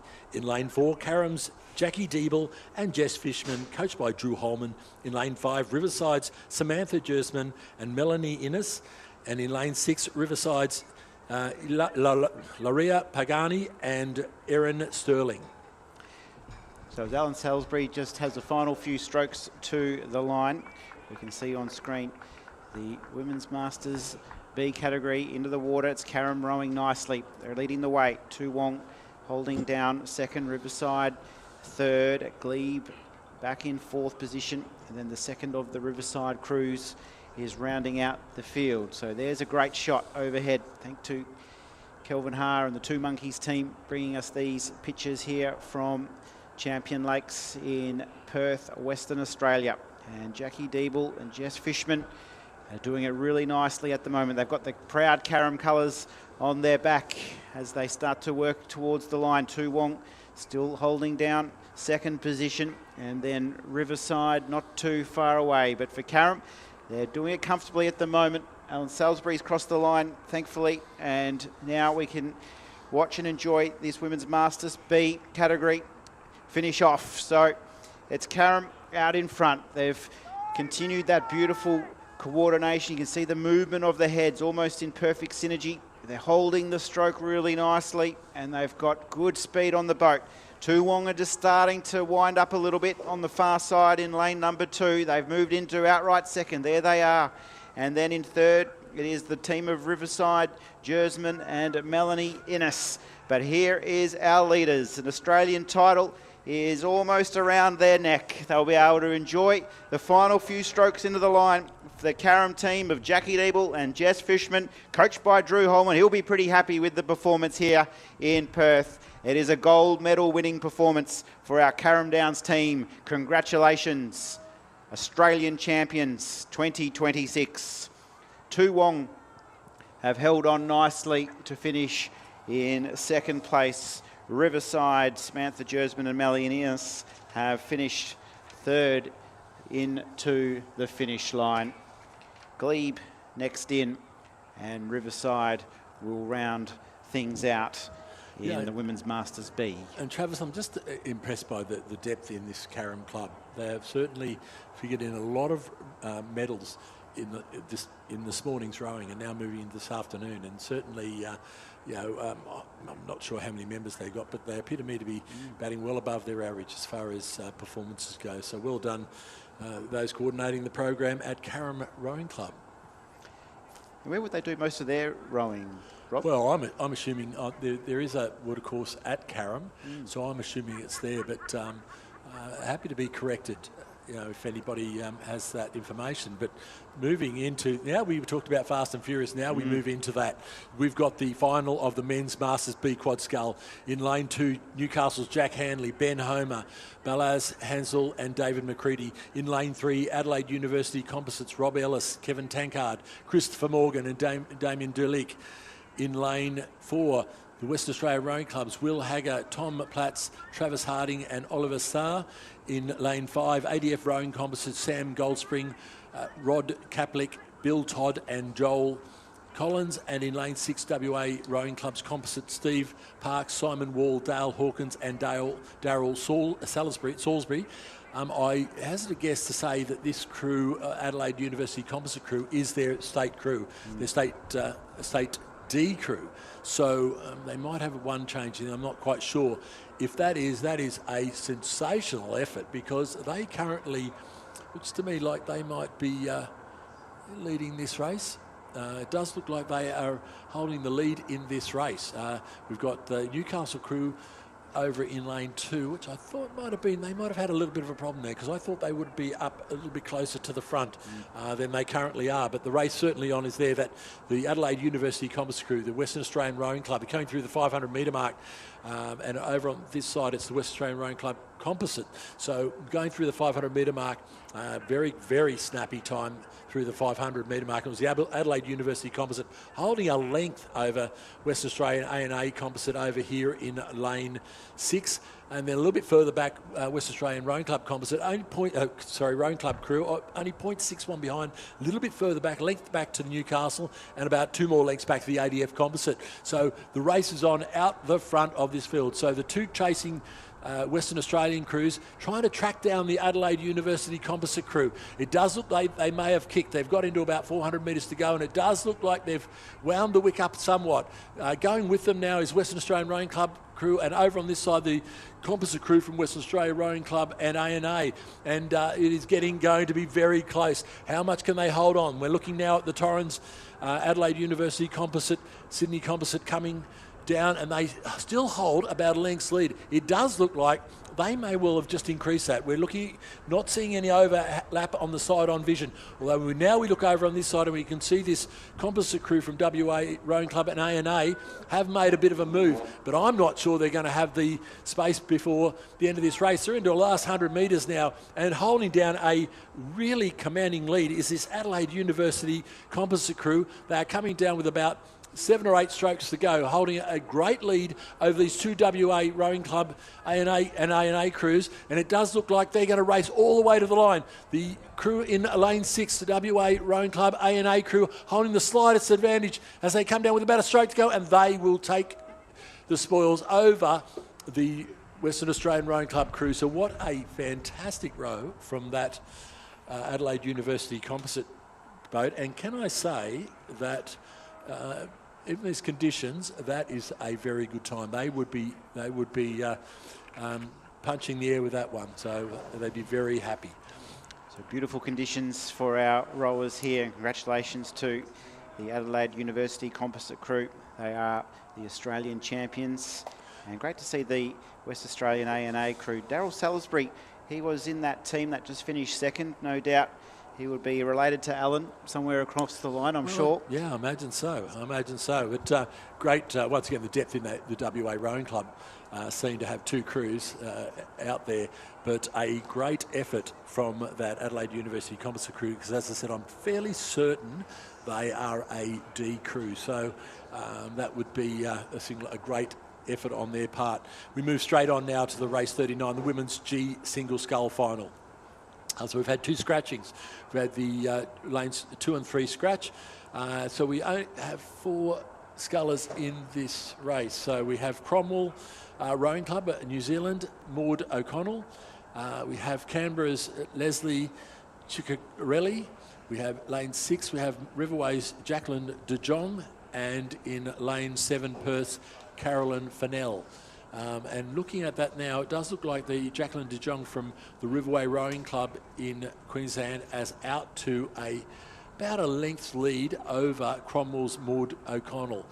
And certainly we're seeing, once again, we're in this G category, which is 65 to 70. 65 to 70, and look at the rating in these boats, particularly from Jacqueline de Jong, the Riverway sculler, who've got the rating right up and holding very good length. So, to get to help them, particularly and work in relation to their strengths and the weaknesses, they would have played around with what we call the gearing. So, how short along the oars are the handles, the inboard, the outboard on the oars, the sped, and they certainly look like she's got a great setup. She's getting great length and able to rate as well. So that's obviously her style, and she's doing that very well. The Cromwell New Zealand sculler Maud O'Connell certainly going out with her, but not able to match the early speed, but still a long way to go. So she's just got to stay with it. We're just getting there, the Canberra, picture of the Canberra and Riverway scullers there, and I think we've turned around, the Perth and Canberra scullers, who are just tailed out the back a little bit. So the race is going to be on between those two for that bronze medal in this race. It does look like Jacqueline de Jong has spotted the 500 metre mark and thought, this is my big move, and she has pulled out probably another half a length over the Maud O'Connell from Cromwell Rowing Club in New Zealand. In fact, it could be more by the time we see it. She's crossed in 2:12. And yeah, it's just that lead has increased substantially. It's out to nearly 2 lengths over Maud O'Connell, probably about a further a length back to Caroline Fennell. So, if Caroline de Jong could keep this going, she looks to be well and truly in control of this race. The winning time last year, Rob, 4 minutes 33.90. So she's right on target to go a little bit under that here today in what is an absolute glass off here in Perth now. Beautiful conditions for our rowers. We're a bit worried at the start of this session with the breeze really picking up, but it's just eased off nicely. So we hope you are enjoying these pictures here wherever you may be watching across Australia, or in fact around the world. These pictures are taken on the YouTube stream. It's great to have your company here in the Wild West. And it is Jacqueline de Jong out in front, enjoying Champion Lakes at the moment. She'll be loving Champion Lakes, I'd imagine. And who'd have thought a couple of hours ago we would have been making that sort of call? But the Cromwell sculler Maud O'Connell, though, she is not done yet, and she has come back. I'd say she's pulled back probably half of that lead that Jacqueline de Jong had, and she does look to be tiring just a little bit. She's gone out really hard. Oh, we can see that now.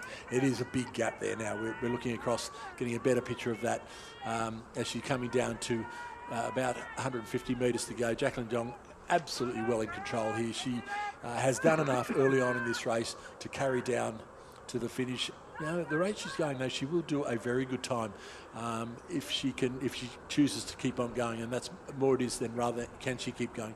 It does look like that umpire's boat's very close to that sculler out there. That can be a little bit disconcerting when you look out the side. All of a sudden, there's something appears out of your out the side. So I'm not quite sure what's going on there.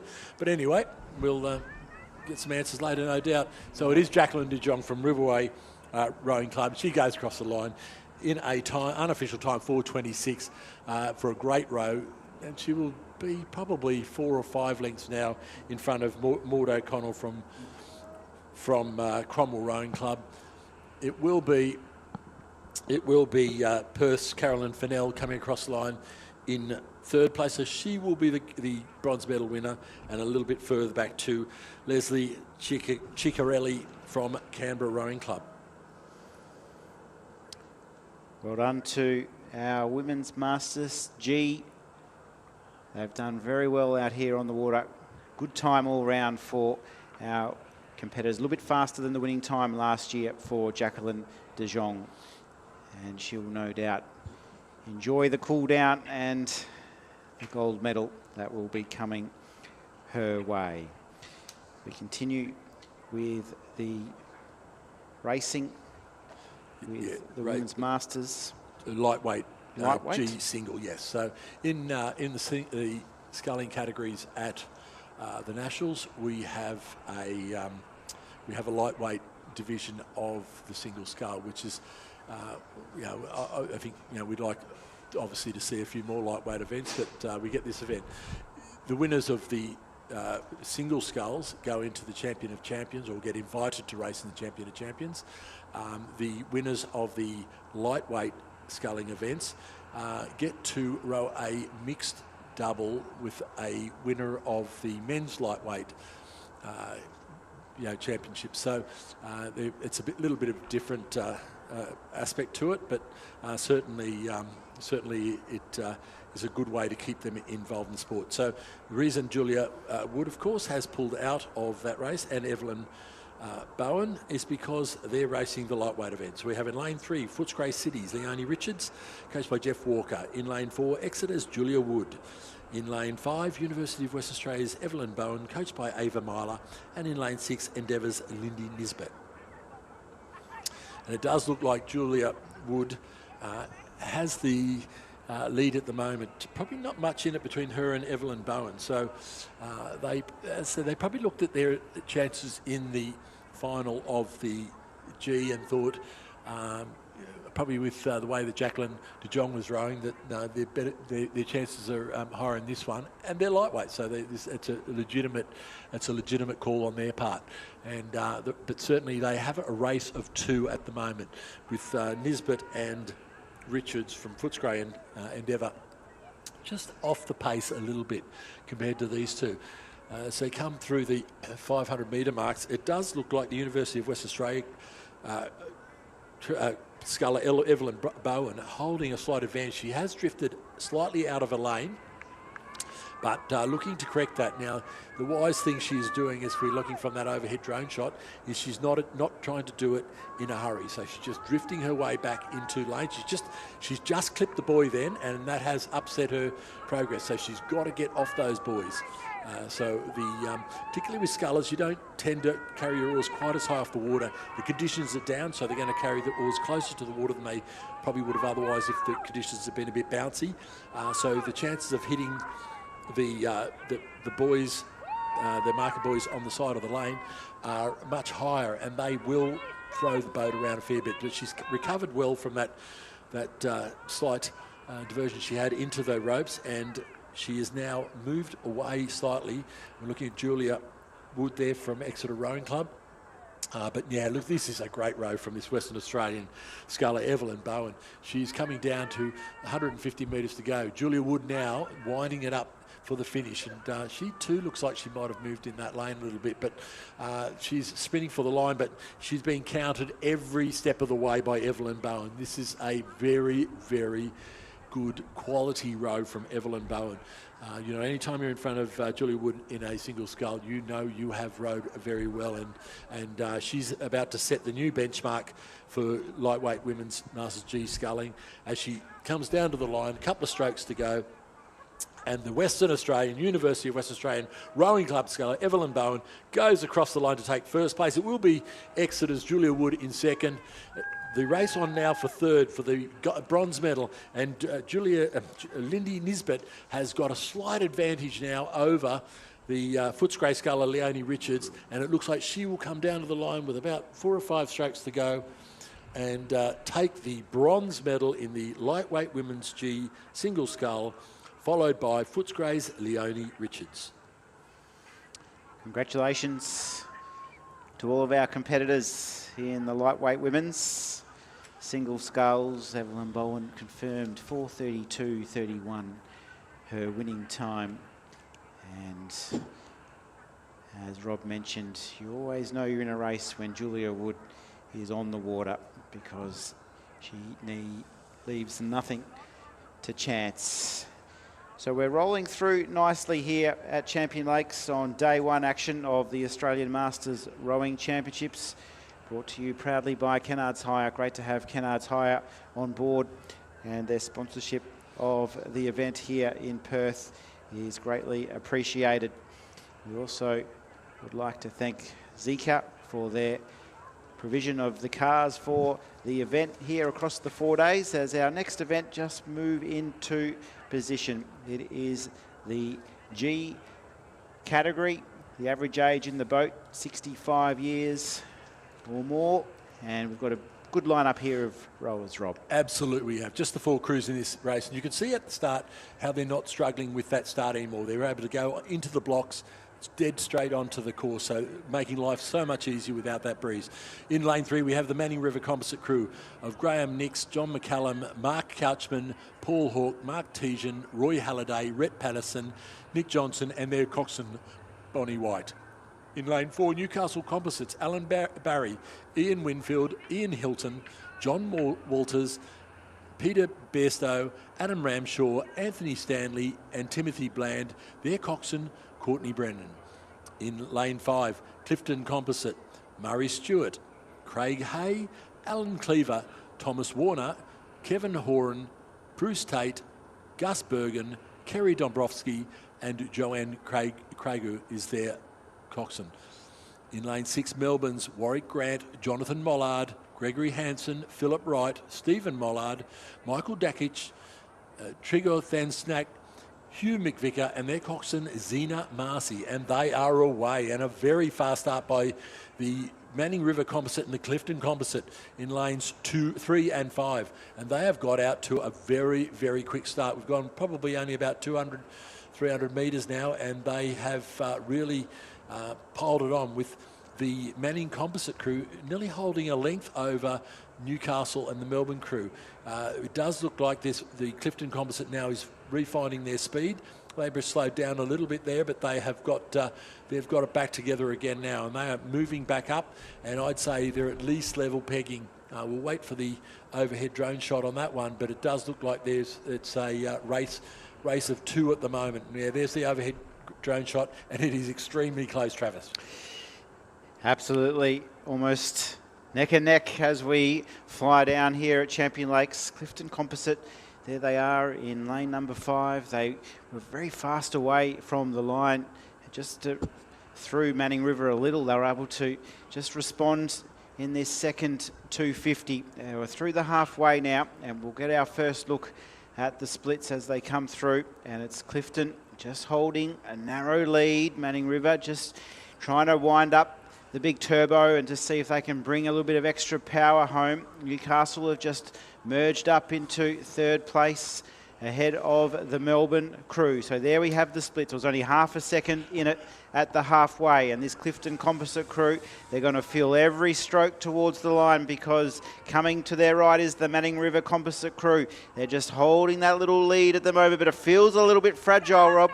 Yeah, absolutely. If we just look at those crews, if we look at the puddles on those crews, so at the moment we would say what the Clifton Composite crew is getting some clearance. Not a lot of clearance, so that's between the bow puddle and the 7-man's puddle. They've got clearance. Not quite as much in the Manning River crew. That's an indication of how much run they're getting out of the boat. So clearly the more you can get running and get out of the boat, the less stress you're going to take to get across the distance. And certainly Clifton Composite are showing that is working for them. They have now stepped out to about a half-length lead over the Manning River Composite. So it's been a big move from this Clifton Composite crew. They have really powered it on over that since they came through that 500 metre mark, and there was nothing in it then. It's still only about a second and a half, but it looks like it's going to be enough to carry them all the way to the line. It's Clifton Composite. It's once again, it's a licorice, all sorts of colours out there, but certainly that big composite crew coming over the line. They will go across the line to have a really well-deserved win. Almost, or probably a length by the time they got to the line over the Manning River Composite crew. Race now on for the bronze medal, and the Melbourne crew over this side have realised that they're in with a real chance with this. They're going right down to the wire. There's going to be nothing in it coming down to the wire. There's about a metre, but the Newcastle Composite will go across to take out 3rd place, the bronze medal, with Melbourne 4. So a very, very close race all the way around. Congratulations to the team from the Clifton Composite crew. Stewart, Salisbury, Haig, Cleaver, Warner, Horan, Tate, Bergen, and Kerry Dombrowski, Joanna Craig also right there in that team, and they were able to just respond in that last half of the race. The pressure was on, but for a crew that probably haven't rode that much together, they were able to build a nice little tempo, and when that came to increasing the speed, they were really able to do it with relative ease. When you see that, Rob, when you see that little burst of speed and that little drive towards the line where the boat increases in speed. What's bringing that about? Who's making that call? The coxswain's making that call, and it depends how you put that into play. And clearly they were able to transfer the coxswain's instructions and where they were into a well-controlled response. There was nothing big, there was nothing major in the boat. You can't look down there and go, oh, this just happened. It was just so obvious. They were able to just put that pressure on. As I said, all the way down, they had that clearance. So, as we get older, we don't get the clearance out of the boat at rate that you might when the young crews do. But certainly they held clearance all the way down, and that means they're just getting that much more run out of every stroke. So you think about it, 120 odd strokes over a course, 100 mil. Well, there's your 12 metres. Yeah. So that's the length of a boat right there. So that's and there was your result, and that was I think that was the only difference in that race there. They were able to put their race plan to plan. They were totally unfazed, and let's be up front with it. These crews, we've got Queensland, we've got New Zealand, we've got Western Australia. Oh, sorry, not Queensland. It's a crew from all over. So a great row by them. But we move straight on to the women's D4. Minus, Coxless D4. In lane 2, we have Fremantle, Sarah Bolitho, Gisa Rouge, Alex Lai, and Sky Windybank. In lane 3, Adelaide University Composite, Daniela Bourget from Leichhardt, Christina Bursell, Susie Ross, and Angie Francu.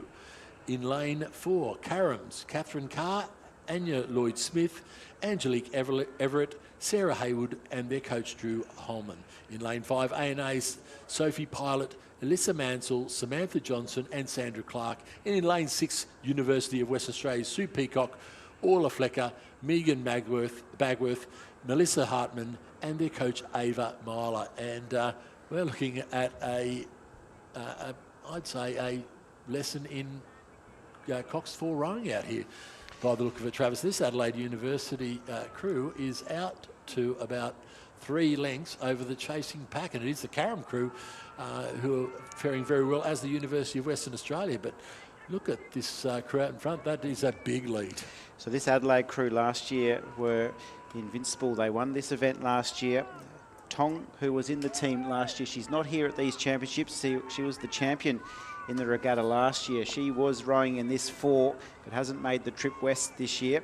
And there's been a new addition to the team, which from the look of it is Daniela Bourget. She has come in for Tong and is doing a good job at maintaining the speed of this boat, because they were pretty invincible last year. They won clearly the Australian title, and at the moment they've got one hand on the medal at the moment, because they're well clear and they're able to just push with relative ease towards the finish line. The conditions are really nice here. 3:43 was their winning time last year to claim the state title, and it looks like they will be well under that here at Champion Lakes. So the Adelaide University composite team have got the job done and have won proudly, and that is a gold medal in the bag for Adelaide University composite team. Carrum have rowed nicely, and this club is just growing with every race. Great to see Carrum in again. And then it is the University of WA team, not too far away, in 3rd. Fremantle hit the buzzer, and ANA will round things out to complete their Women's Masters D4. And it's Adelaide Uni with back-to-back victories here. Yeah, absolutely. That was a great display of rowing there, and Cox's 4 rowing, certainly my favourite boat to row in and watch. It's they certainly are a great way to do your rowing. We now move to race 43, the Women's Masters D Cox 4. So we have the Leichhardt composite of Joe Hodgkinsons, Jules Bosco, Belinda Brigham, and Chanel Stokes. Lisa Molyneux is their Cox. In lane 4, Melbourne University's Belinda Caillard, Carolyn Carr, Georgina Costello, Kate Barnett, and Alyssa Fides is their coxswain. In lane 5, Melbourne University number 2, Georgia Bell, Ingrid Just, Annalise Drock, Catherine Button, and Sam Lincoln is their coxswain. And in lane 6, Perth composite, Melissa Harpley, Rayan Yagma, Gillian Bethster, Megan Well-Beloved, and Catherine Wright is their coxswain and coached by Catherine Wright. So they're at the start now. They're sitting at the ready, and it should be a good race by all accounts, Travis. That's certainly they look to have a line there. So those who don't understand, there is an aligner off to the side, off to the right-hand side in this case, and they line up the bows. And you can see how those pontoons can move. If we look right to the left, we can see how those pontoons moving out. That's so the aligner can line them up with the different length boats. So we'll slide them right out for the shorter boats, pull them right back in for the eights. But they're away, and it's a good start by all crews. Probably the one that was least fast out of the start was the Perth Composite. But these two Melbourne University crews, wouldn't you love to be in those two crews racing each other? It's a club on club. They must have a reasonable D8, I'd say. And they now have pulled a bit of a lead over the Leichhardt Composite. They went out early with them, but just can't hold that lead. But it does appear to be the University #1 crew of Caillard, Carr, Costello and Barnett and Fiddies as coxswain, who have just the slightest advantage. But when I say that, the Melbourne #2 crew of Bell,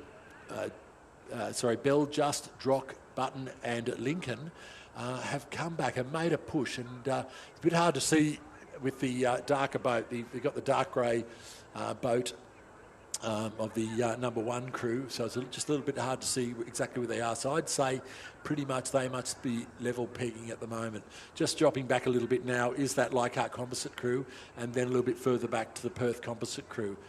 So they've travelled now about 300 metres, and it's starting to settle into this race. So Melbourne University, they'll just argue it was random numbering of crews, but it would look at the moment like they might have thrown out a bit of a furphy here, because that #2 crew is certainly moving out to about a half-length's advantage over the Melbourne #1 crew.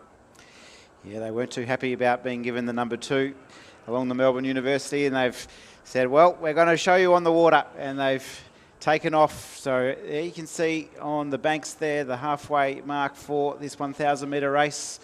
It's the Melbourne University 2 crew now just starting to get into their work nicely. They've been able to just accelerate away at the halfway and put a little bit of space in the lead here. Melbourne University 1 in lane #4, second from the right of screen, rowing nicely in second, and then it's a little bit further back to Leichhardt Composite, and then the Perth Composite team a little bit further back behind them. But great shots here of our leaders. Melbourne University 2, just keeping the momentum going, unfazed by their teammates alongside them. They've been able to just hold their form nicely and continue to extend this lead.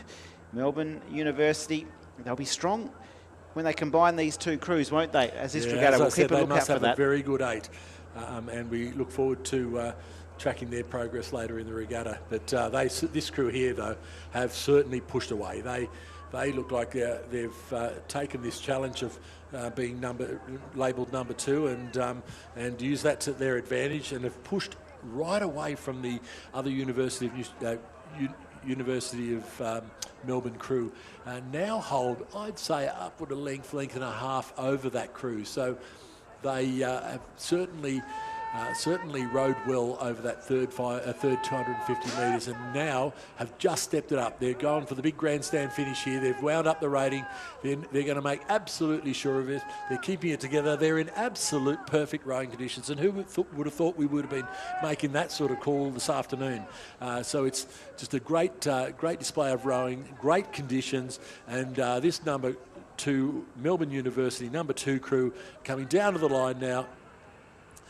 With about 5 or 6 strokes to go. They will go across the line in another 2 strokes to take out the Masters D Coxed 4 Championship of Australia, and well rowed to the Melbourne University, taking out first and second, in fact, in this race. A little bit further back now, we go back to the Leichhardt Composite. Once again, they started off well, but just could not go with the pace of these two Melbourne Uni crews, who just showed an absolute dominant display in the end. Will be the Perth Composite coming down to the line. They've got about another 7 or 8 strokes to go. They will cross the line to take 4th place in the Women's Masters D Coxed Quad.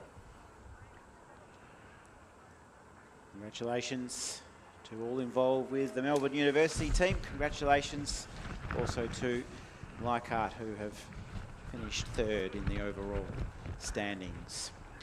We'll turn the page and move on to one of the events of the afternoon, the Men's Masters D category, and they are away in this big final. We had the heats earlier today, and now we are into the final. Let's go through the field for you. At the top of screen in lane 2, it's the father-son pair of the Soroka family from Bunbury, and then from North Shore St George, it's Robertson and Simpson.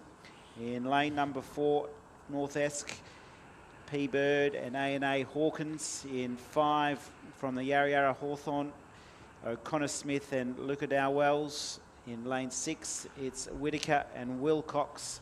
And in 7, it's Inglis and Negri, who we thought had a very relaxed heat run, didn't we? Yes, and in fact, this is the crew I called as leading that race all the way, but it was in fact the Shane O'Connor Smith and Brent Lukadow Wells crew that was out in front in that race. And I did actually suggest at that race that I thought that Inglis and Negri were just having a little bit of a foxing sort of run there, and we're seeing that play out here now. They are in second place. They are pushing this Yarra Yarra composite crew of O'Connor Smith and Lukadow Wells, and it is going to be a very, very close race when we get down to it. And there we got the St George composite, North Shore composite of Robertson and Andrew Simpson, just having a look to see how they were travelling. This is absolutely on for young and old between these two Yarra Yarra and Yarra Yarra composite crews as they come down towards the line. It's a pity we don't have a drone shot. I just looked up there and saw a passenger jet, and I thought that could have been it, but no, it's not.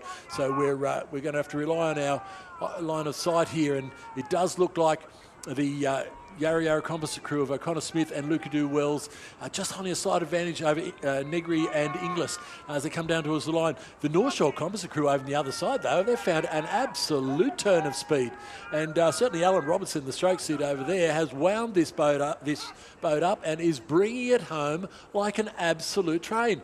Also in it, the North Esk composite of Hawkins and Bird, and they're right up there as well. So this is going to go absolutely down to the wire. Over on this side, we've still got the Yarra Yarra crew of Negri and Inglis, who might be just about a metre behind the other crews. It does look like the North Shore composite crew now has rode through the other two. No, there's nothing in it coming down the line. It's stroke for stroke. There are 3 boats going for 1 gold medal here, and it is nothing in it going down to the line, and it looks like it will be the St George composite crew of Robertson and Simpson over the Yarra Yarra composite, Shane O'Connor Smith and Brent Lukadow Wells, and Yarra Yarra's Inglis and Negri. Who would have thought, Travis? Who would have thought? What a finish. Great call, Robert. It was an absolute race for the ages. It's Robertson and Simpson in the final few strokes. They've come from the clouds to win the gold. An absolutely sensational row. It was absolutely not over until the final stroke. I got to say, like they were, you would not have called them in it. 250 metres to go. You would have said, put down the glasses. So it just goes to show. And the Yarra Yarra crew of Inglis and Negri, they were bumped back down into third, I think, on that race to the line. They were really pushing to the line. O'Connor Smith and Lukadow Wells in the middle, they were the form team coming in, and I think they've just been picked for the gold. But we don't know, we've gone to the photo for second and third. So North Shore, St George given the gold medal, so they've got it in the bag. They can row it back around the warm-up lake with smiles on their dials. And Yarra Hawthorn and Yarra Crews, we're waiting for the photo results of the photo. While we're talking about that, we've got the women's Masters A double scull, and they're away, and it's a full field, or 7 lanes here. ADF Rowing's Rachel Cope and Holly Kilmartin. In lane 2, Murray Bridge Composites, Ebony Ebenwalder and Kelly Lewis. In lane 3, Newcastle Composites, Wendy Miller and Holly Hanley. In lane 4, Western Australian Rowing Club's Jodie Wickham and Kim Mather. In lane 5, Lower Clarence's Vanette McLennan and Candice Jago. In lane 6, University of WA's Isabella Marchetti and Mario Marto. And in lane 7, University of WA's Janelle Austin and Lara Glendinning. So we're away and racing in is what's good to see a full field, and down there closest to us it's Austin and Glendenning, who have started really well. The Newcastle Composite team there, 3 from the top of screen. Miller and Hanley going nicely, and then in third place it's pretty tight between the Murray Bridge Composite team and Lower Clarence, and then a little bit further back to the ADF rowing crew, the second of the UWA crews, and in the middle of the field it's the West Australian Rowing Club rounding it all out. So coming down, just about to approach the halfway, and it's University of WA's Janelle Austin and Lara Glendenning doing it nicely at the moment. They've got control by about a half boat length over the Newcastle Composite crew of Miller and Hanley. Murray Bridge not too far further back. Lower Clarence also right there, up in medal contention if good enough. So at the halfway it's the University of WA crew. They're in front by 1.5 seconds over the Newcastle Leichhardt crew. Murray Bridge third. Lower Clarence still not out of the medals yet. They're in fourth, trying to hang on to our leaders. And for UWA, they've set it up nicely and have just need to continue this rhythm, but the challenges will come. Yeah, certainly, and I do know that the Newcastle Composite crew, and I probably that I know Lara Glendenning is, but they're lightweight crews as well. So they are, they will be have less of the weight advantage over the other crews, but certainly they've got the technique, and that is really showing out. And look, I think the University of WA Composite has gone for the big sprint. They're backing themselves, but going with them is the Newcastle Composites, Wendy Miller and Holly Hanley. And once again, very, very competent rowers there. And that's where the race is at. But I know that talking to Lara Glendenning yesterday, that she had some medals in her sights for this weekend. So they have gone out really hard, but looking like they're just straining a little bit there now.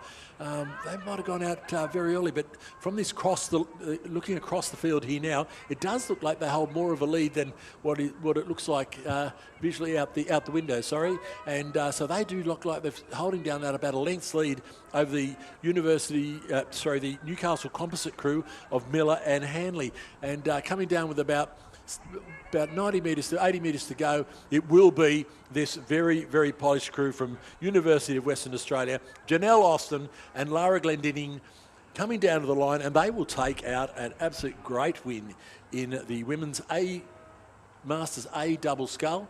Will be followed by that combination from Newcastle and Leichhardt of Miller and Hanley. Across the line then, looks like it was Murray Bridge. And followed by, sorry, I've just got a bit of a blind spot there. Laura Clarence came in fourth, so they've had a very good race. So they were just not able to bridge that gap. They had just a slight advantage. Probably just lost that over that last 500 metres. Second University of WA crew coming in, followed by Murray Bridge at Yarra Composite. Congratulations to the University of WA crew. It was almost a limp to the line though. I just saw it on the line, Rob. There was just a bit of a crab in the boat as they went past, so it was a bit of a hairy moment there as they got the job done. Yeah, but I said they looked pretty tired when they were about 300 metres out, so they've done very well to hold on for that race. And we must have a combined race here. We do. We've got the Men's Masters A, Cox 4 and Coxless 4 on the water in lane number 3, right of screen. That's the Torrens Composite team, and then in 4 they have the Cox in the boat. You can see sitting at the front of the boat, North Esk Composite team is Robert Wrigley, Tom Wilcox, Roberto Ojeda, Marcus Tonelli, Claire Gregg is in the Cox seat. And for that Torrens Composite, let's go through that team for you. It's Damien Derleek, Christopher Morgan, Alistair Walsh, and Thomas Luabinas.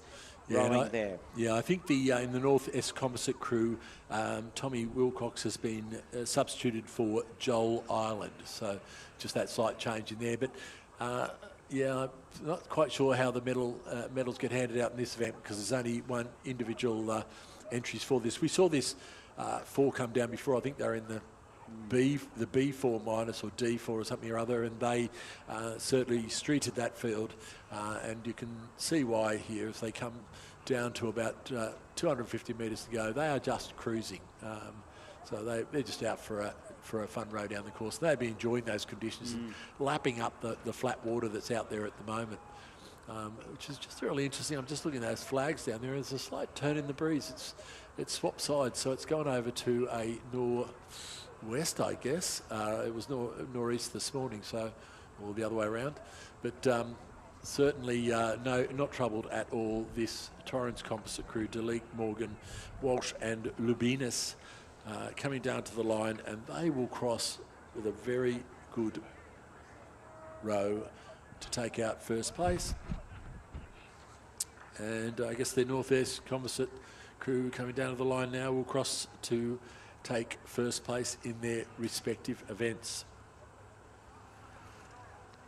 So you can see here good conditions for our rowers. The breeze just lightening off. There will be a little bit of weather on its way here overnight, and hopefully should dry out for our competition tomorrow. And the breeze also looks to be dropping off too, which is good news for the organisers here. Hope you're enjoying the coverage this afternoon. We've got another race on the water. It is the Men's Masters J, and also the lightweight Men's Masters J category. The average age between 80 to 83, so plenty of experience on the water. If we have a look at the competitors here, it looks like from Canning Bridge in lane number 3 is Ken Price, coached by Vanessa Grant. From Corio Bay in 4 is Peter Benson, and then in lane 5 from Mosman, Philip Titterton. So he's our lightweight competitor there in lane number 5, Philip Titterton, and he's now been joined on the front by Ken Price. Yeah, so we're just trying to... lane 6 here. Yeah. So we've got our lightweight competitor in lane 5, Philip, who's left of screen. He's been rowing nicely. So, yeah, he's up there, and Canning Bridge's Kenneth Price certainly out to a bit of a lead there. So you see the difference in technique here. Philip Titterton, the lightweight, probably rating lower than Kenneth Price, which is usually the other way around. The lighties normally like to give it a bit of a shake with that rate. But he is certainly handling himself fairly well in that respect. Philip Titterton, once again, been around for a long time rowing. Probably rows more in crew boats than he does in the single scull, so it is good to see Philip get out and row that single, and obviously clearly rows it very well. Not able to go with, though, is to go with Kenneth Price from Canning Bridge, and he looks to have just extended that lead a bit, probably about to a length and a half over Philip Titterton. Now a little way back to Corio Bay's Peter Benson, so he's probably found the pace at the top just a little bit too quick, and so has just tailed out the back a bit. So decided to just take it down, have a nice row over the course, and be content with his work this afternoon. But certainly Kenneth Price, Canning Bridge Rowing Club, now about 400 odd metres to go, has probably pulled another half a length over Philip Titterton. So, but Philip Titterton's staying with him. So it's now just a very interesting question. I just raised it now. Kenneth Price, this is a beautiful scull that he rows. It's a timber scull, and it is a sensational row. So anybody that's got a bit of an opportunity in the boat park to get around and have a look at this boat, and it's just very, very well preserved. But here's Philip Titterton. We're watching him now, just going down. He looks like he might have just picked it up a little bit. He might be getting ready for the big wind-up, but I think Kenneth Price will have him pretty well covered here. But no, Philip Titterton is starting to bring it home. He's probably had a look across and thought, well, you know, I've got an opportunity here. I can go now and give it a crack, or just let him have it. So Philip, being Philip, he's just going to push on a little bit harder. And there we can see that boat as we very rare that we see timber boats now in competition, and they're certainly looking at that one there. And there's Philip Titterton, and he is coming back. Now, there's no doubt about it. Now, I don't think he's going to have the length of course left to do too much about it. And I think Kenneth Price may well just have him covered. He'd be take a look over, saw his move, just stepped it up a point or two in rate. Just going to drive it home. Philip now going for the sprint though, so he's going to give it an absolute great shot here. With only about 7 or 8 strokes to go, it's going to be a lot closer than we might have anticipated, 400 or 500 metres ago. Coming down the line, and he certainly has more than overlap. Coming down the line, it's a couple of strokes to go. There will be nothing in it. It's across the line. It is literally less than a metre in it when they cross the line. So they had a great comeback for over that last 500 metres from Philip Titterton, but he only gets enough to get him second place, but he's the lightweight category, so he'll take that one out. And Kenneth Price coming home the winner in that event, and will take out the gold medal. We're now looking back up the course to Peter Benson, and Peter is just coming down to the line. He's into the last 100 metres now, and will continue on to cross the line and close out this field. Now we've got a bit of a gap now. It's 2:40 was the start of this race. The start of the next lot of mixed races. We're moving back into mixed races before the last races this afternoon, which are the women's and men's champion Club 8. So we'll take that little bit of a break. It's about a half-hour break, and be back with you ready to go at 3:15. Rob, it's been an enjoyable afternoon. One last quick question before we leave for the break. The timber boat versus the other boats, is there much difference in weight? No, absolutely not. No, absolutely not. Look, I think the biggest thing about them is that they are stiff. They still hold their stiffness. Obviously, as they get older, they get less stiff, but they will hold their stiffness. They hold their weight.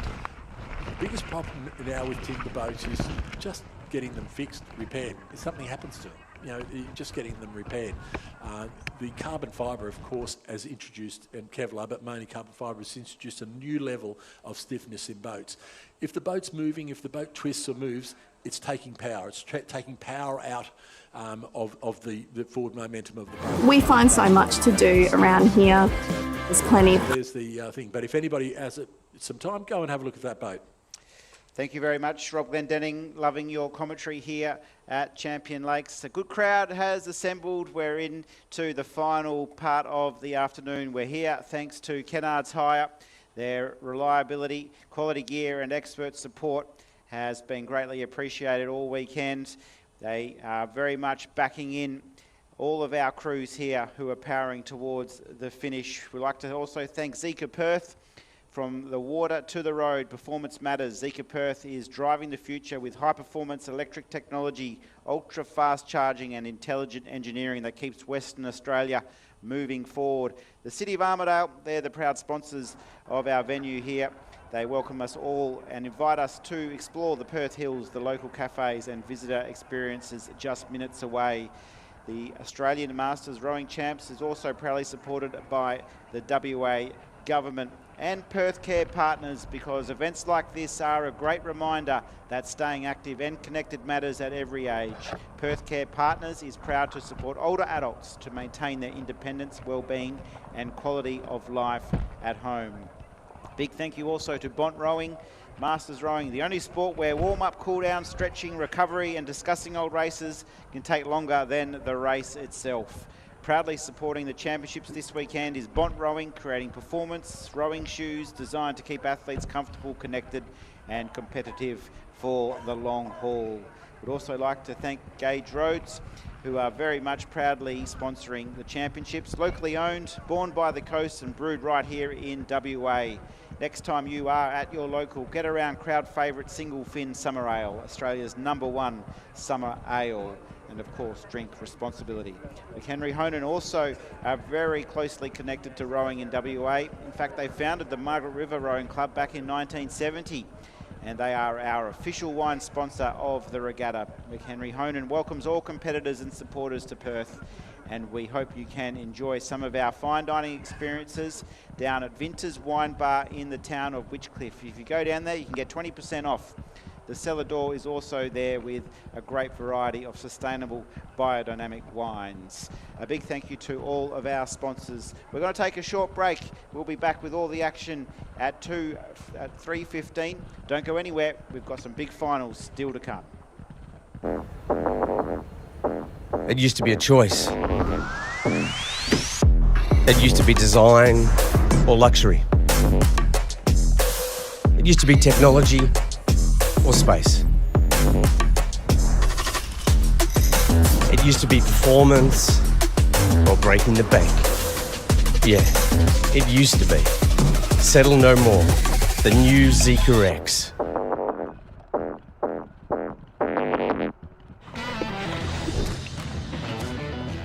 Looking good, eh? Oh, Keno, what do you think, Nonna? Giordamento de che. Hey boss, Kenneth sorted. All good? Kenneth. From big jobs to even bigger jobs, get the Keno feeling. Kenneth. Kenneth's make your job easy. Food's fantastic in this region. I mean, we've got, I think, a mini Swan Valley brewing up here. If you buy local, if you keep producing that, you know where it comes from. There's so many little cafes and restaurants and bigger venues that are providing amazing food. We have a lot of really special places around here, cider houses, mini breweries. It's the entrance to the valley, you know, and where else, you know, can you get this beautiful scenery and, most importantly, good food.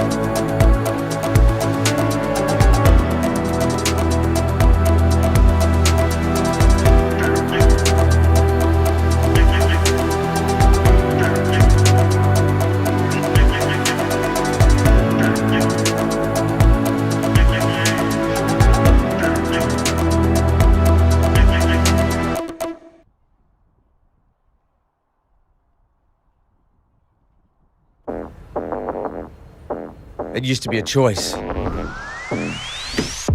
It used to be design or luxury. It used to be technology or space. It used to be performance or breaking the bank. Yeah, it used to be. Settle no more. The new Zeekr X.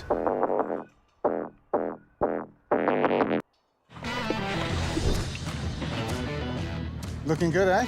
Oh, Keno, what do you think, Nonna? Giordamento de che. Hey boss, Kenneth sorted. All good? Kenneth. From big jobs to even bigger jobs, get the Keno feeling. Kenneth. Kenneth's make your job easy. Food's fantastic in this region. I mean, we've got, I think, a mini Swan Valley brewing up here. If you buy local, if you keep producing that, you know where it comes from. There's so many little cafes and restaurants and bigger venues that are providing amazing food. We have a lot of really special places around here, cider houses, mini breweries. It's the entrance to the valley, you know, and where else, you know, can you get this beautiful scenery and, most importantly, good food.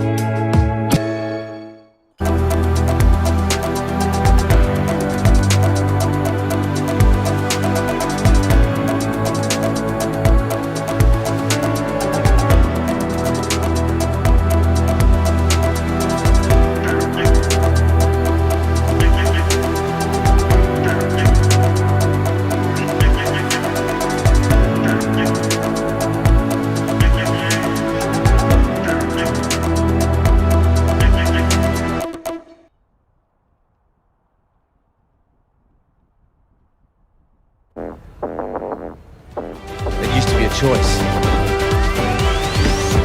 It used to be design or luxury. It used to be technology or space. It used to be performance or breaking the bank. Yeah, it used to be. Settle no more. The new Zeekr X.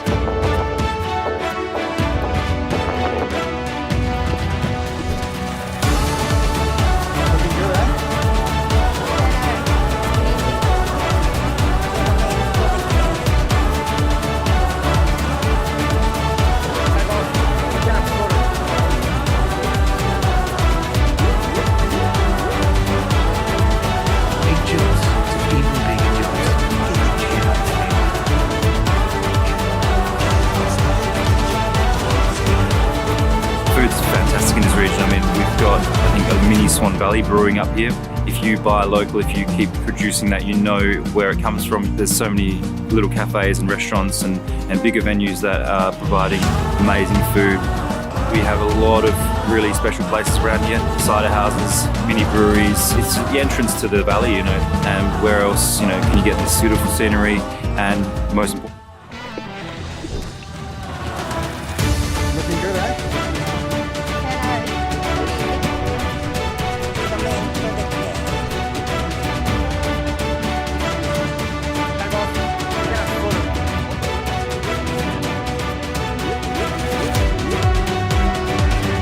Big jobs to even bigger jobs. Get the Keno feeling.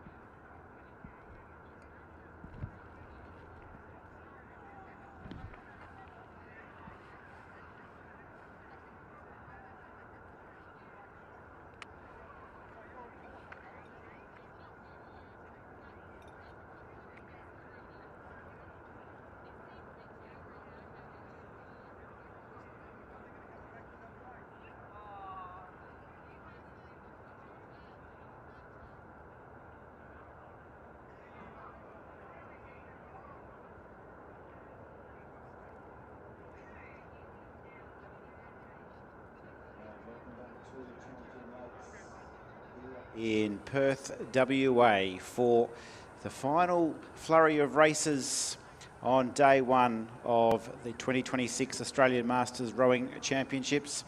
Great to have your company for the final run towards the finish. Of course, we'll be finishing with the Champion Club 8s to be decided for the John Whiting Trophy later this afternoon to close out day one of action. Still plenty of medals up for grabs though, and we turn our attention to race number 50 of the day, the Mixed Masters A and B category. Quad just about to get underway. We have two teams vying for one gold medal here on the lake. It'll be in lane 4, the ADF rowing composite crew of Zoe Martin, Rod Kaplik, Rachel Cope, Dave Visser and Sarah Leon. And then rowing right alongside them in lane number 5 is Karam, Angelique Everett, Jackie Diebel, Drew Holman, Stuart Gilbert and Jess Fishman is the cox. Sarah Leon, the cox for the ADF team. A few clouds around, but the rain has stayed away for today, thankfully. And the wind, as you can see, is eased down now, just around about 10 to 15 kilometres per hour. Pretty calm here in Perth. Hope you're enjoying all of the action. We've had a growing number of viewers today. We've had over 2,000 viewers for most of the afternoon enjoying the action. So wherever you are watching on the YouTube stream, great to have your company here in Perth. We're here thanks to Kennards Hire, Zika Perth, the City of Armidale, Perth Care Partners, Bont Rowing, Gage Roads and McHenry Honan, our primary sponsors for the day. We've had our final little rest break up here in the commentary position. Travis Jenkins with you. And alongside me is Rob Glendenning, who's managed to find himself a very comfortable looking chair. And that's what happens when you come to the West. Opportunities will come your way if you do a good job. And Rob Glendenning, he's been upgraded to the leather chair. It's got a high back, and because he's doing such a great job, we'll start calling him King. King Rob has arrived, and he's now on his throne and ready to give us his dulcet tones. Good afternoon to you, Rob. Good afternoon, Travis. Yes, a little bit precious I am, yes. But much appreciated for the crew here for organising this for me. But yeah, so here we are for the closing session of the afternoon. So the Mixed Masters A and B are on their way in race number 50. Yeah, okay, in race 50. So we have this is the Cox 4, A and B Mixed Cox 4. In lane 4, the ADF rowing composite, Zoe Martin, Rod Kaplik, Rachel Cope, and David Visser, and their coxswain Sarah Leon.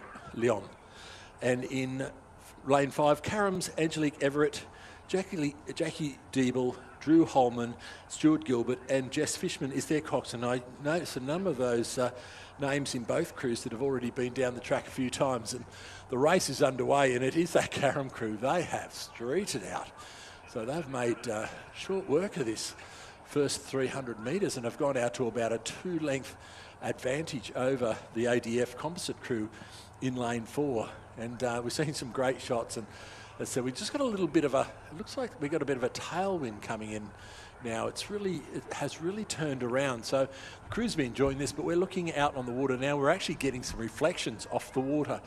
As I said, just before we had that break, we had very remote chance of us talking about flat water out here this afternoon, but here it is, and take the most of it. And we were just saying about the difference in attitude when heading out onto that course when you know it's flat, as opposed to the variable windy conditions, Travis. It just is such a relief to get out there to sail. It also means no excuses, but there is that side of it. And Rob, you've touched on it earlier today, and that is the performance from this Karam team.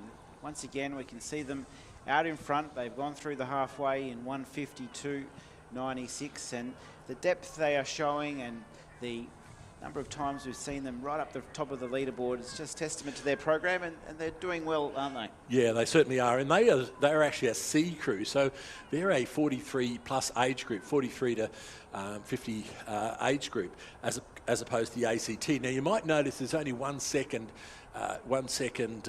handicap range, and you're thinking, well, gee, that's not much, considering the ADF crew could be 27, 28 average age.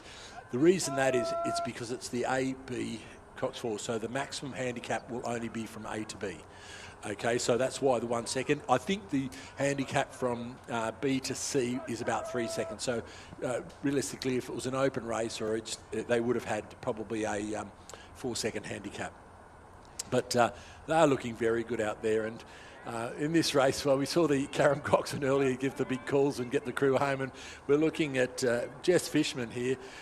She's just got the armchair ride there. I think Jess Fishman's got a better armchair than I have this afternoon, and we can see that Phoenix Racing, but there as they come through, they're well through the about 200 metres to go, and just rowing like we'd like to be able to row every race. They've opted for the males in the stern end of the boat, and that changed a lot. This is probably a little bit more traditional what the ADF are doing. We row the women in the stroke and bow and stick the men in the middle of the boat. I think how it works is we stick them in there, tell them to shut up and row, and that's pretty much how they approach it. But this combination for the Carrum crew working extremely well as they come down to the line. About 3 strokes to go. They will cross the line, and they take that win in the Mixed Masters AB Cox 4. Congratulations to Carrum, Australian champions for 2026. When we have 2 teams in the race, just the gold is awarded. If there are 3 entries, then it will be a gold and a silver. So on this occasion, it will be Carrum who will place the gold medal around their necks. Well deserved to the Carrum team. So we're into the race 51 next. It's the Mixed Masters E category. It's the pairs who are next onto the water, and a good field too. 7 teams will battle it out. In fact, we've got a few divisions here in these mixed races. So there's 3 divisions for the Mixed Masters E. So Division 1 just about set to go. We can see beautiful pictures here of our teams, and away and racing. It is Perth in lane number 1 with Rayan Yagma and Richard Burnell. In number 2, it's Tuong with Fung Ha Chan and John King. In lane number 3, and they've got away really well, it's the Goolwa composite team of Michael Wilson and Kate Tebneff. In 4, Curtin University, represented by Alison White and Dan Reel. In 5, Leichhardt, Terry Bridges, Carmel Taylor. In 6, North Esk, Judy Fenner and Patrick Bird, coached by Kerry Dawkins. And in lane number 7, it's the Bunbury composite crew of Rosalind Snow, Alex Park, coach Chris Iredale. But getting the best of the starts was Goolwa. They really burnt away from the starting position, and they've set this race up with a good fast pace early. Yeah, absolutely. And these shots for, if you could see on the live feed, these shots from the drones are absolutely sensational and give us a great picture of just how the whole field is setting out. And certainly that Goolwa composite crew of Michael Wilson from Ulverston Rowing Club and Kate Tebneff from Goolwa Rowing Club have just got out to about a 2/3 of a length lead, and they've just gone on a little bit of a push there and try to extend that lead, try to open up a bit more of a gap for these chasing crews, which includes the Bridges-Taylor combination from Leichhardt, and then the North Esk combination beside them. So that's where the race is. It does appear that Goolwa now have extended that lead just from where we're looking from the drone. It does appear that they've gone out to about another half length, and they look like they're powering away at the moment as they come down towards the 500 metre mark. Going with them are the North Esk and Leichhardt crews, and certainly nothing in for those 2 crews at the moment. They're going to have to do a lot of work if they're going to catch back up to the Goolwa composite. They have an exceptional amount of work to do. They're looking extremely strong, and through that 500 Well, it's probably angles are a bit hard for us to get our head around here because they've only gone through with about a second lead over North Esk and Leichhardt. But it does look to be a lot more than that, so we'll have to wait and see as they come down closer to us. And certainly our visuals would indicate it's much more than 1 second, but as they the North Esk, though, it's a little bit hard. The crews closer to, often it's quite difficult to tell if there's a crew across the other side just to get those angles. But it is Leichhardt and North Esk on the chase here. North Esk just putting a little bit of an effort here in getting away from Leichhardt. As we can see the lanes across the course there, the Goolwa composite, Michael Wilson and Kate Tebnev, they certainly have at least a length over the chasing pack as we come down to 250 metres to go. So they are now just lifting that little bit more, just putting a bit more space in. I'm going to see a bit of a movement from the Leichhardt crew. Now the big response from North Esk. So the Leichhardt crew, Terry Bridges there in the stroke seat and Carmel Taylor in the bow. They just had a little bit of a push, came up onto the stern of the North Esk boat. North Esk have said, we'll have none of this. They have just tried to push out and extend that lead. And here go Leichhardt again. You can physically see that the energy in that boat lift as they go for the push. But certainly this Goolwa composite crew, Goolwa and Ulverston Rowing Club, they will go across this line with about 10 odd strokes to go. They have just done a little bit more of a lift, and they are just pulling away from the other two crews. North Esk now reacting. They're going to make sure that they get in for this second place.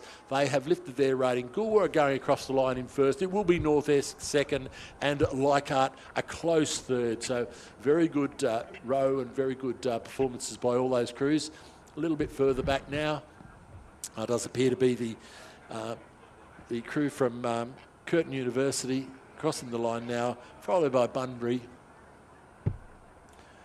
And it will be Bunbury Nestles, and a little bit further back to Perth and Toowong Composite.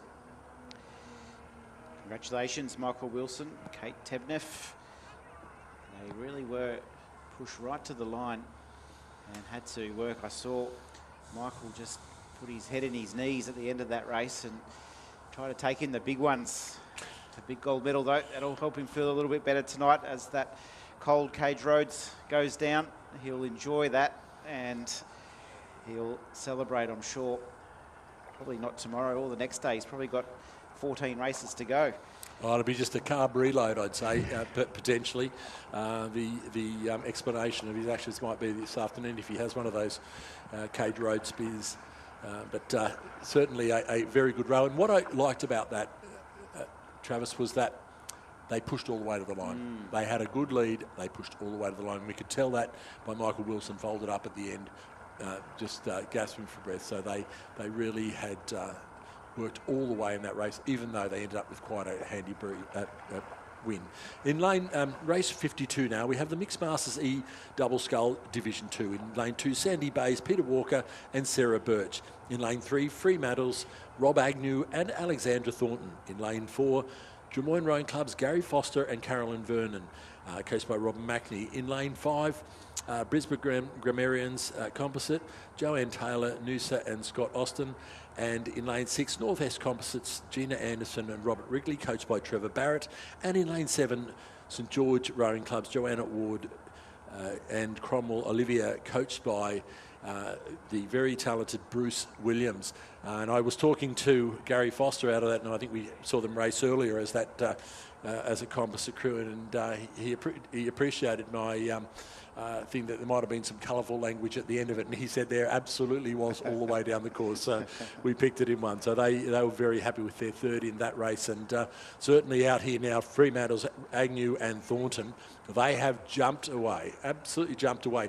Not much in it for the other 5 crews in the race, but the work to be done by certainly Drummoyne at this stage, Brisbane Grammarians and Sandy Bay, because the crews over on this side, which is St George's, Ward and Olivia, and North Esk Composites, Anderson and Wrigley, certainly are up there with the pace now, pulling back probably a little bit on this Fremantle crew. Yeah, the home crowd team will be right behind this Fremantle Rowing Club pair of Agnew and Thornton. They blasted out of the blocks really fast, and we now just need to get into their rhythm because the challenges are coming. It's St. George, lowest on the screen. Joanne Ward and Cromwell Olivier have really got a nice little rhythm going. Those two just above them, the North Esk Composite team. And then in fourth, it's the Drummoyne team, coached by Robin McNee. She'll be watching on, I'm sure, just trying to get behind her team. The Brisbane Grammarians are back in fifth place, and then Sandy Bay, not too far further back, still within striking distance if good enough. So a nice tight racing here up the front. It's still Fremantle leading the way. They've got just under half a second lead over St. George. North Esk still right there in third. Drummoyne just trying to get the boat moving a little bit faster. They've got beautiful clean water in front of them, so no excuses. The challenge coming from Sandy Bay, and the Brisbane Grammarians are also right there pushing up nicely.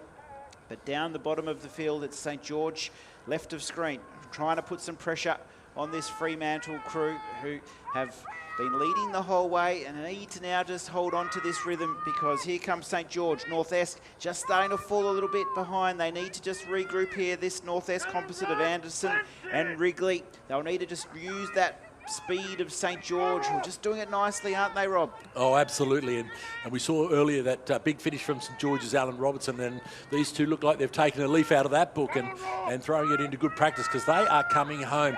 The crew over on the other side, Fremantle, probably thought at the 500 metre mark that they had this race well and truly covered, but certainly not at the moment as this St. George crew powers home on this side. The North Esk crew just regaining their mojo here, and they're coming back at St. George. So it's going to be a very close race as we come down to the line. We're looking at the drone footage at the moment. It does look like St. George may have just creeped into the lead, but a bit hard to tell on these angles. It's going to be nothing in it. There are 100 metres to go. There's absolutely nothing in it. North Esk now winding it up for the line. They're only down about less than half a length now, coming back at the other two crews. It is St. George, and over on the other side, Fremantle coming down to the line. St. George have taken the lead, and they are pulling away. They will go across the line. There is nothing in it, but I think that the North Esk combination over on this side will go in for second, and it will be Fremantle in third place. What a great row again by a St. George crew. They have come from nowhere to power home, and well done to that crew and their coach, Bruce Williams. North Esk, nothing in it at the end, Travis. They were a length behind 300 metres out, and they've done all that work and come through and got that second over the Fremantle crew. So a great row by them. Well done to all of our teams. Fremantle left nothing to chance, put everything on the line today. They should be really proud of their performance, Rob and Alexandra, for the Fremantle Rowing Club, because they set that race up beautifully and they had to make the other teams earn it, didn't they, Rob? Yeah, they absolutely did. And once again, it's different tactics. They've gone out hard. They just couldn't hold on to that. This race has been 100 metres shorter. They were there. But you can see by, once again, we talked about them folding over in the boat. Joanne Warden, Cromwell Olivia then really feeling the pinch of that race. It was a big effort on their part.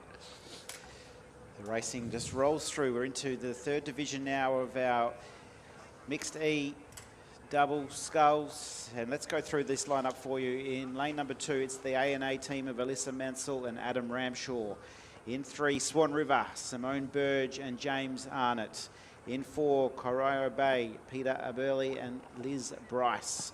In 5, Shoalhaven, Mark Whitaker, Katrina Davis, Coach Andrew Parry. In 6, Drummoyne Composite, Anya Weaver and Gabrielle Hawthorne-Waite. In 7, from University of WA, Luke Forsyth and Sarah Knight, coached by Ava Myler. We're just about set for a start. The crew's poised for another big race here at Champion Lakes, and we're away and racing. Probably first out was University of WA, and then Shoalhaven in the yellow boat have also got a clean start, and in the A&A team on the right are probably also right up there in the start. But now we can see that Shoalhaven team. They're up into their work nicely, and they've got away from the line really well. They're out in front by about a quarter boat length already.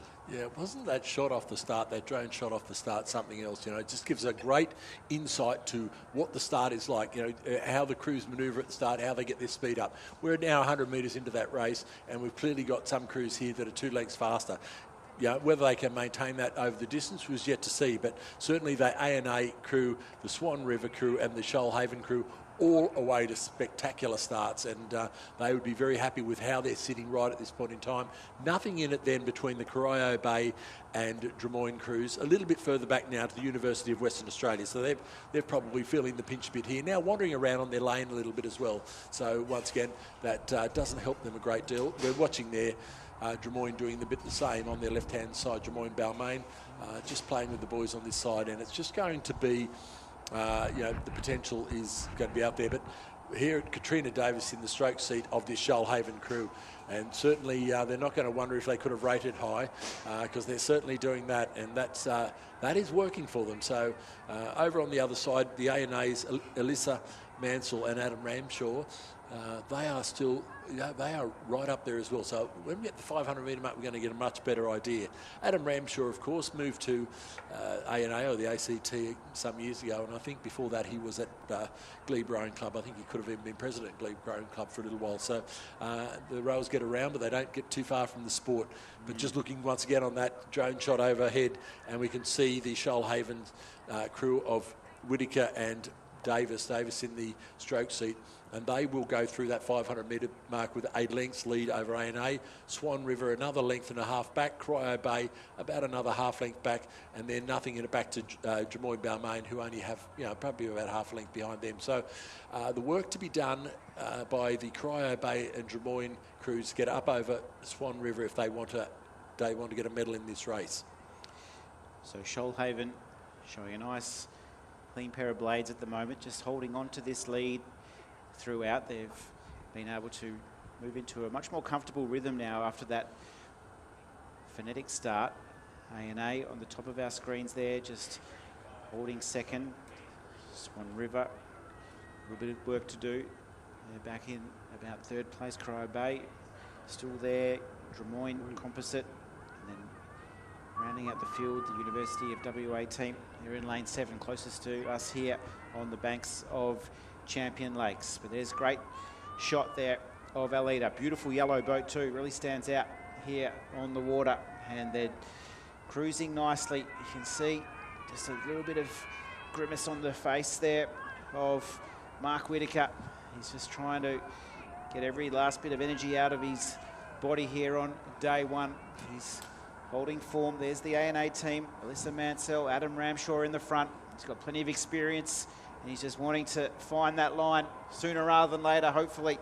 Swan River have now come over the top of Corio Bay, and Drummoyne Composite have also finishing with a flurry. They're going to try and just press up for that third spot in the overall standings. Shoalhaven, however, are going to enjoy the last few strokes here at Champion Lakes, because they will be winning strokes. They'll be golden strokes for this Shoalhaven team. It's gold for Shoalhaven. Whittaker and Davis, too strong. A&A, the silver. Alyssa Mansell and Adam Ramshaw, congratulations. And then next coming in with a good swim, a good row, is the team from Swan River. Luckily they're not swimming. Luckily they're not swimming. Corio Bay close in. Drummoyne had a nice finish, good back half of the race to finish in 5th, and then the University of WA will round it out. Yeah, once again we saw the tactics there of the Shoalhaven crew. They got out hard, and I mentioned the rating. They had the rating up as they over the first 300 or 400 metres, and that made all the difference. That set them up really well. What they didn't do is they didn't let off. They didn't do any big shift in rhythm. They didn't do any big shift in power application rate or anything like that. They got the speed, so they knew that they could keep on going. And there's Katrina still explaining to Mark how they could have gone a little bit faster. So the competitiveness of the rower never wanes. And so a great win by Shoalhaven's Whittaker and Davis. Luckily, the thumb was pointing up and not out to the side for Mark Whittaker there. They could have literally been getting, get out and swim back. We got the medal. But no, a very good row by those two. So we're moving through into race 54, the mixed Masters H category in the 8th. So it'll be fast and furious, just one and done for this category. Rob, take us through the field. Okay, lane 3, we have Canning Bridge Composite. This is a composite of Canning Bridge, Sandy Bay, Buckingham, Canberra, Perth, Derwent, Mercantile. So we have Judy Walsh, Eve Beecroft, Nikki Cato, Deb Cook, Alan Barry, Tom Ottey, Chris Potter, Kenneth Price, and their coxswain Claire Gregg. In lane 4, Toowong Composites, Toowong, St George, Tablelands Country, Cambridge Commercial, Curtin Uni, and Surface Paradise, Julianne Kelly, Ronnie Cooper, Barbara Hall, Martha DeLong, Robert Gunningham, Doug Rolfe, Glenn Tudor, Gavin Kirk Lauritsen, and their coxswain Lauren Robinson. Lane 5's Manning Rivers Composites and Manning River, Newcastle Mossman, Kay Pullen, Kay Smythe, Amanda Cavill, Anne Taylor, Peter Kemp, Graham Nix, Roy Halliday, Nick Johnson, and their coxswain Jessica Lobban. In lane 6, Melbourne's Terry Phillips, Lisa Gandolfo, Irina Benjamin, Michael Dakic, John Dollison, Philip Wright, Jen Kilby, Louise Phillips, and Zena Marcy. And they're off to a flying start. And it is Melbourne crew in lane 6 that has got off to an absolute flyer. The other crews look like they are still locked together on the start. So there wouldn't be a metre between those other 3 crews. We're for a great race. And I just keep harping back to this shot from this drone is just absolutely spectacular and gets you a great feel of what's happening out there on the course. And Melbourne have certainly used their first 300 or 400 metres very, very well. They have just gone out hard, and we've seen that so many times today, Travis. Crews going out hard and then sitting on the field. And it looks like we talked about clearance. They're not getting a lot of clearance, but what they are is they're settling into a rhythm now that gives them just ever so slight more rhythm. We're only looking for 50 millimetres, 100 millimetres extra run out of the boat, and that just adds metres at the end of the race. So they are certainly putting that to good practice at this point in time. And probably such an advantage too, Rob. You can see they're all from the Melbourne Rowing Club in this crew. They've clearly rowed together a lot. The other crews, we've got a little bit of mixing and matching in this 8s to put a team together. But this Melbourne Rowing Club, they're well drilled. They look like they're executing beautifully, and they've clearly had a lot of time on the water. Yeah, and that's the difference. You know, one of the things you do is time together, training together, just get that. And look, these mixed crews don't tend to train a lot, so they might have only been in the crew, leading up championships 3, 4, 5 times. It doesn't really matter. It's more than the other crews because they haven't rowed together. So it just makes that little bit of combination, makes it, there's a level of trust in there. There's a level of, they understand what's going to happen and what it's going to feel like in the race. So they get out there, take off, as I said, bit of adrenaline going, gets out there, it feels actually better than what you thought it was going to feel. You're on top of the world here. You're on top of your oar. You're over the handle. You're not slumping down into the boat. They're sitting tall, just holding onto their finishes, just letting that boat run. And as you can see, it's working to great advantage to them. So Melbourne, they've missed out a little bit today in a couple of races. They've had a couple of seconds, a couple of thirds. So this will be a very sweet victory if they can hold on here.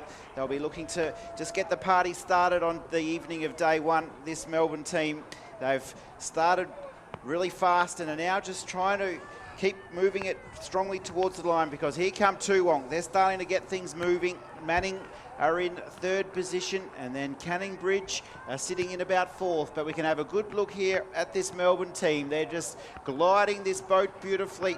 They're gliding it to the gold medal here. Toowong have battled on strongly for 2nd. Manning River are flying home at the moment. They want to spoil the party and move up into 2nd, but they're not going to catch our leaders. It's Melbourne who are too strong and will lead from gun to tape, and they take the victory, and that'll be a famous victory for the Melbourneians. They'll enjoy that one.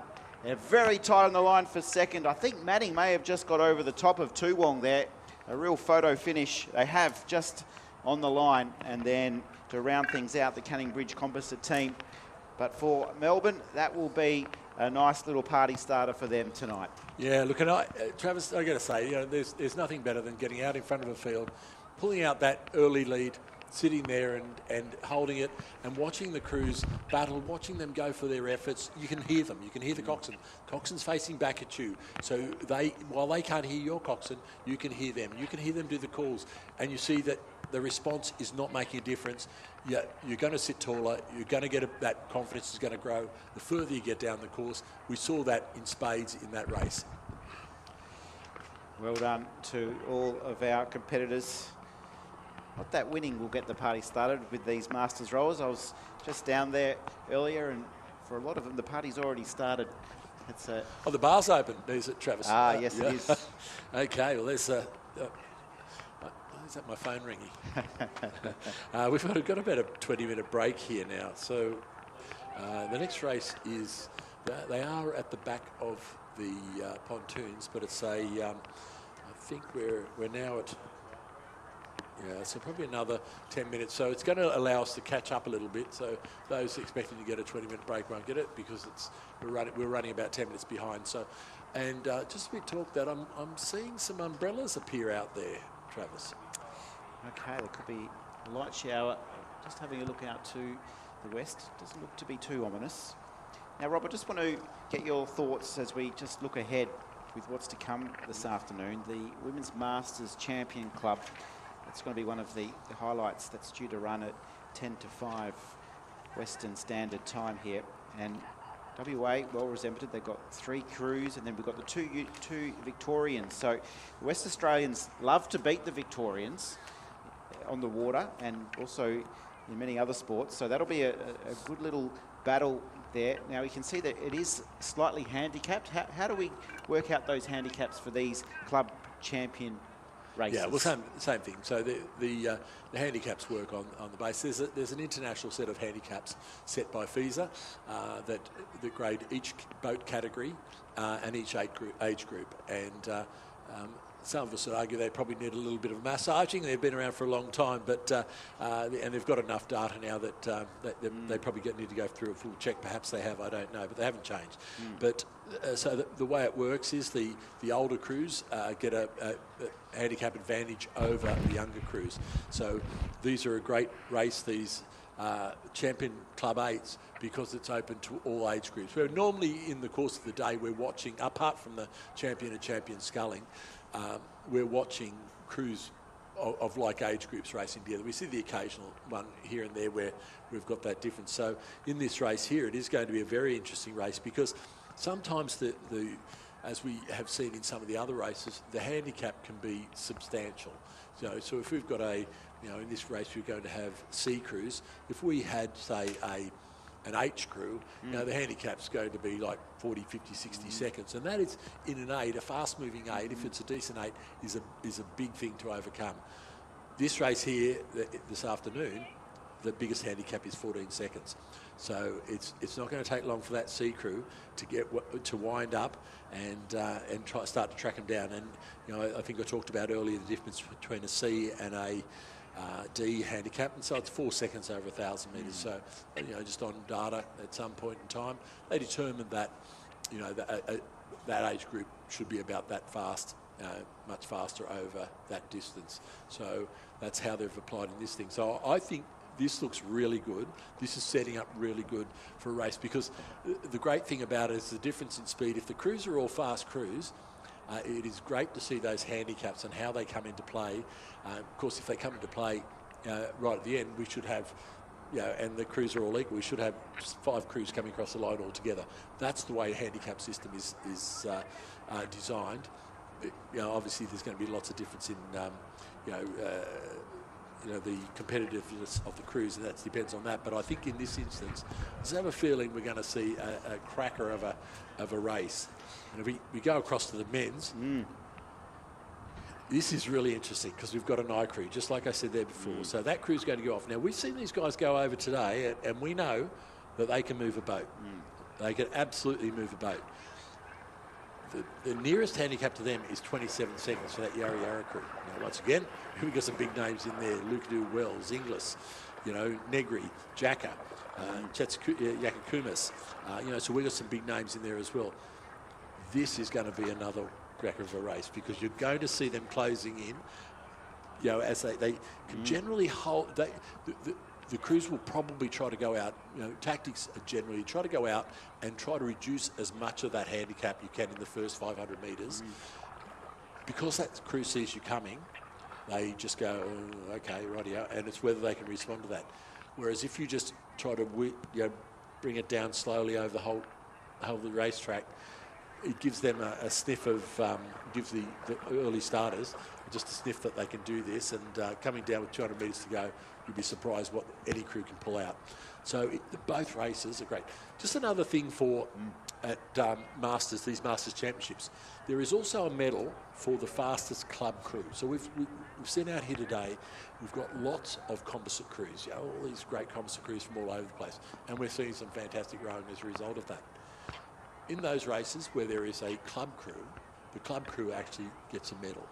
Well, it's certainly how it has been. I did think I saw something about that the other day. So the fastest club crew home gets a medal. It does not carry down to second and third in the club crews, but even if they didn't win the race. So that's a great one to watch as well. So yeah, fantastic.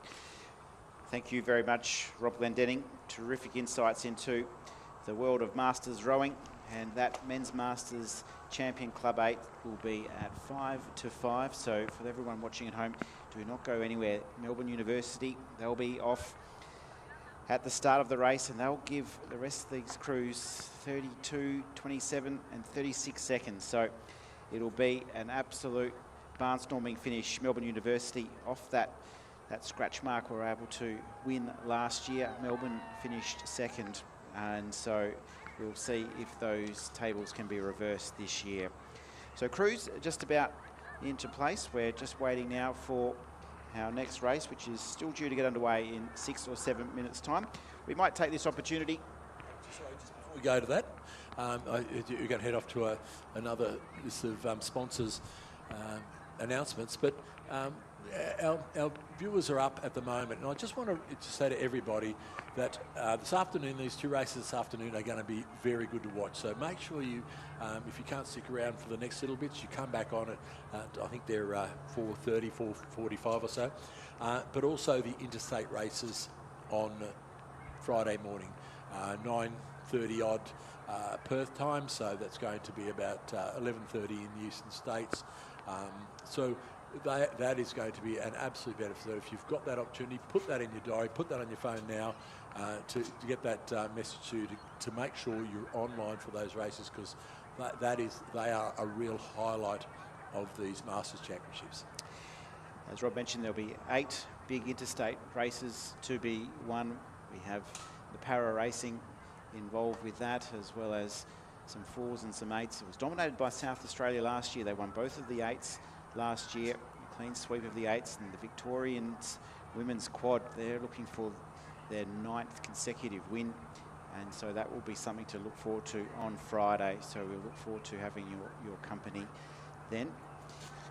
We've got a few more minutes until the start. We might just roll a couple of our sponsor ads. It's great to have them a part of these championships. We'll be right back after this short commercial break.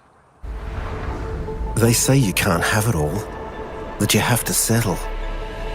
Technology or luxury, design or safety, performance or space. We say, settle no more.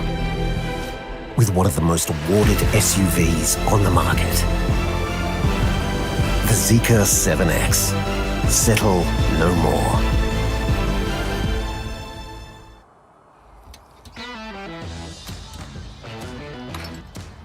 Looks good, huh? Ken, What was that, love? I said, Ken, oh!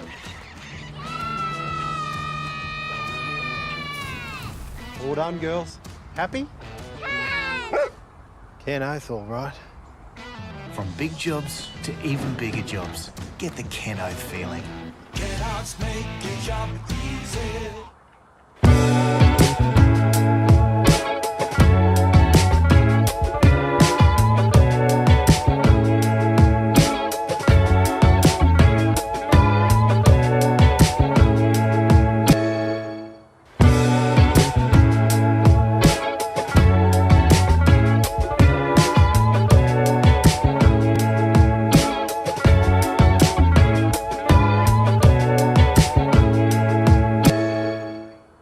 We find so much to do around here. There's plenty of parks that the kids love to go to. Yeah, you forget that you're so close to the city because you're in your own mini world. There's so many places to go to. We've got this place here, obviously, Armidale Raptor Centre. The interaction is just something they don't get at home normally. There are a lot of great facilities here in the city of Armidale. That's great for the little ones.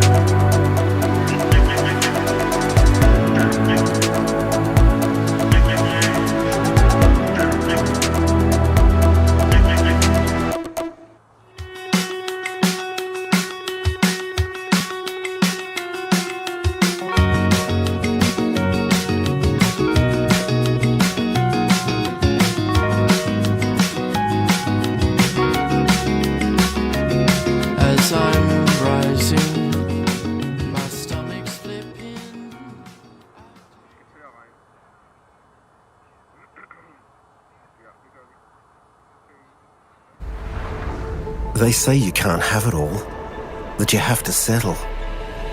Technology or luxury, design or safety, performance or space. We say, settle no more. With one of the most awarded SUVs on the market, the Zeekr 7X. Settle no more.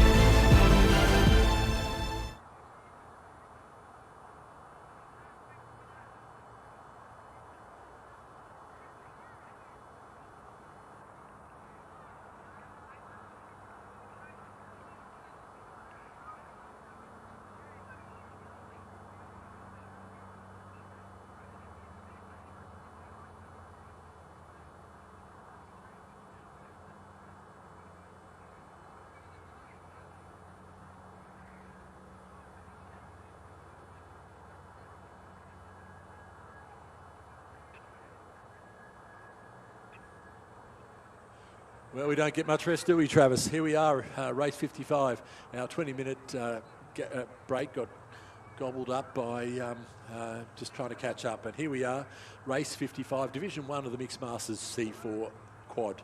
And I was just looking up here, and in the very first crew here, we've got North Shore Composite, North Shore Mossman and Shoalhaven. We've got Katrina Davis, who we just saw coming down here, I'd say less than half an hour ago, winning that double with the Mark Whittaker from Shoalhaven, Nicky Lepresti from Mossman, Trent Rogers from Mossman, and Andrew Simpson from North Shore. Once again, we saw Andrew Simpson and Alan Robinson come home earlier in that sensational finish in the D Quad Scull. So we're all these guys fronting up very, very soon after their last race. Bunbury Composites, Rosalind Schnau, Lisa Munro, Adam Soroka, Greg Soroka, and their coach is Chris Idale. In lane 4, ANA's Claire Wellbeloved, Renee Brevelli, Dale Hawkins, and Warren Wellbeloved. And in lane 5, Torrens' Belinda Jankowiak, Simone Ellis, Tom Sullivan, and Thomas Lubinas. In lane 6, Lindisfarne Composite, Sandra Wilson, Marcus Tonelli, Victoria Seidel, and Tom Wilcox. They say you can't have it all, that you have to. Zeekr, our proud sponsor here, getting a little word in before we get underway here. We're set for a start. Big moment here, Division 1, 2 divisions to take to the water. 1,000 metres the journey. A big day for many of our rowers here in these crews, looking for one last effort, one big moment. Boats in position.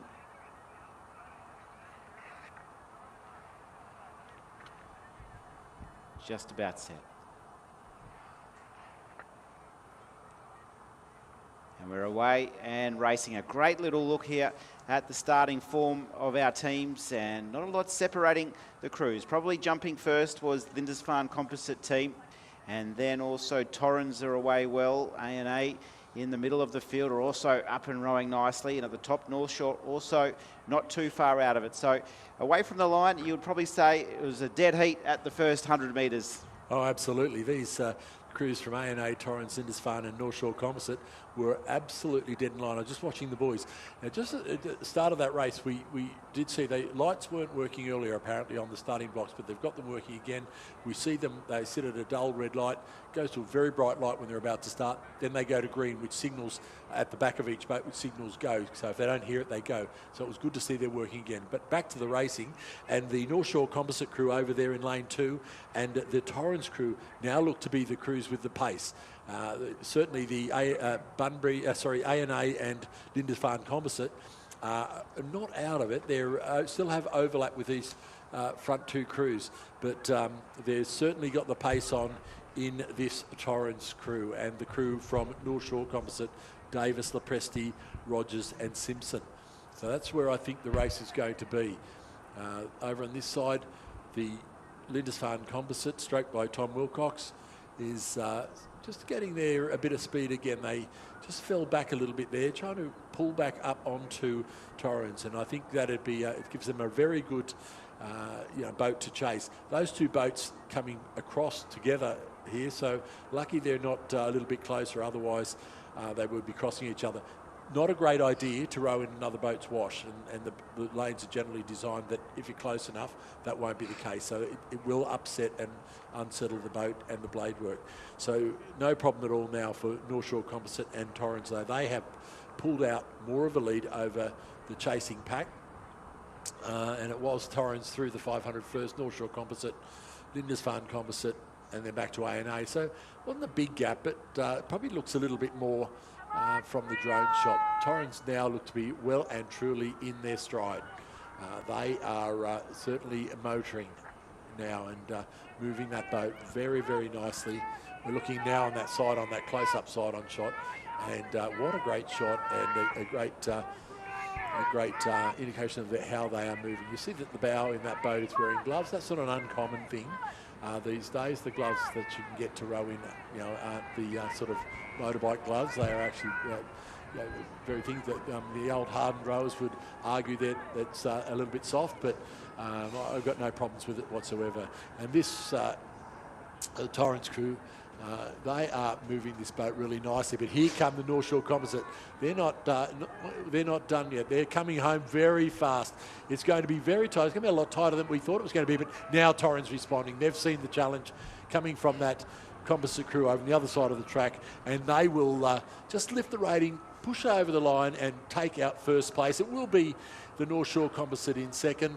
They will be followed now across the line by the Bunbury, sorry, it was Lindisfarne Composite and A&A, and it will be Bunbury coming in to close out the field. So it was a very good row from that Torrens crew, Travis. They certainly held the advantage all the way down the track. Once again, we keep harping back to the get in front and have the look over the field. It's going to be it's going to make life easier for you. Congratulations to Belinda Jankowiak, Simone Ellis, Tom Sullivan and Tom Lubinas. They had to work right to the line and they did it really nicely. As we now take a look at the Division 2 in this mixed C4 quad. Let's take you through the lineup right of screen. It's the Fremantle crew of Alex Lai, Sarah Bolitho, Damon Hansen-Kanahoy. That name Hansen-Kanahoy, pretty famous here in the West for rowing. 3 of his children are Australian representatives, and he's got a great breeding ground over here in WA. There's no doubt about that. So he's on the water today for Fremantle. Yavi Aronda also rounding out that crew. And then the Yarra Yarra Composite crew of Nick Inglis, Ebony Ebdenwater, Kelly Lewis and Brent Lickadale-Wells. Then the Swan River team of Lani Ayres, Vanessa Sturrock, Andrew Halley and Roberto Blasqueta. And then Shoalhaven, bottom of screen, Georgina Owens, Lorraine Haywood, Mark Thirlwall, Harry Davis, coached by Andrew Parry. But early stages, and it's the Yarra Yarra Composite crew opening up about a boat length now over the Freo crew. And then Shoalhaven sitting in third. But this Yarra Yarra Composite crew, they're going to be hard to catch, Rob. Oh, look at the names in that boat. Inglis, Evan Walder, Lewis, Lucadoo Wells.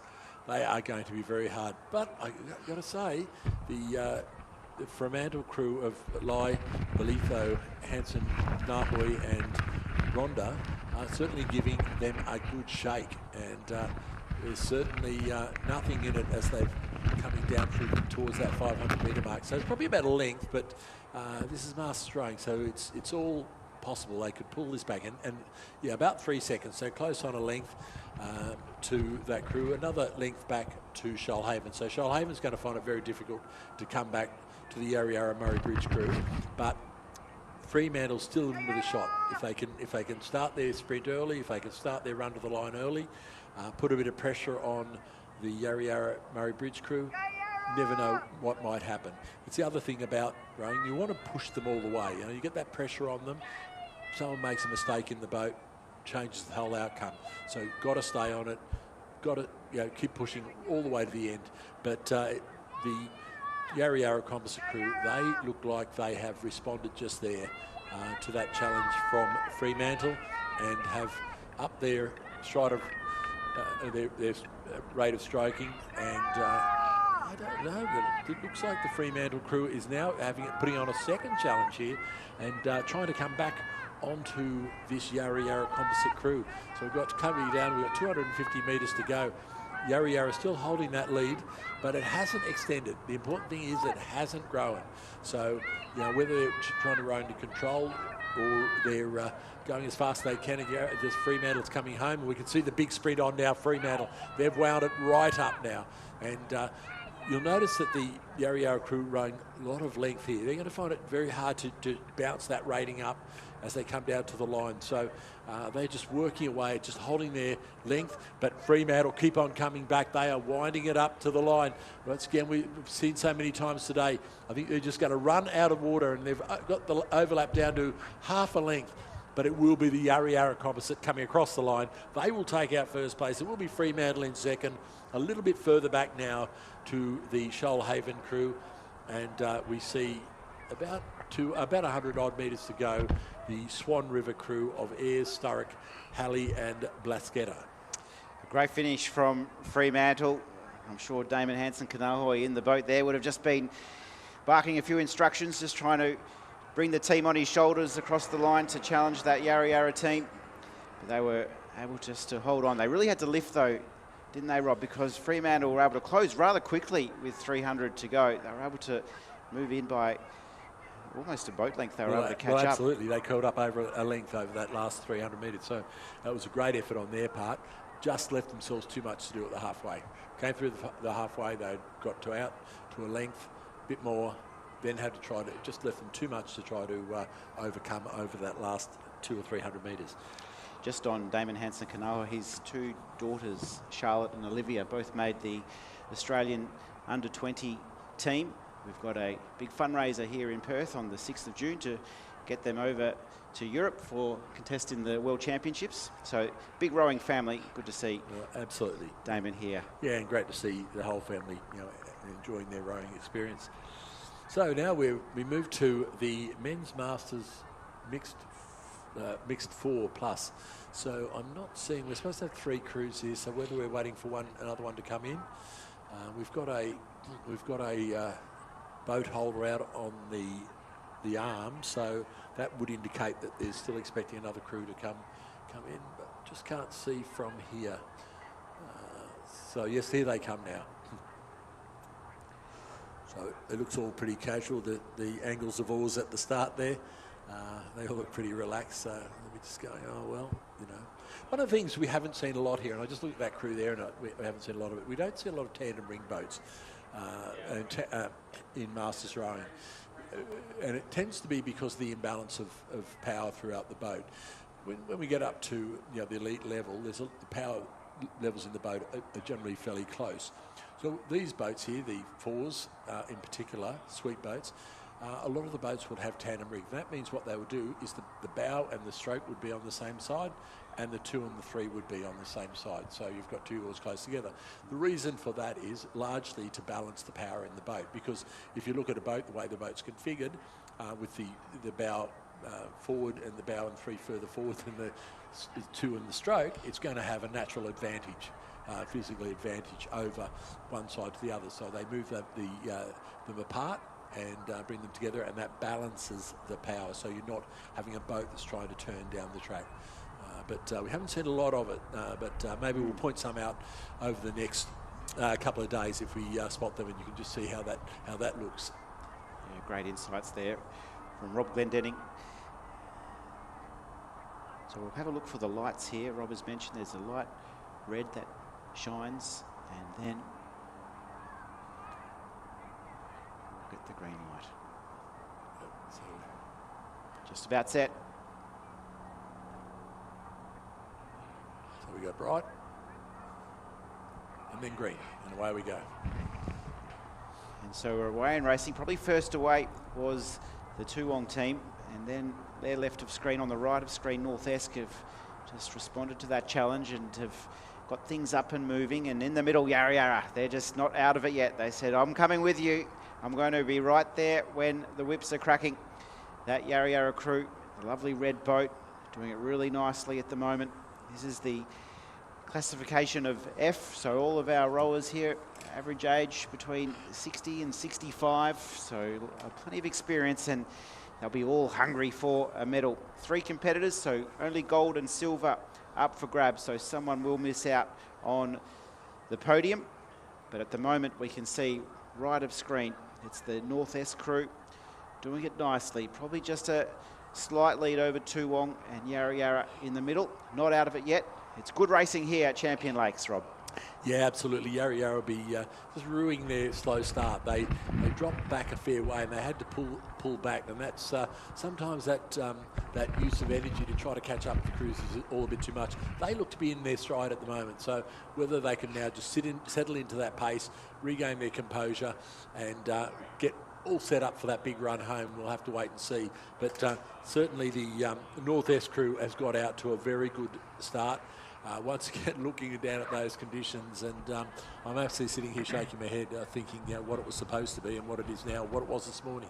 And North Esk certainly out there enjoying those conditions. Ottaway, McQueen, Wrigley and Bird, Coxon, Claire Gregg, and once again, Claire Gregg we've seen in action earlier, and calling those big finishes, and certainly is a inspiration to these North Esk rowers as they come down towards the 500 metre mark, and they have pulled out a little bit more of a lead, probably a little bit more of an overlap than we can see from up here. So I expect Toowong is a little bit closer, but I'd have to say that the North Esk crew looks a whole lot more comfortable with how they've gone through there. Yeah, and it's about a length and another length back, so they are well and truly in control at the moment.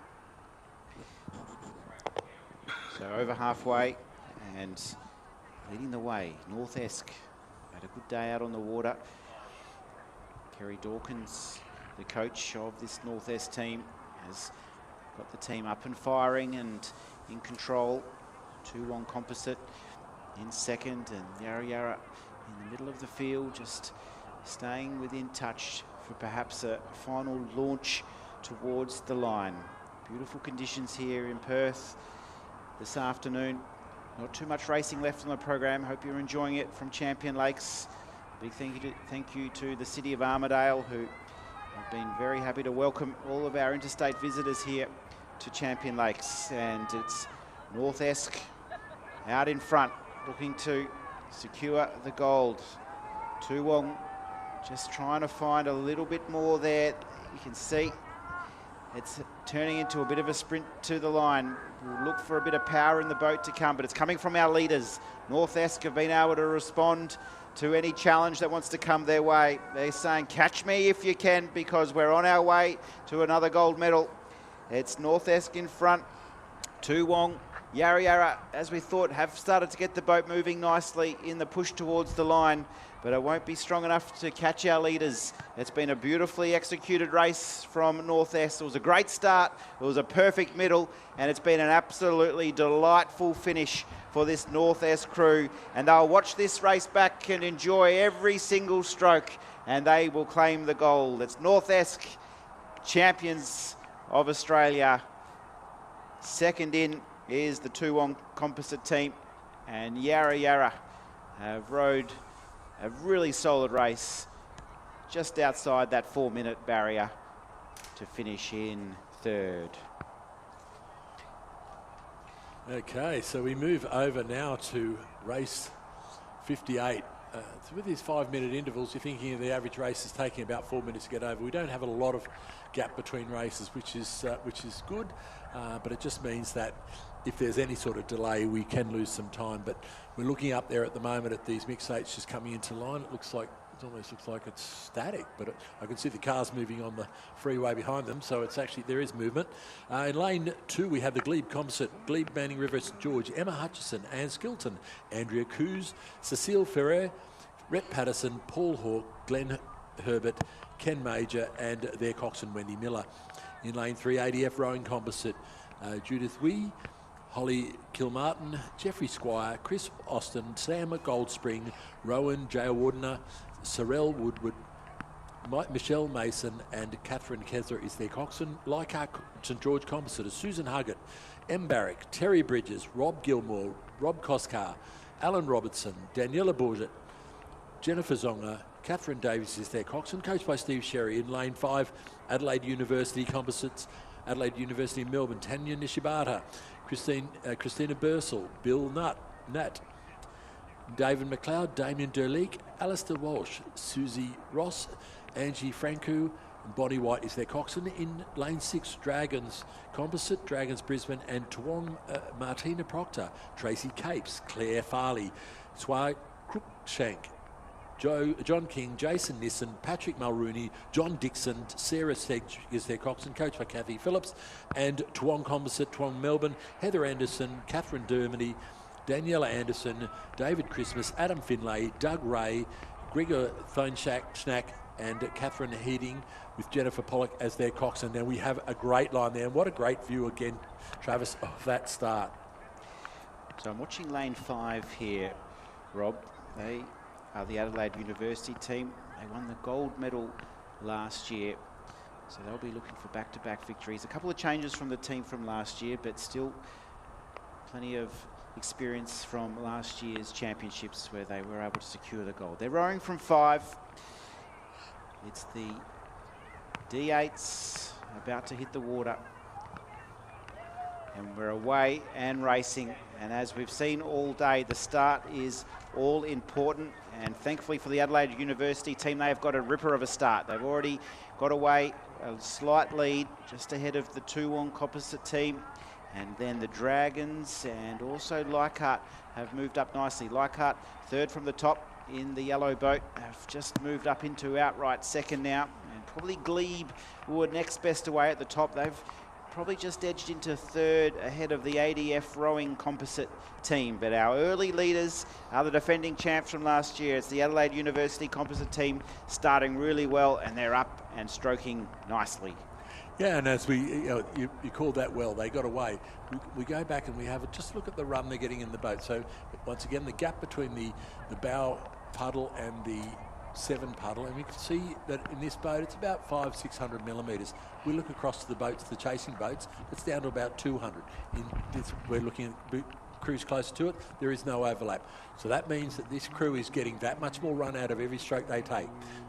That's time, that's patience, that's just allowing them to get the extra run out of the boat, let the boat do the work as the coaches would use that terminology, just to let that boat run, let it have its head, and just do as little as you can do to upset it and keep it moving. And that's working really well, particularly for these two crews as they move away from the rest of the field. The Leichhardt Composite still have got a reasonable overlap, probably about 2 seconds as they cross the 500 metre mark. So they're still within striking distance. I've got to say though, it doesn't look like there's a whole lot of competition going to come from the others in this 500 metres. We've been wrong before. Never say never, because a crew can have an upset, but it doesn't look like it at this stage. This crew is just powering away. You can see there's not much changed in the way that they're looking at.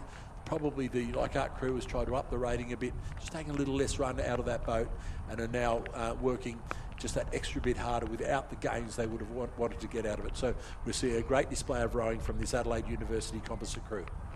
So Adelaide University in control, Leichhardt in outright second, and just creeping up is the team from Glebe. They've moved into outright third. ADF probably in fourth, having a little battle there with Tuong, who are in lane 7, closest to us here on the banks. But it's the Adelaide University team who have stretched away. They've been out by a boat length for most of the race and will try and just cement that lead. And there's another shot. They've been able to up the ante. They've been able to respond to any challenges and just increase the pace. And you can see that stroke rate's gone up another gear too. Probably, I'm not sure, Rob will probably say 30, 32. From what I can see, it looks pretty fast. It does look. They've lifted it up. They've lifted their rating. Still haven't taken anything out of the run of the boat. So that just equates to straight speed. So they've been able to use that to their advantage. They're pulling away. Probably almost some of those shots we noticed in that boat. They had a lot of cable ties standing up, and you're probably wondering why. Not to keep the magpies away. That's to help them hit their hand heights, so they can feel that cable tie hit their fingers as it goes, or hit the oar handle as it crosses over, and that just helps them get their hand heights correct throughout the boat. And there they are, and it's worked very well for them, and that is a great row by that crew. And a great display of that. Like coming across, that was a well-deserved second. They've really pulled away from the rest of the clubs, the clubs in this boat. Glebe coming across for third. It will be a little bit further back to the Dragons, followed by Toowong, and it will be the ADF crew coming across the line in sixth place. So Adelaide University, back-to-back Australian titles for the team as the Hip Hip Hoorays in full song down here at the finish line. A few pats on the back, handshaking, and also a little bit of wriggling movement too, just to get a little bit of that lactic moving around the body. It's tough out there on the water, and great to see the racing in full vigour here in Perth. Well, we move right on to race 59. The action never stops at these Masters Championships. It's due for a 4:15 start, so running slightly late, but I think they are up on the start line now. We're not getting that vision just yet. This is the Mixed Masters G Double Scull, Division 1. In lane 2, Footscray City Composite, Footscray and Essendon's, Glenn Bottrell and Leonie Richards, coached by Glenn Bottrell. In lane 3, Manning Rivers, Gay Pullen and John McCullum. In lane 4, Perth, Craig Huxtable and Celia Cornwell. In lane 5, Hawthorn's Mark Campbell and Robin Blake. In lane 6, ANA's Ian Hilton and Mary Cameron. And in lane 7, Bunbury's Laurel Clump and Chris Lloyd, coached by Chris Iredale. And we can see now that they are indeed and almost have a line. There's the Hawthorn crew looks a little bit skewy on their pontoon at the moment. I'm not sure that they are in contact, but certainly need to bring that around a little bit. So the G category, average age 65 years or more. That is the Perth crew, I think, who have just got to... Hawthorn, sorry, have just gone a little bit sideways there. They'll reset. We have two divisions here in the G doubles.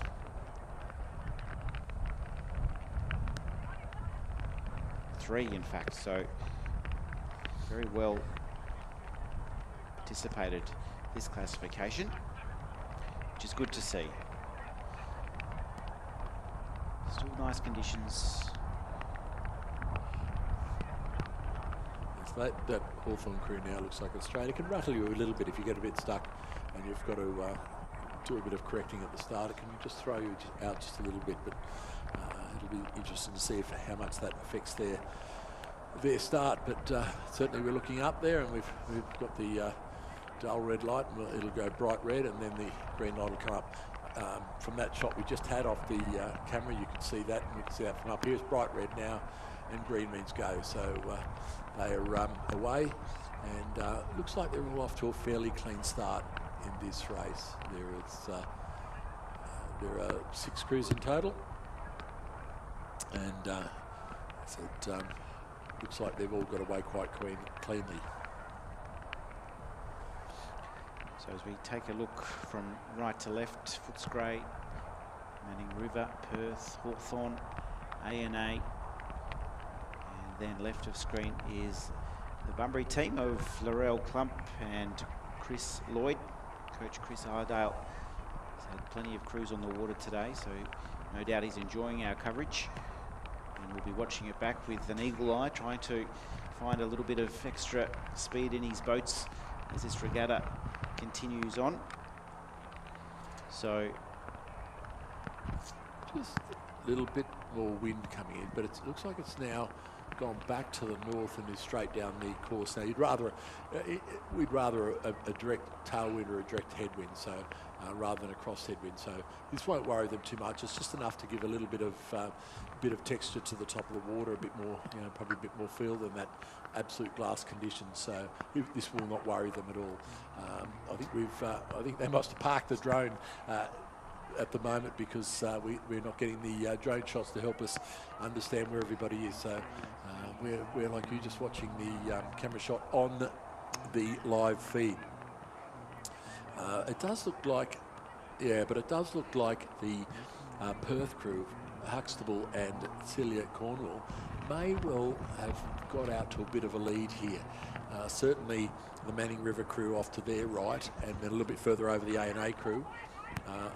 Certainly up there as well. So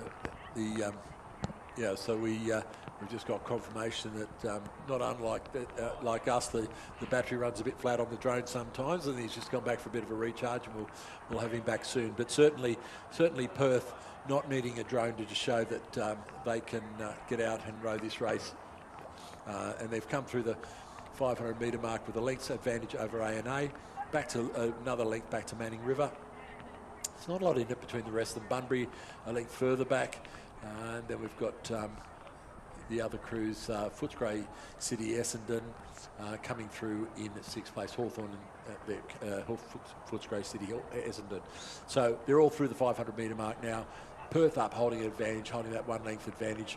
Just looking across, we can see a great shot there of the Perth, Manning River and Footscray City composite crews. We can see the conditions on the water just have livened up a little bit.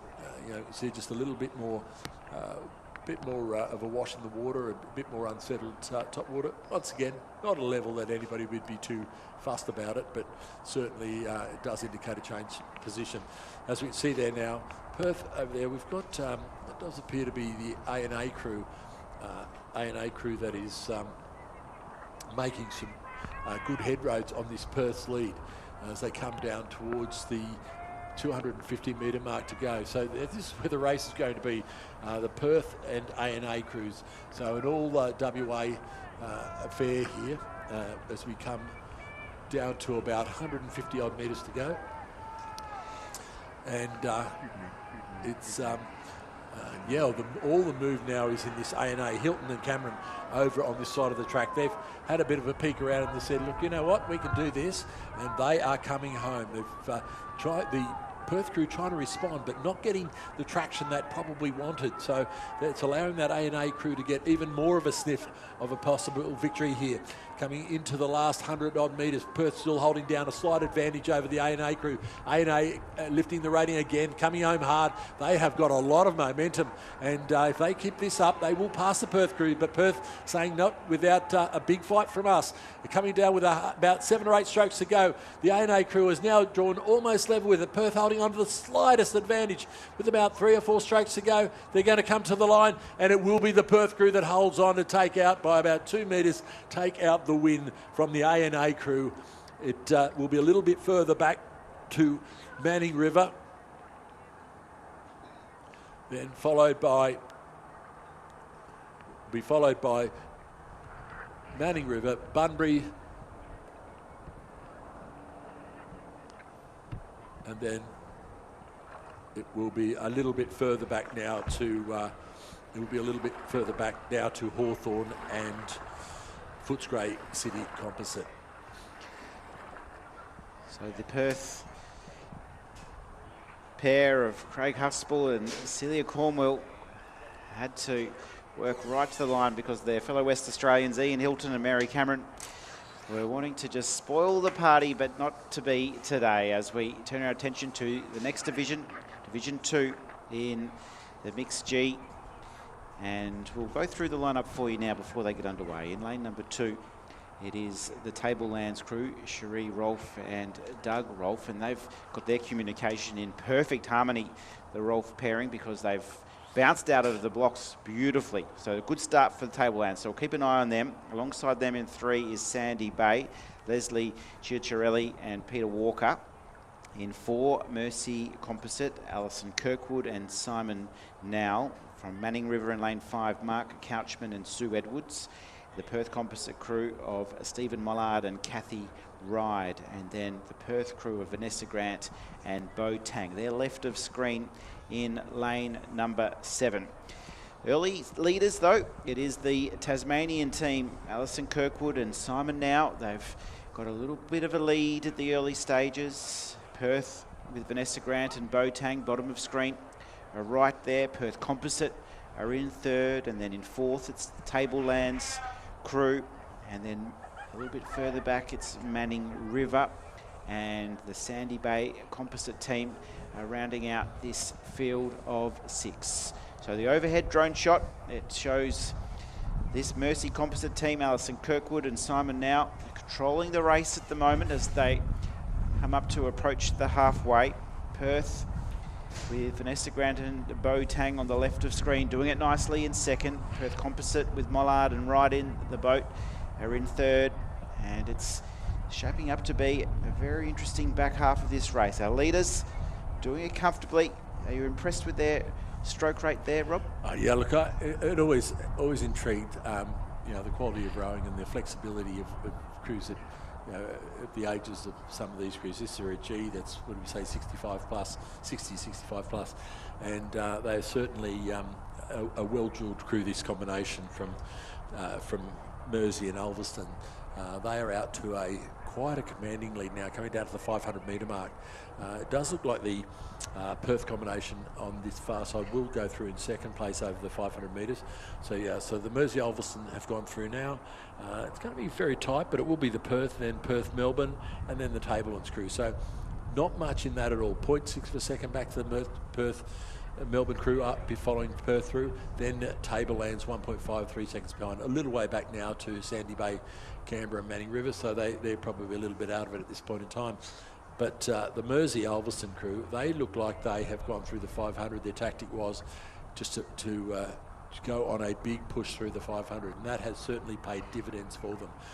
The race is really on. Sometimes you can get consumed in your own little race here and forget about the bigger picture, and the bigger picture is the crew out in front, but you get a bit caught up in your own race and then take a look around and realise that you're actually a fair way behind. So great to just make sure you know exactly where in the race you sit. But this crew out in front, this Mersey Composite, we've got Simon Nowell in the stroke seat, Alison Kirkwood in the bow. They are looking very good, and I'd say they would be pretty happy with their lot at the moment. I don't think they need to do too much other than just continue to do what they're doing, and that will pay off well for them and should result in a win in this event. It does look like now that the straight Perth crew of Vanessa Grant and Bo Tang have got the better of the Perth Composites, Mollard and Kathy Ride. So they now have moved ahead of that crew. We're looking at the Perth crew now, and certainly Vanessa Grant having a few looks there at the moment. She's certainly got watching that crew right over on the other side, the Tablelands crew, who now have the momentum. They've just passed that umpire's boat on the right-hand side, and there they are there, and they're actually the ones coming home. But they look like they're working pretty hard there as they come through that marker. But here's this Ulverston Mersey combination, probably shortened up a little bit over that last 200 or 300 metres, but that they don't need to do too much more. They're going to go across the line. They will take out the win in the Division 2 of the Mixed Masters G-Double Scull.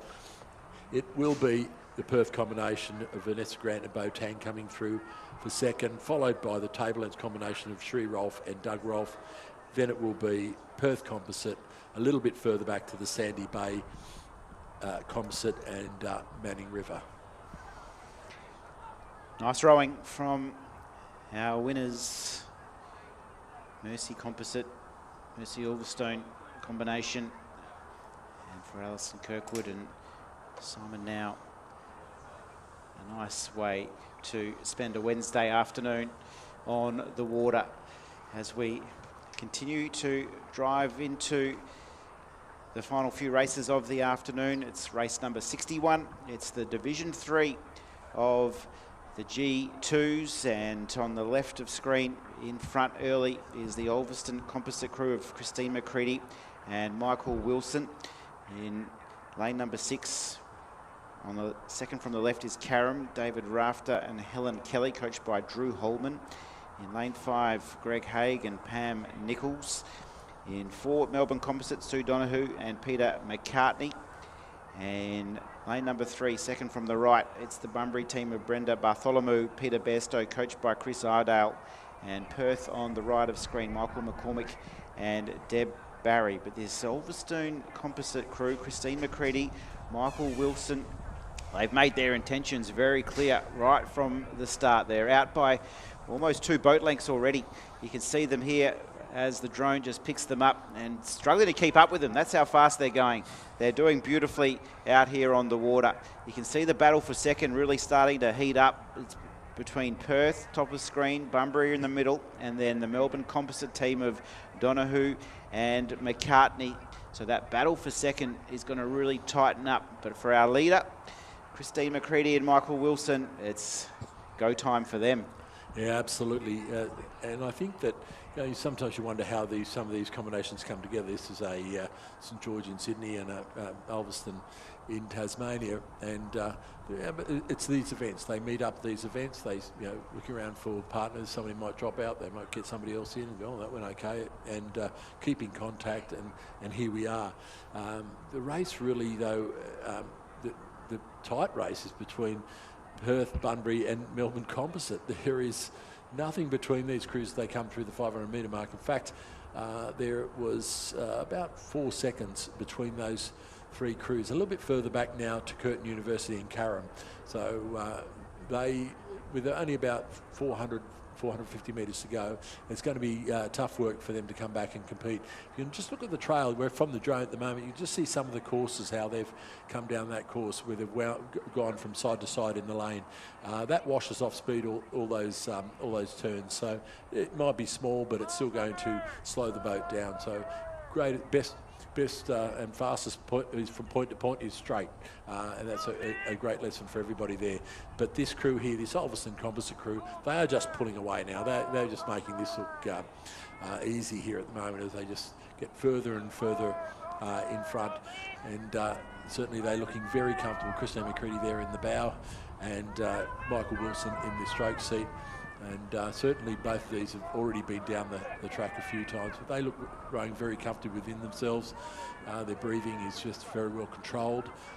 Their movement in the bow is very well controlled, and Chris has just called it up, and Michael Wilson is responding. And so they're pretty confident when they're going from 250 metres out and they've got such a lead, but they're going to push it all the way to the line. Still that race on over there, particularly between the Bunbury and Melbourne Composite crews as they come down to that 200 metre mark. Perth now has just fallen off the back of that, as have Curtin University. So the race for second and third is certainly between Melbourne Composite and Bunbury, with about 100 metres to go.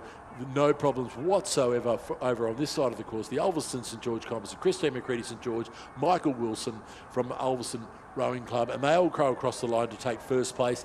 And here we go down to the wire. These 2 crews, Bunbury just getting a bit of an advantage over the top of the Melbourne Canberra Composite, and it's going right down to the line. There'll be nothing between these 2 crews. It will be the Bunbury crew crossing to take second. It will be Melbourne Composite in third. A little bit further back to Curtin, then across to Perth, and just a little bit further to go. Just coming across the line now, it will be the Karam crew of Rafter and Kelly. Congratulations to Christine McCready, Michael Wilson. They actually rowed together last year in this event and were able to salute first. So back to back for that crew, and no doubt they enjoy these championships. Long distance between clubs, but when it comes to the Australian Masters, they come together and they love walking home with the gold medal. So back to back for them this year. They rode 3:58 last year, a tick over 4 minutes this year. They are a very impressive crew. Division 4 has now taken to the water. Rob? Yeah, we missed the Division 4, but here they are. In lane 2, Hawthorn Rowing Club's John Stewart and Julie Cochin. In lane 3, Murray Bridge Composite, Murray Bridge University of Western Australia, Evelyn Bowen and Graham Hunt. In lane 4, Exeter Composites, Rodney Stewart and Julia Wood. And in lane 5, Perth's Adele Chapman and Richard Burnell, coached by Vanessa Grant. And in lane 6, Mercer Cromwell Composite, both from New Zealand, Maud O'Connell and Alan Cleaver. So we've seen the number of these Oars people in races early, and as we would expect, we've got that. No, it's the Murray Bridge Composite actually that's got out to the big one. I was looking for that Exeter Composite, but they're a little bit off the back of the pace of this one, and it does look like the Mercer Composite from New Zealand will go across the 500 metre mark, holding down a slight advantage over the Murray Bridge Composite crew. So we're just crossing it now, and we should get a update on timing or not. So yeah, we'll just have to go on our own reconnaissance there. The Mercer Composite certainly holding down a lead over that Murray Bridge. It was Exeter at Melbourne through in 3rd place, Perth in 4th and Hawthorn in 5th. There was nothing in it between the Mercer Cromwell Composite and Murray Bridge Uni of West Australia, and so it's going to be down to the sprint for the line. We saw earlier that Maud O'Connell in the single scull had a very good finish, so we'll be expecting to see more of that in this race. They're certainly got about 300 odd metres to go, and it does look like they might have just extended that lead ever so slightly. The Mercer Composite of Maud O'Connell and Alan Cleaver, and they do look to be holding about a length now over the Murray Bridge Composite. It's an interesting combination, South Australia and Western Australia. So once again, one of these crews that have probably met up these championships and have continued on that combination year after year. But look, they are pushing home now. The Murray Bridge Composite have got a sniff of a win here, and they have started their run for home a little bit earlier than what the Mercer Composite has, and I'm not sure that they've quite reacted quick enough, the Mercer Composite, because there seems to be more boat speed at the moment in the Murray Bridge Composite crew, and they're coming down to the line here. We're just watching out the window here. Mercer Composite holding on just by a whisker at the moment, but still the Murray Bridge Composite fast finishing, and they're just taking a look over here, looking like they still have it in control, the Mercer Composite, and they still hold about half a length. It does look like they have fought off the challenge of the Murray Bridge Composite, so they have had a great row. They have just extended that lead back out. Murray Bridge gave it a good hard crack, just didn't quite have it to catch up. Had they got on equal terms, it may have well been a different result, but certainly had a great row to come home. And Exeter Composite in 3rd. It will be Perth in 4th and Hawthorn in 5th.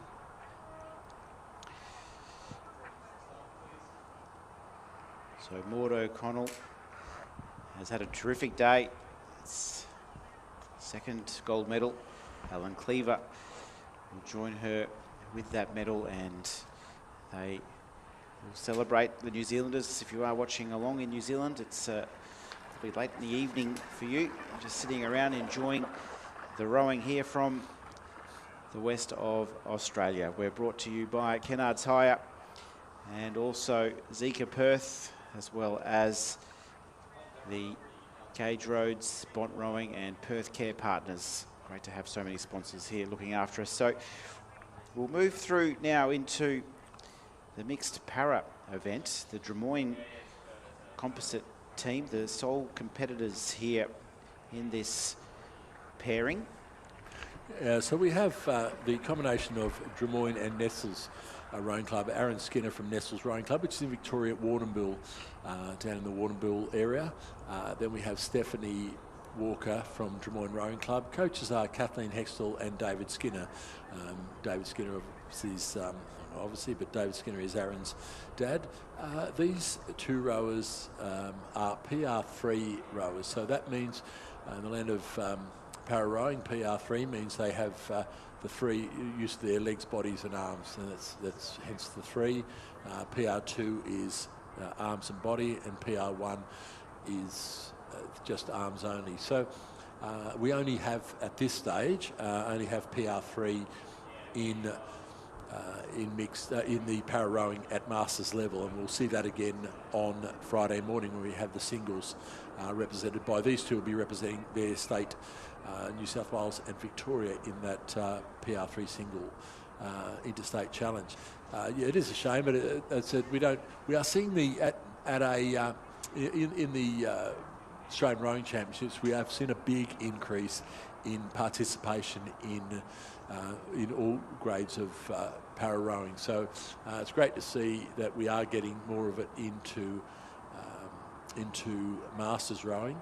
But certainly this crew is not letting up. They're going for the row through, and as we see the different types of para rowing, and certainly the II intellectually impaired version of para rowing, and we've got Stephanie Walker in the stroke seat there, and Stephanie certainly has been a long time rower out of Drummoyne Rowing Club, and Aaron is also a very good swimmer, and he's sort of like wind him up and let him go, and away he goes. He loves his rowing, or they both love their rowing, and certainly Aaron can be heard for long and hard when he gets a win in. He likes to let everybody know, so we might hear his calls a little bit later on. But just a shame that they've only had to row over. But from their point, top marks to them. They are rowing this like it's a full field final, and it's and looking very good out there. They're in a borrowed boat. They're not used to the boat. They row together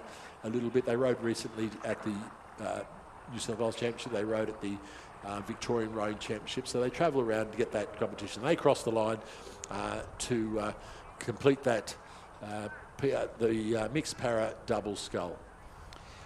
So impressive out on the water today. Just absolutely, the final stroke to the first stroke, it didn't look any different. They were just executing beautifully. There was no fatigue in there at all, and congratulations on the row here today. 4:35, that's a good time too. Yeah, I'm thinking their coaches. I mean, one of their coaches we saw, Kathleen Hexel. Kathleen, of course, was in that very close finish in that quad earlier on. So we can see David Skinner, Aaron's dad, walking over towards us in the stand. If he looks up, we'll wave. And there it is. And he's a very proud dad, and very well travelled, let me tell you. He travels a lot for these events, and it's great to see, and it's great to catch up with them every time we do, and we really look forward. That makes that our championship experience that much more. But 15 minutes, I think we've closed that time up, because it's now 4:45, so 5 minutes, Travis, on the one you've been waiting for. Yes, one of the highlights, I think, Rob, isn't it? The Champion Club 8s next to come. You can see them just wandering over from the warm-up area. They'll wander into the start line and get set up, and then it'll be just on for young and old. It'll be the first of our handicapped events, so I'm looking forward to seeing how that works. It plays out. I think that's going to be a really exciting feature to see. So 2 races remaining here today. Yeah, and we can see we're looking at the start there, and we talked a bit earlier about how they can move those pontoons in and out. For the long boats, we move that further back. The reason is the aligners over on the bank on the right-hand side of where we sit, just beyond those blue flags that you can see in that picture. That allows them to always have the same line. They can get bow balls to bow balls, so depending on the length of the boat. The ones on the sides now are probably set up for a single scull, so you can get some sort of perspective on the different length of these boats. So it is quite dramatic. So 5 crews will battle it out for the Masters Champion Club 8 trophy. It's the John Whiting Trophy that is once again up for grabs. So a big moment for our crews as they move into position. The start, as we've seen all day today, will be just so important here, especially with the handicap event. You've just got to execute this race to absolute perfection, and then settle into that rhythm and trying to slowly chip into that lead. And as you mentioned earlier, Rob, it's going to be important to take as much time off in that first 500 as you can. So these crews, they'll be nervous. They'll be excited to get out there, because this is a big championship to win. It's one of the big events on the Masters program. It's one that I'm sure all of our clubs will win. The defending champions last year were Mosman, North Shore finished second, and Torrens finished third. We don't feature any of those clubs here in this race today. So a new champion will be knighted, which will be terrific to see. And a good opportunity, isn't it, for some of these clubs to take the victory here and become the 2026 Masters Champion Club. Yeah, and I guess what it does is, not having those crews in the race, it does open it up. So we are going to see a new champion. We can't say whether those crews from last year will be faster or slower, different conditions, different whatever. But we're going to end up with a different champion. Somebody's going to carry that mantle all the way through to this race next year. It is a great initiative. It's a great race to win, and it's great. They'll be looking down that course thinking the conditions are very good for it. The conditions are very, very good for this race. So the conditions aren't going to be an issue. And as we see them, they file in from their lanes from one side to the other.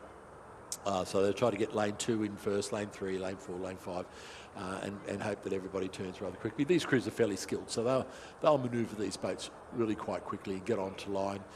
So it won't take very long at all to get this race underway.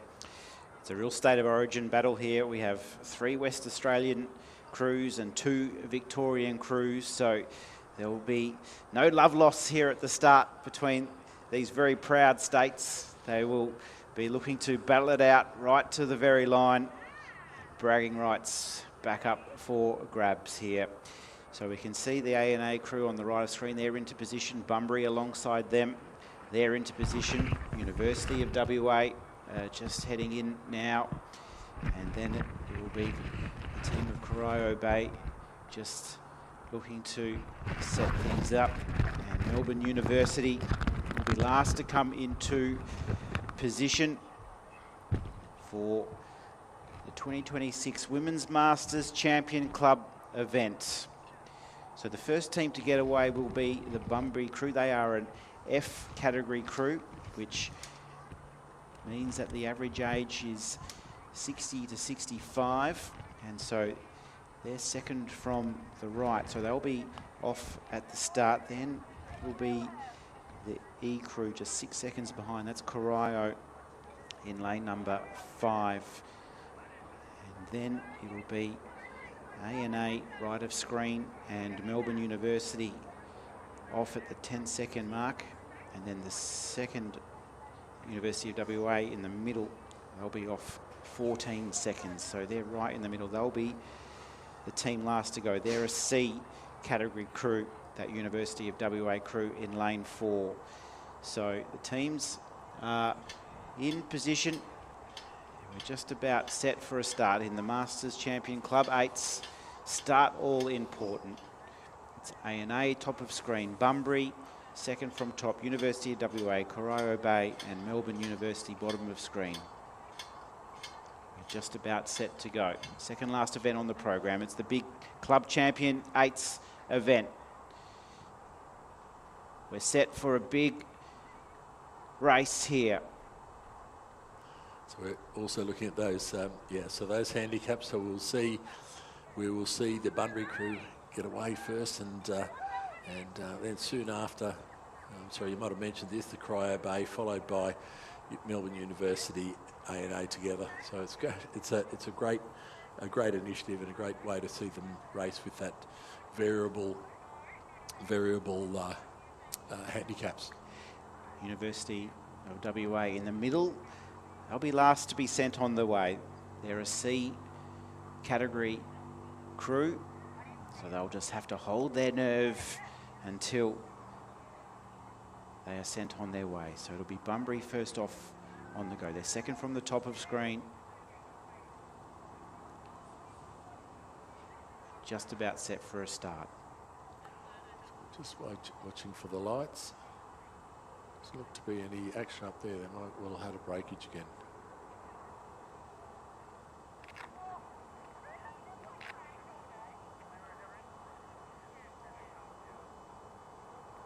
Is there anticipation, Travis?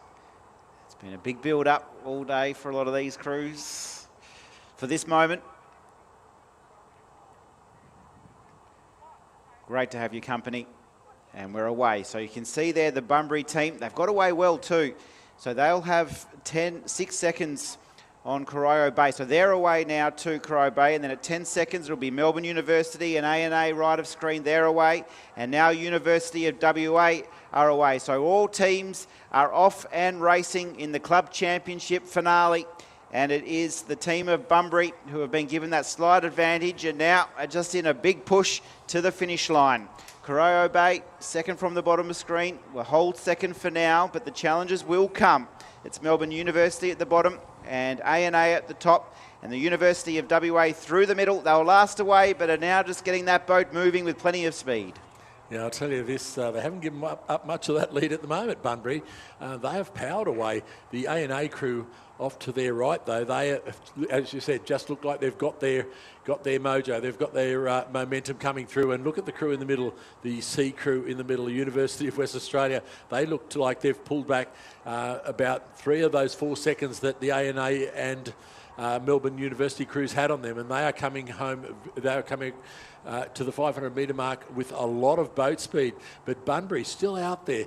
You can see them now, Corio Bay eating up that handicap. But it looks like they will be able to hold it all the way to the 500 metre mark. Whether they can do it much after that, although the Corio Bay and Melbourne University crews over on this side are saying, well, us Victorians are not quite done yet, here we go. And they are about 100 metres to go before they get to the 500 metre mark. And look at this race as they come through. ANA, University of WA, coming through. The ANA just dropping off that WA University crew. And we've just about got a straight line for 3 of these crews coming through the 500 metre mark. And by the time they get there, I think the University of West Australia will be right up there as well. The crew with a bit of pace at the moment is Melbourne Uni over on this side. As we come down, it was Melbourne Uni going through with a 0.7 advantage over Corio Bay, 0.84 over Bunbury, 1.06 to University of West Australia, 2.58 back to ANA. And we can see that the Melbourne Uni crew has now moved a bit further into the lead, but the crew that with all the pace is WA University. They are flying now, and they can feel this victory coming their way. Melbourne Uni are not going to give up without a fight, neither are Corio Bay, but can anyone stop the WA University? They have all the speed at the moment, and we've just moved into the speed. We're looking now at the on-water shot of them, and they are certainly looking very composed here, keeping it nice and long, and they are powering away from the other crews. So they have gone through now. The race is really on between Melbourne Uni and Corio Bay. That's the hometown, the Victoria clash there. It does look like Melbourne's got the better of it at the moment. But here come this WA University of WA crew, Travis. They are really putting it on for the crowd. So University of WA, they had the speed through the middle of the race. They've been able to go to the front, but Melbourne University might just have one final say in the results. Corio Bay, they'll settle for third, and then ANA and Bunbury 4th and 5th respectively. As we turn our attention to the final few strokes, it's UWA battling it out with Melbourne University. It's the battle of the universities. It's the Victorians versus the West Australians. It's the event we wanted to see. Can Melbourne University try and find that last little push to the line? University of WA are trying to do it on their home ground in front of their fans and everyone watching at home, and University of WA will take the victory. It'll be a famous one. It'll go back to the University of Western Australia in 2026. It's Melbourne second. They've rode beautifully too. Corio Bay third, and then the ANA crew and the Bunbury crew, our early leaders, have done beautifully on the water. They've done their club really proud here at Champion Lakes. But it's the day for the West Australians on the home ground. The University of WA are the club champions for 2026. Yeah, what a great row by that WA crew. They're having to row through all them. They're off the biggest handicap. They are spent, but joyously spent, I think you'd have to say. They have had a very, very good row and had to work extremely hard for that win, and congratulations to all involved in the University of WA crew. A lot goes into putting a full crew together for these clubs, and to win it on your home ground, it must be that extra special feeling. And for the UWA crew of Janelle Austin, Marianne Amato, Liz Carson, Sue Peacock, Lara Glendenning, Megan Bagworth, Tamsin Keevil, Melissa Hartman, Charlie Newman in the Cox. Coach Ava Myler will be absolutely rapt to see the University of WA first across the line. Melbourne University have finished in second ahead of Corio Bay. But for University of WA, they take the win. So one event remaining on the program. It'll be one of the highlights of the day. It's going to finish with a bang here at Champion Lakes. It's been great. Day one of action. Let's take a look here, Rob, at this field. It was one of the highlights of the event last year because it was the I category. Off the go will be the Melbourne University, the defending champions. They'll be giving the teams 27 seconds. So they will be well and truly into their rowing and up and stroking before the other teams are off. And then it's going to be just what you've called so beautifully a grandstand finish to finish off things. So A&A will be in lane number 2. Ian Hilton, Nigel Lucas, Max Bornovics, Thomas Brockway, Andre Fernandez, Martins, Robert Boylan, Stuart Clark, Alec Monga and Courtney Brennan in the Cox. Melbourne University, the defending champions. Second from the right, it's Jim Morrison, Ian Harbeck, Mike Kerrin, Richard Parker, Anthony Langford, Tom Wood, Paul Ferguson, Greg Longdon and Graham Bushnell, the Cox. Then it's the Old Scotch Collegians. They'll be next in. They're a D group. They will give our leaders 36 seconds. It's Alex Hatch, Julian Mathias, Todd Melville, Lachlan Roberts, John Flecker, Alex Forrest, Fraser Stewart, William Johnston and Kate Williams in the Cox. And then it's the Melbourne team. Second last year. They'll give our leaders 32 seconds. Craig Smith, Stephen Reynolds, Brian Nuttall, Dave McPherson, Angus Reynolds, Gregor O'Nions, Roger Tobler, Matthew Harrison, Justin Rhodes is the Cox. And then Yarra Yarra left of screen. They're an F category. 27 seconds they will give lane number 3, represented today by Andrew Gray, Colin Rawson, Stuart Critchell, Jack Chatsiakumis, David Jacker, Justin Negri, Brent Lucadell Wells, Nick Inglis, Sedell Langus. That is a strong crew I was just thinking as from you're reading Yarra them out, as you're reading them out, Travis, I just thought that's a loaded crew. That is a loaded crew. With the results we've seen today, performances we've seen today, look, and we looked across, not so long ago, we saw that E8 final and that Melbourne crew there, largely I think it is the same, coming home extremely fast and just missing out on the win in that race. So this is going to be, we know that they can sprint. We've got that. We know that they can sprint. Tough one here is they've got to work out how they pull back that very large, in some instances, handicap. So when the first crew goes, it's going to feel like an absolute eternity before the next lot of crews head off. So the Melbourne University crew, I category, which is an average age of 75 to 80 in the boat. So they'll have the experience. They were the defending champions last year. They're 2 from the top of screen. You can see them poised. They're ready to go. They would have got an early night last night, I'm sure, in readiness to defend their title here at Champion Lakes. A big moment for them. Yeah, and of course they won't be using the light system because everybody would get the light at the same time. So they're heading off without that, and away they go.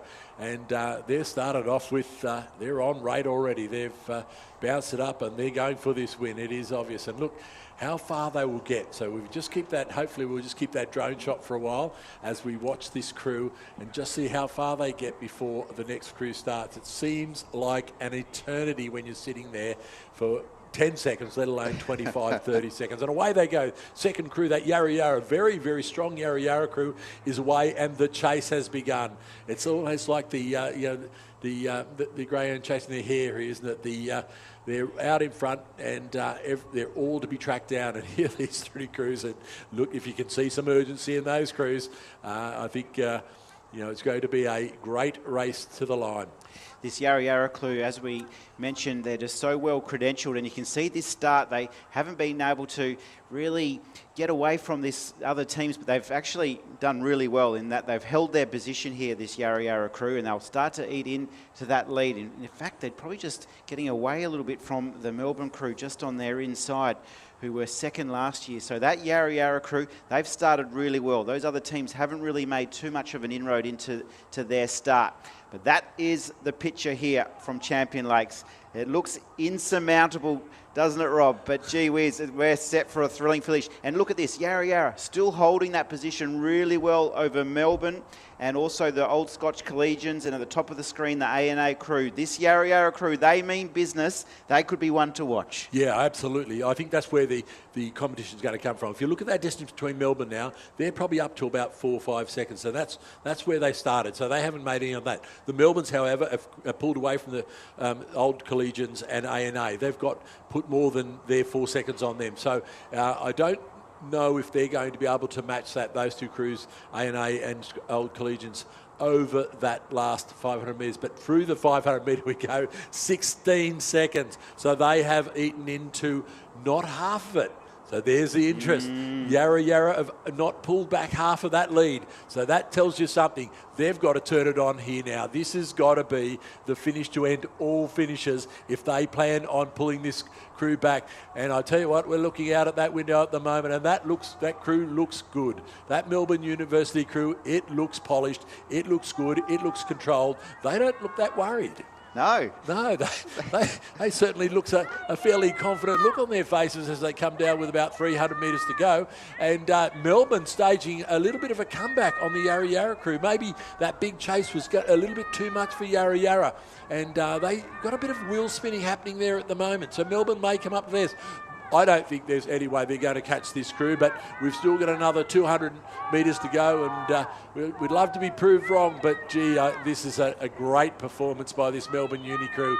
Now coming down into the red boys. Yarra Yarra still eating into that margin, but they've got about 10 or 15, 10 seconds still they've got to make up as they come down into that 100 metres.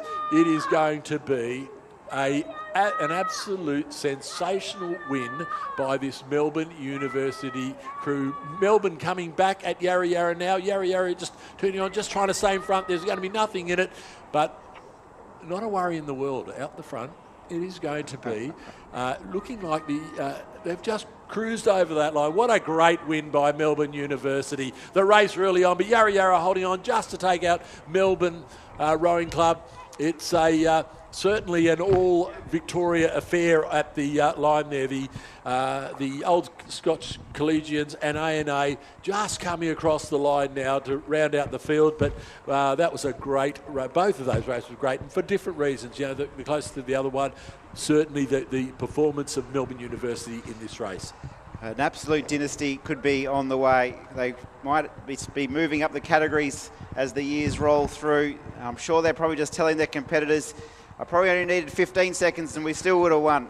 They did it with ease. They were able to take the title. Jim Morrison, Ian Harbeck, Mike Kerrin, Richard Parker, Anthony Langford, Tom Wood, Paul Ferguson, Greg Longden and Graham Bushnell in the cock seat. They go back to back, and it might have even gone a few more before that as well. We'll have to go back and have a look.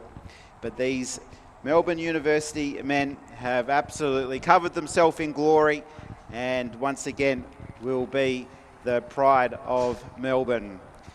Well, ladies and gentlemen, that puts an end to us here for now. We'll just have a few presentations to do for the champion clubs. We have the John Whiting Trophy to be received tonight for our club champions. So we'll wait for our crews to move around and we'll have that presentation for everyone at home really soon. It's been a great day of racing. We'll take a short little break and we'll be back with the presentation in just a moment.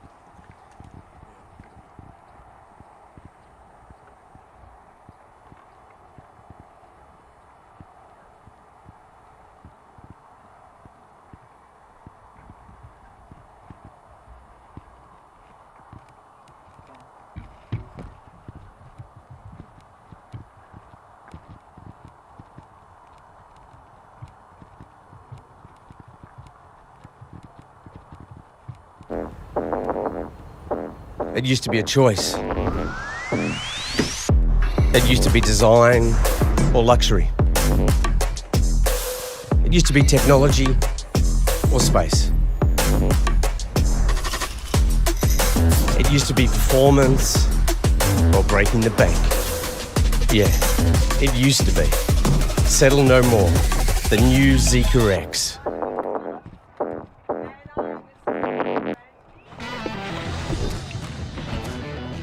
Looking good, eh? Oh, Keno, what do you think, Nonna? Giardamento de che. Hey boss, Kenneth sorted. Kenneth. From big jobs to even bigger jobs, get the Keno feeling. Kenneth. Kennards make your job easy.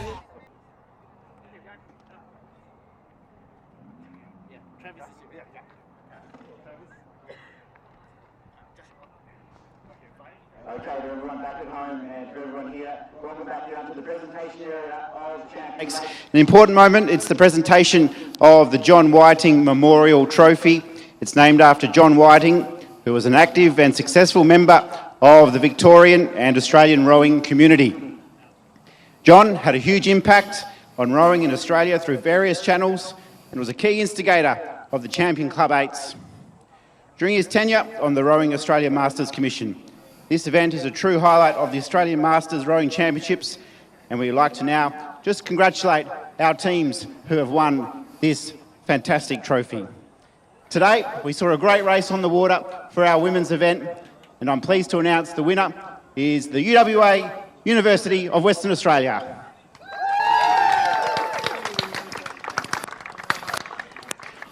We'll present the award to the University of Western Australia. They were fantastic. They defeated Melbourne University, who finished second. Corio Bay finished third, and it was a fantastic achievement by the local team. The captain of the team, who's the spokesperson? You're going live right around Australia and the world. Congratulations. It must be a terrific feeling to take this prize today. Thank you. We've been thinking about this moment for about 6 months worth of training, and it's just come together on the day, and we couldn't have asked for anything better.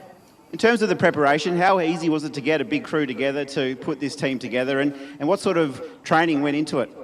So we're lucky enough to have a huge squad of about 19 Masters women and an awesome coach, Ava Myler. And so we've been training hard, we've been putting the hard yards, a lot of early mornings, so, nothing better than seeing it pay off today.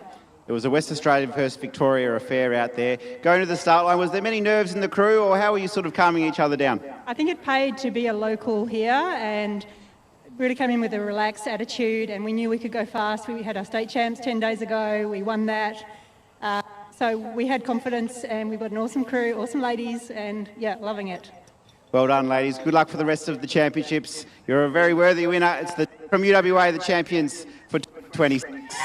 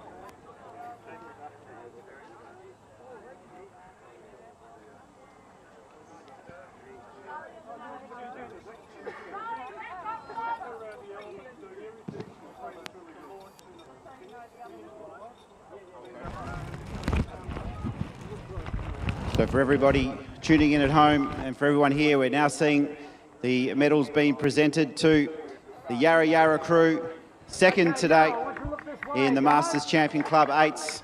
They were very fast away, weren't they? It was a loaded Yarra Yarra team who tried to rein in that big lead. It was a huge lead that we saw in that final event on the program. They did terrifically well to finish second today, but they weren't able to catch these men. These men are absolutely flying in their boat at the moment. It is the Melbourne University team who have saluted with back-to-back victories. It felt like an eternity, didn't it, when they took off from the blocks, and this Melbourne University team of Jim Morrison, Ian Harbeck, Mike Heron, Richard Parker, Anthony Langford, Tom Wood, Paul Ferguson, Greg Longden and Graham Bushnell. They're very proud recipients. They were absolutely sensational here on the water of Champion Lakes. And this team are a champion team. They are now going to be presented with the John Whiting Memorial Trophy. John, of course, a huge member of the Australian rowing community, huge impact. He was an instigator of this Club Champion Award during his tenure on the Rowing Australia Masters Commission. And I am sure the Melbourne University team will be very happy to receive the John Whiting Memorial Trophy as the club champions of 2026.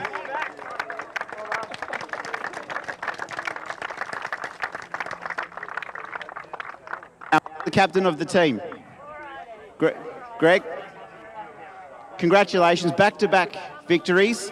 How was the feeling coming in? Was there a few nerves in the boat, or how did you keep the boys under control today? Well, we had to keep under control because the cock died before they even start. So these guys had to do what they trained to do. Mentally strong to do the start that we've, blinding start that best we've ever done. We won it in the first 400 because we just took off so well. In the second young, have some guys down there who are doing extremely well with an 8 in front of their age. We're very happy to win back-to-back, and particularly the John Whiting Trophy. Pamela here to present it, but we enter in Lou over there. Thank you. At the half mark, they'd only eaten into about 12 seconds of your lead, so you hadn't really... You really started really well, and as you mentioned, 500 metres, get the race up. When did you know you had it won? Did you have a little look, just think, gee, we've got another one under our belt? Oh, I felt about 150 metres, but we weren't slowing down. Basically, we had a plan just to go for the last 250. Again, the guys stuck with me, or I stuck with them, and we're very, very pleased. Thank you. Congratulations. Jim, we'll have a quick word. Now, they tell me that you're one behind this crew and you've been the one that's first at training. I would say that's putting it a bit high, but I can say that I'm the oldest in the crew at 83, and I'm very lucky that I've got these fellas that can keep me going, which is fantastic. Where did it all start? And as a schoolboy, I rowed at Scotch in the Scotch Seconds in 1961 for a win. I rowed as a university student. Then I gave it away for some years and came back to Masters rowing in my mid-30s, and I'm still doing it. So there you go. And doing it well. Except I'm running out of categories. That's the only problem. I'm now into J. Well, you'll need your own soon. Congratulations on the win and enjoy this one. Thank you very much.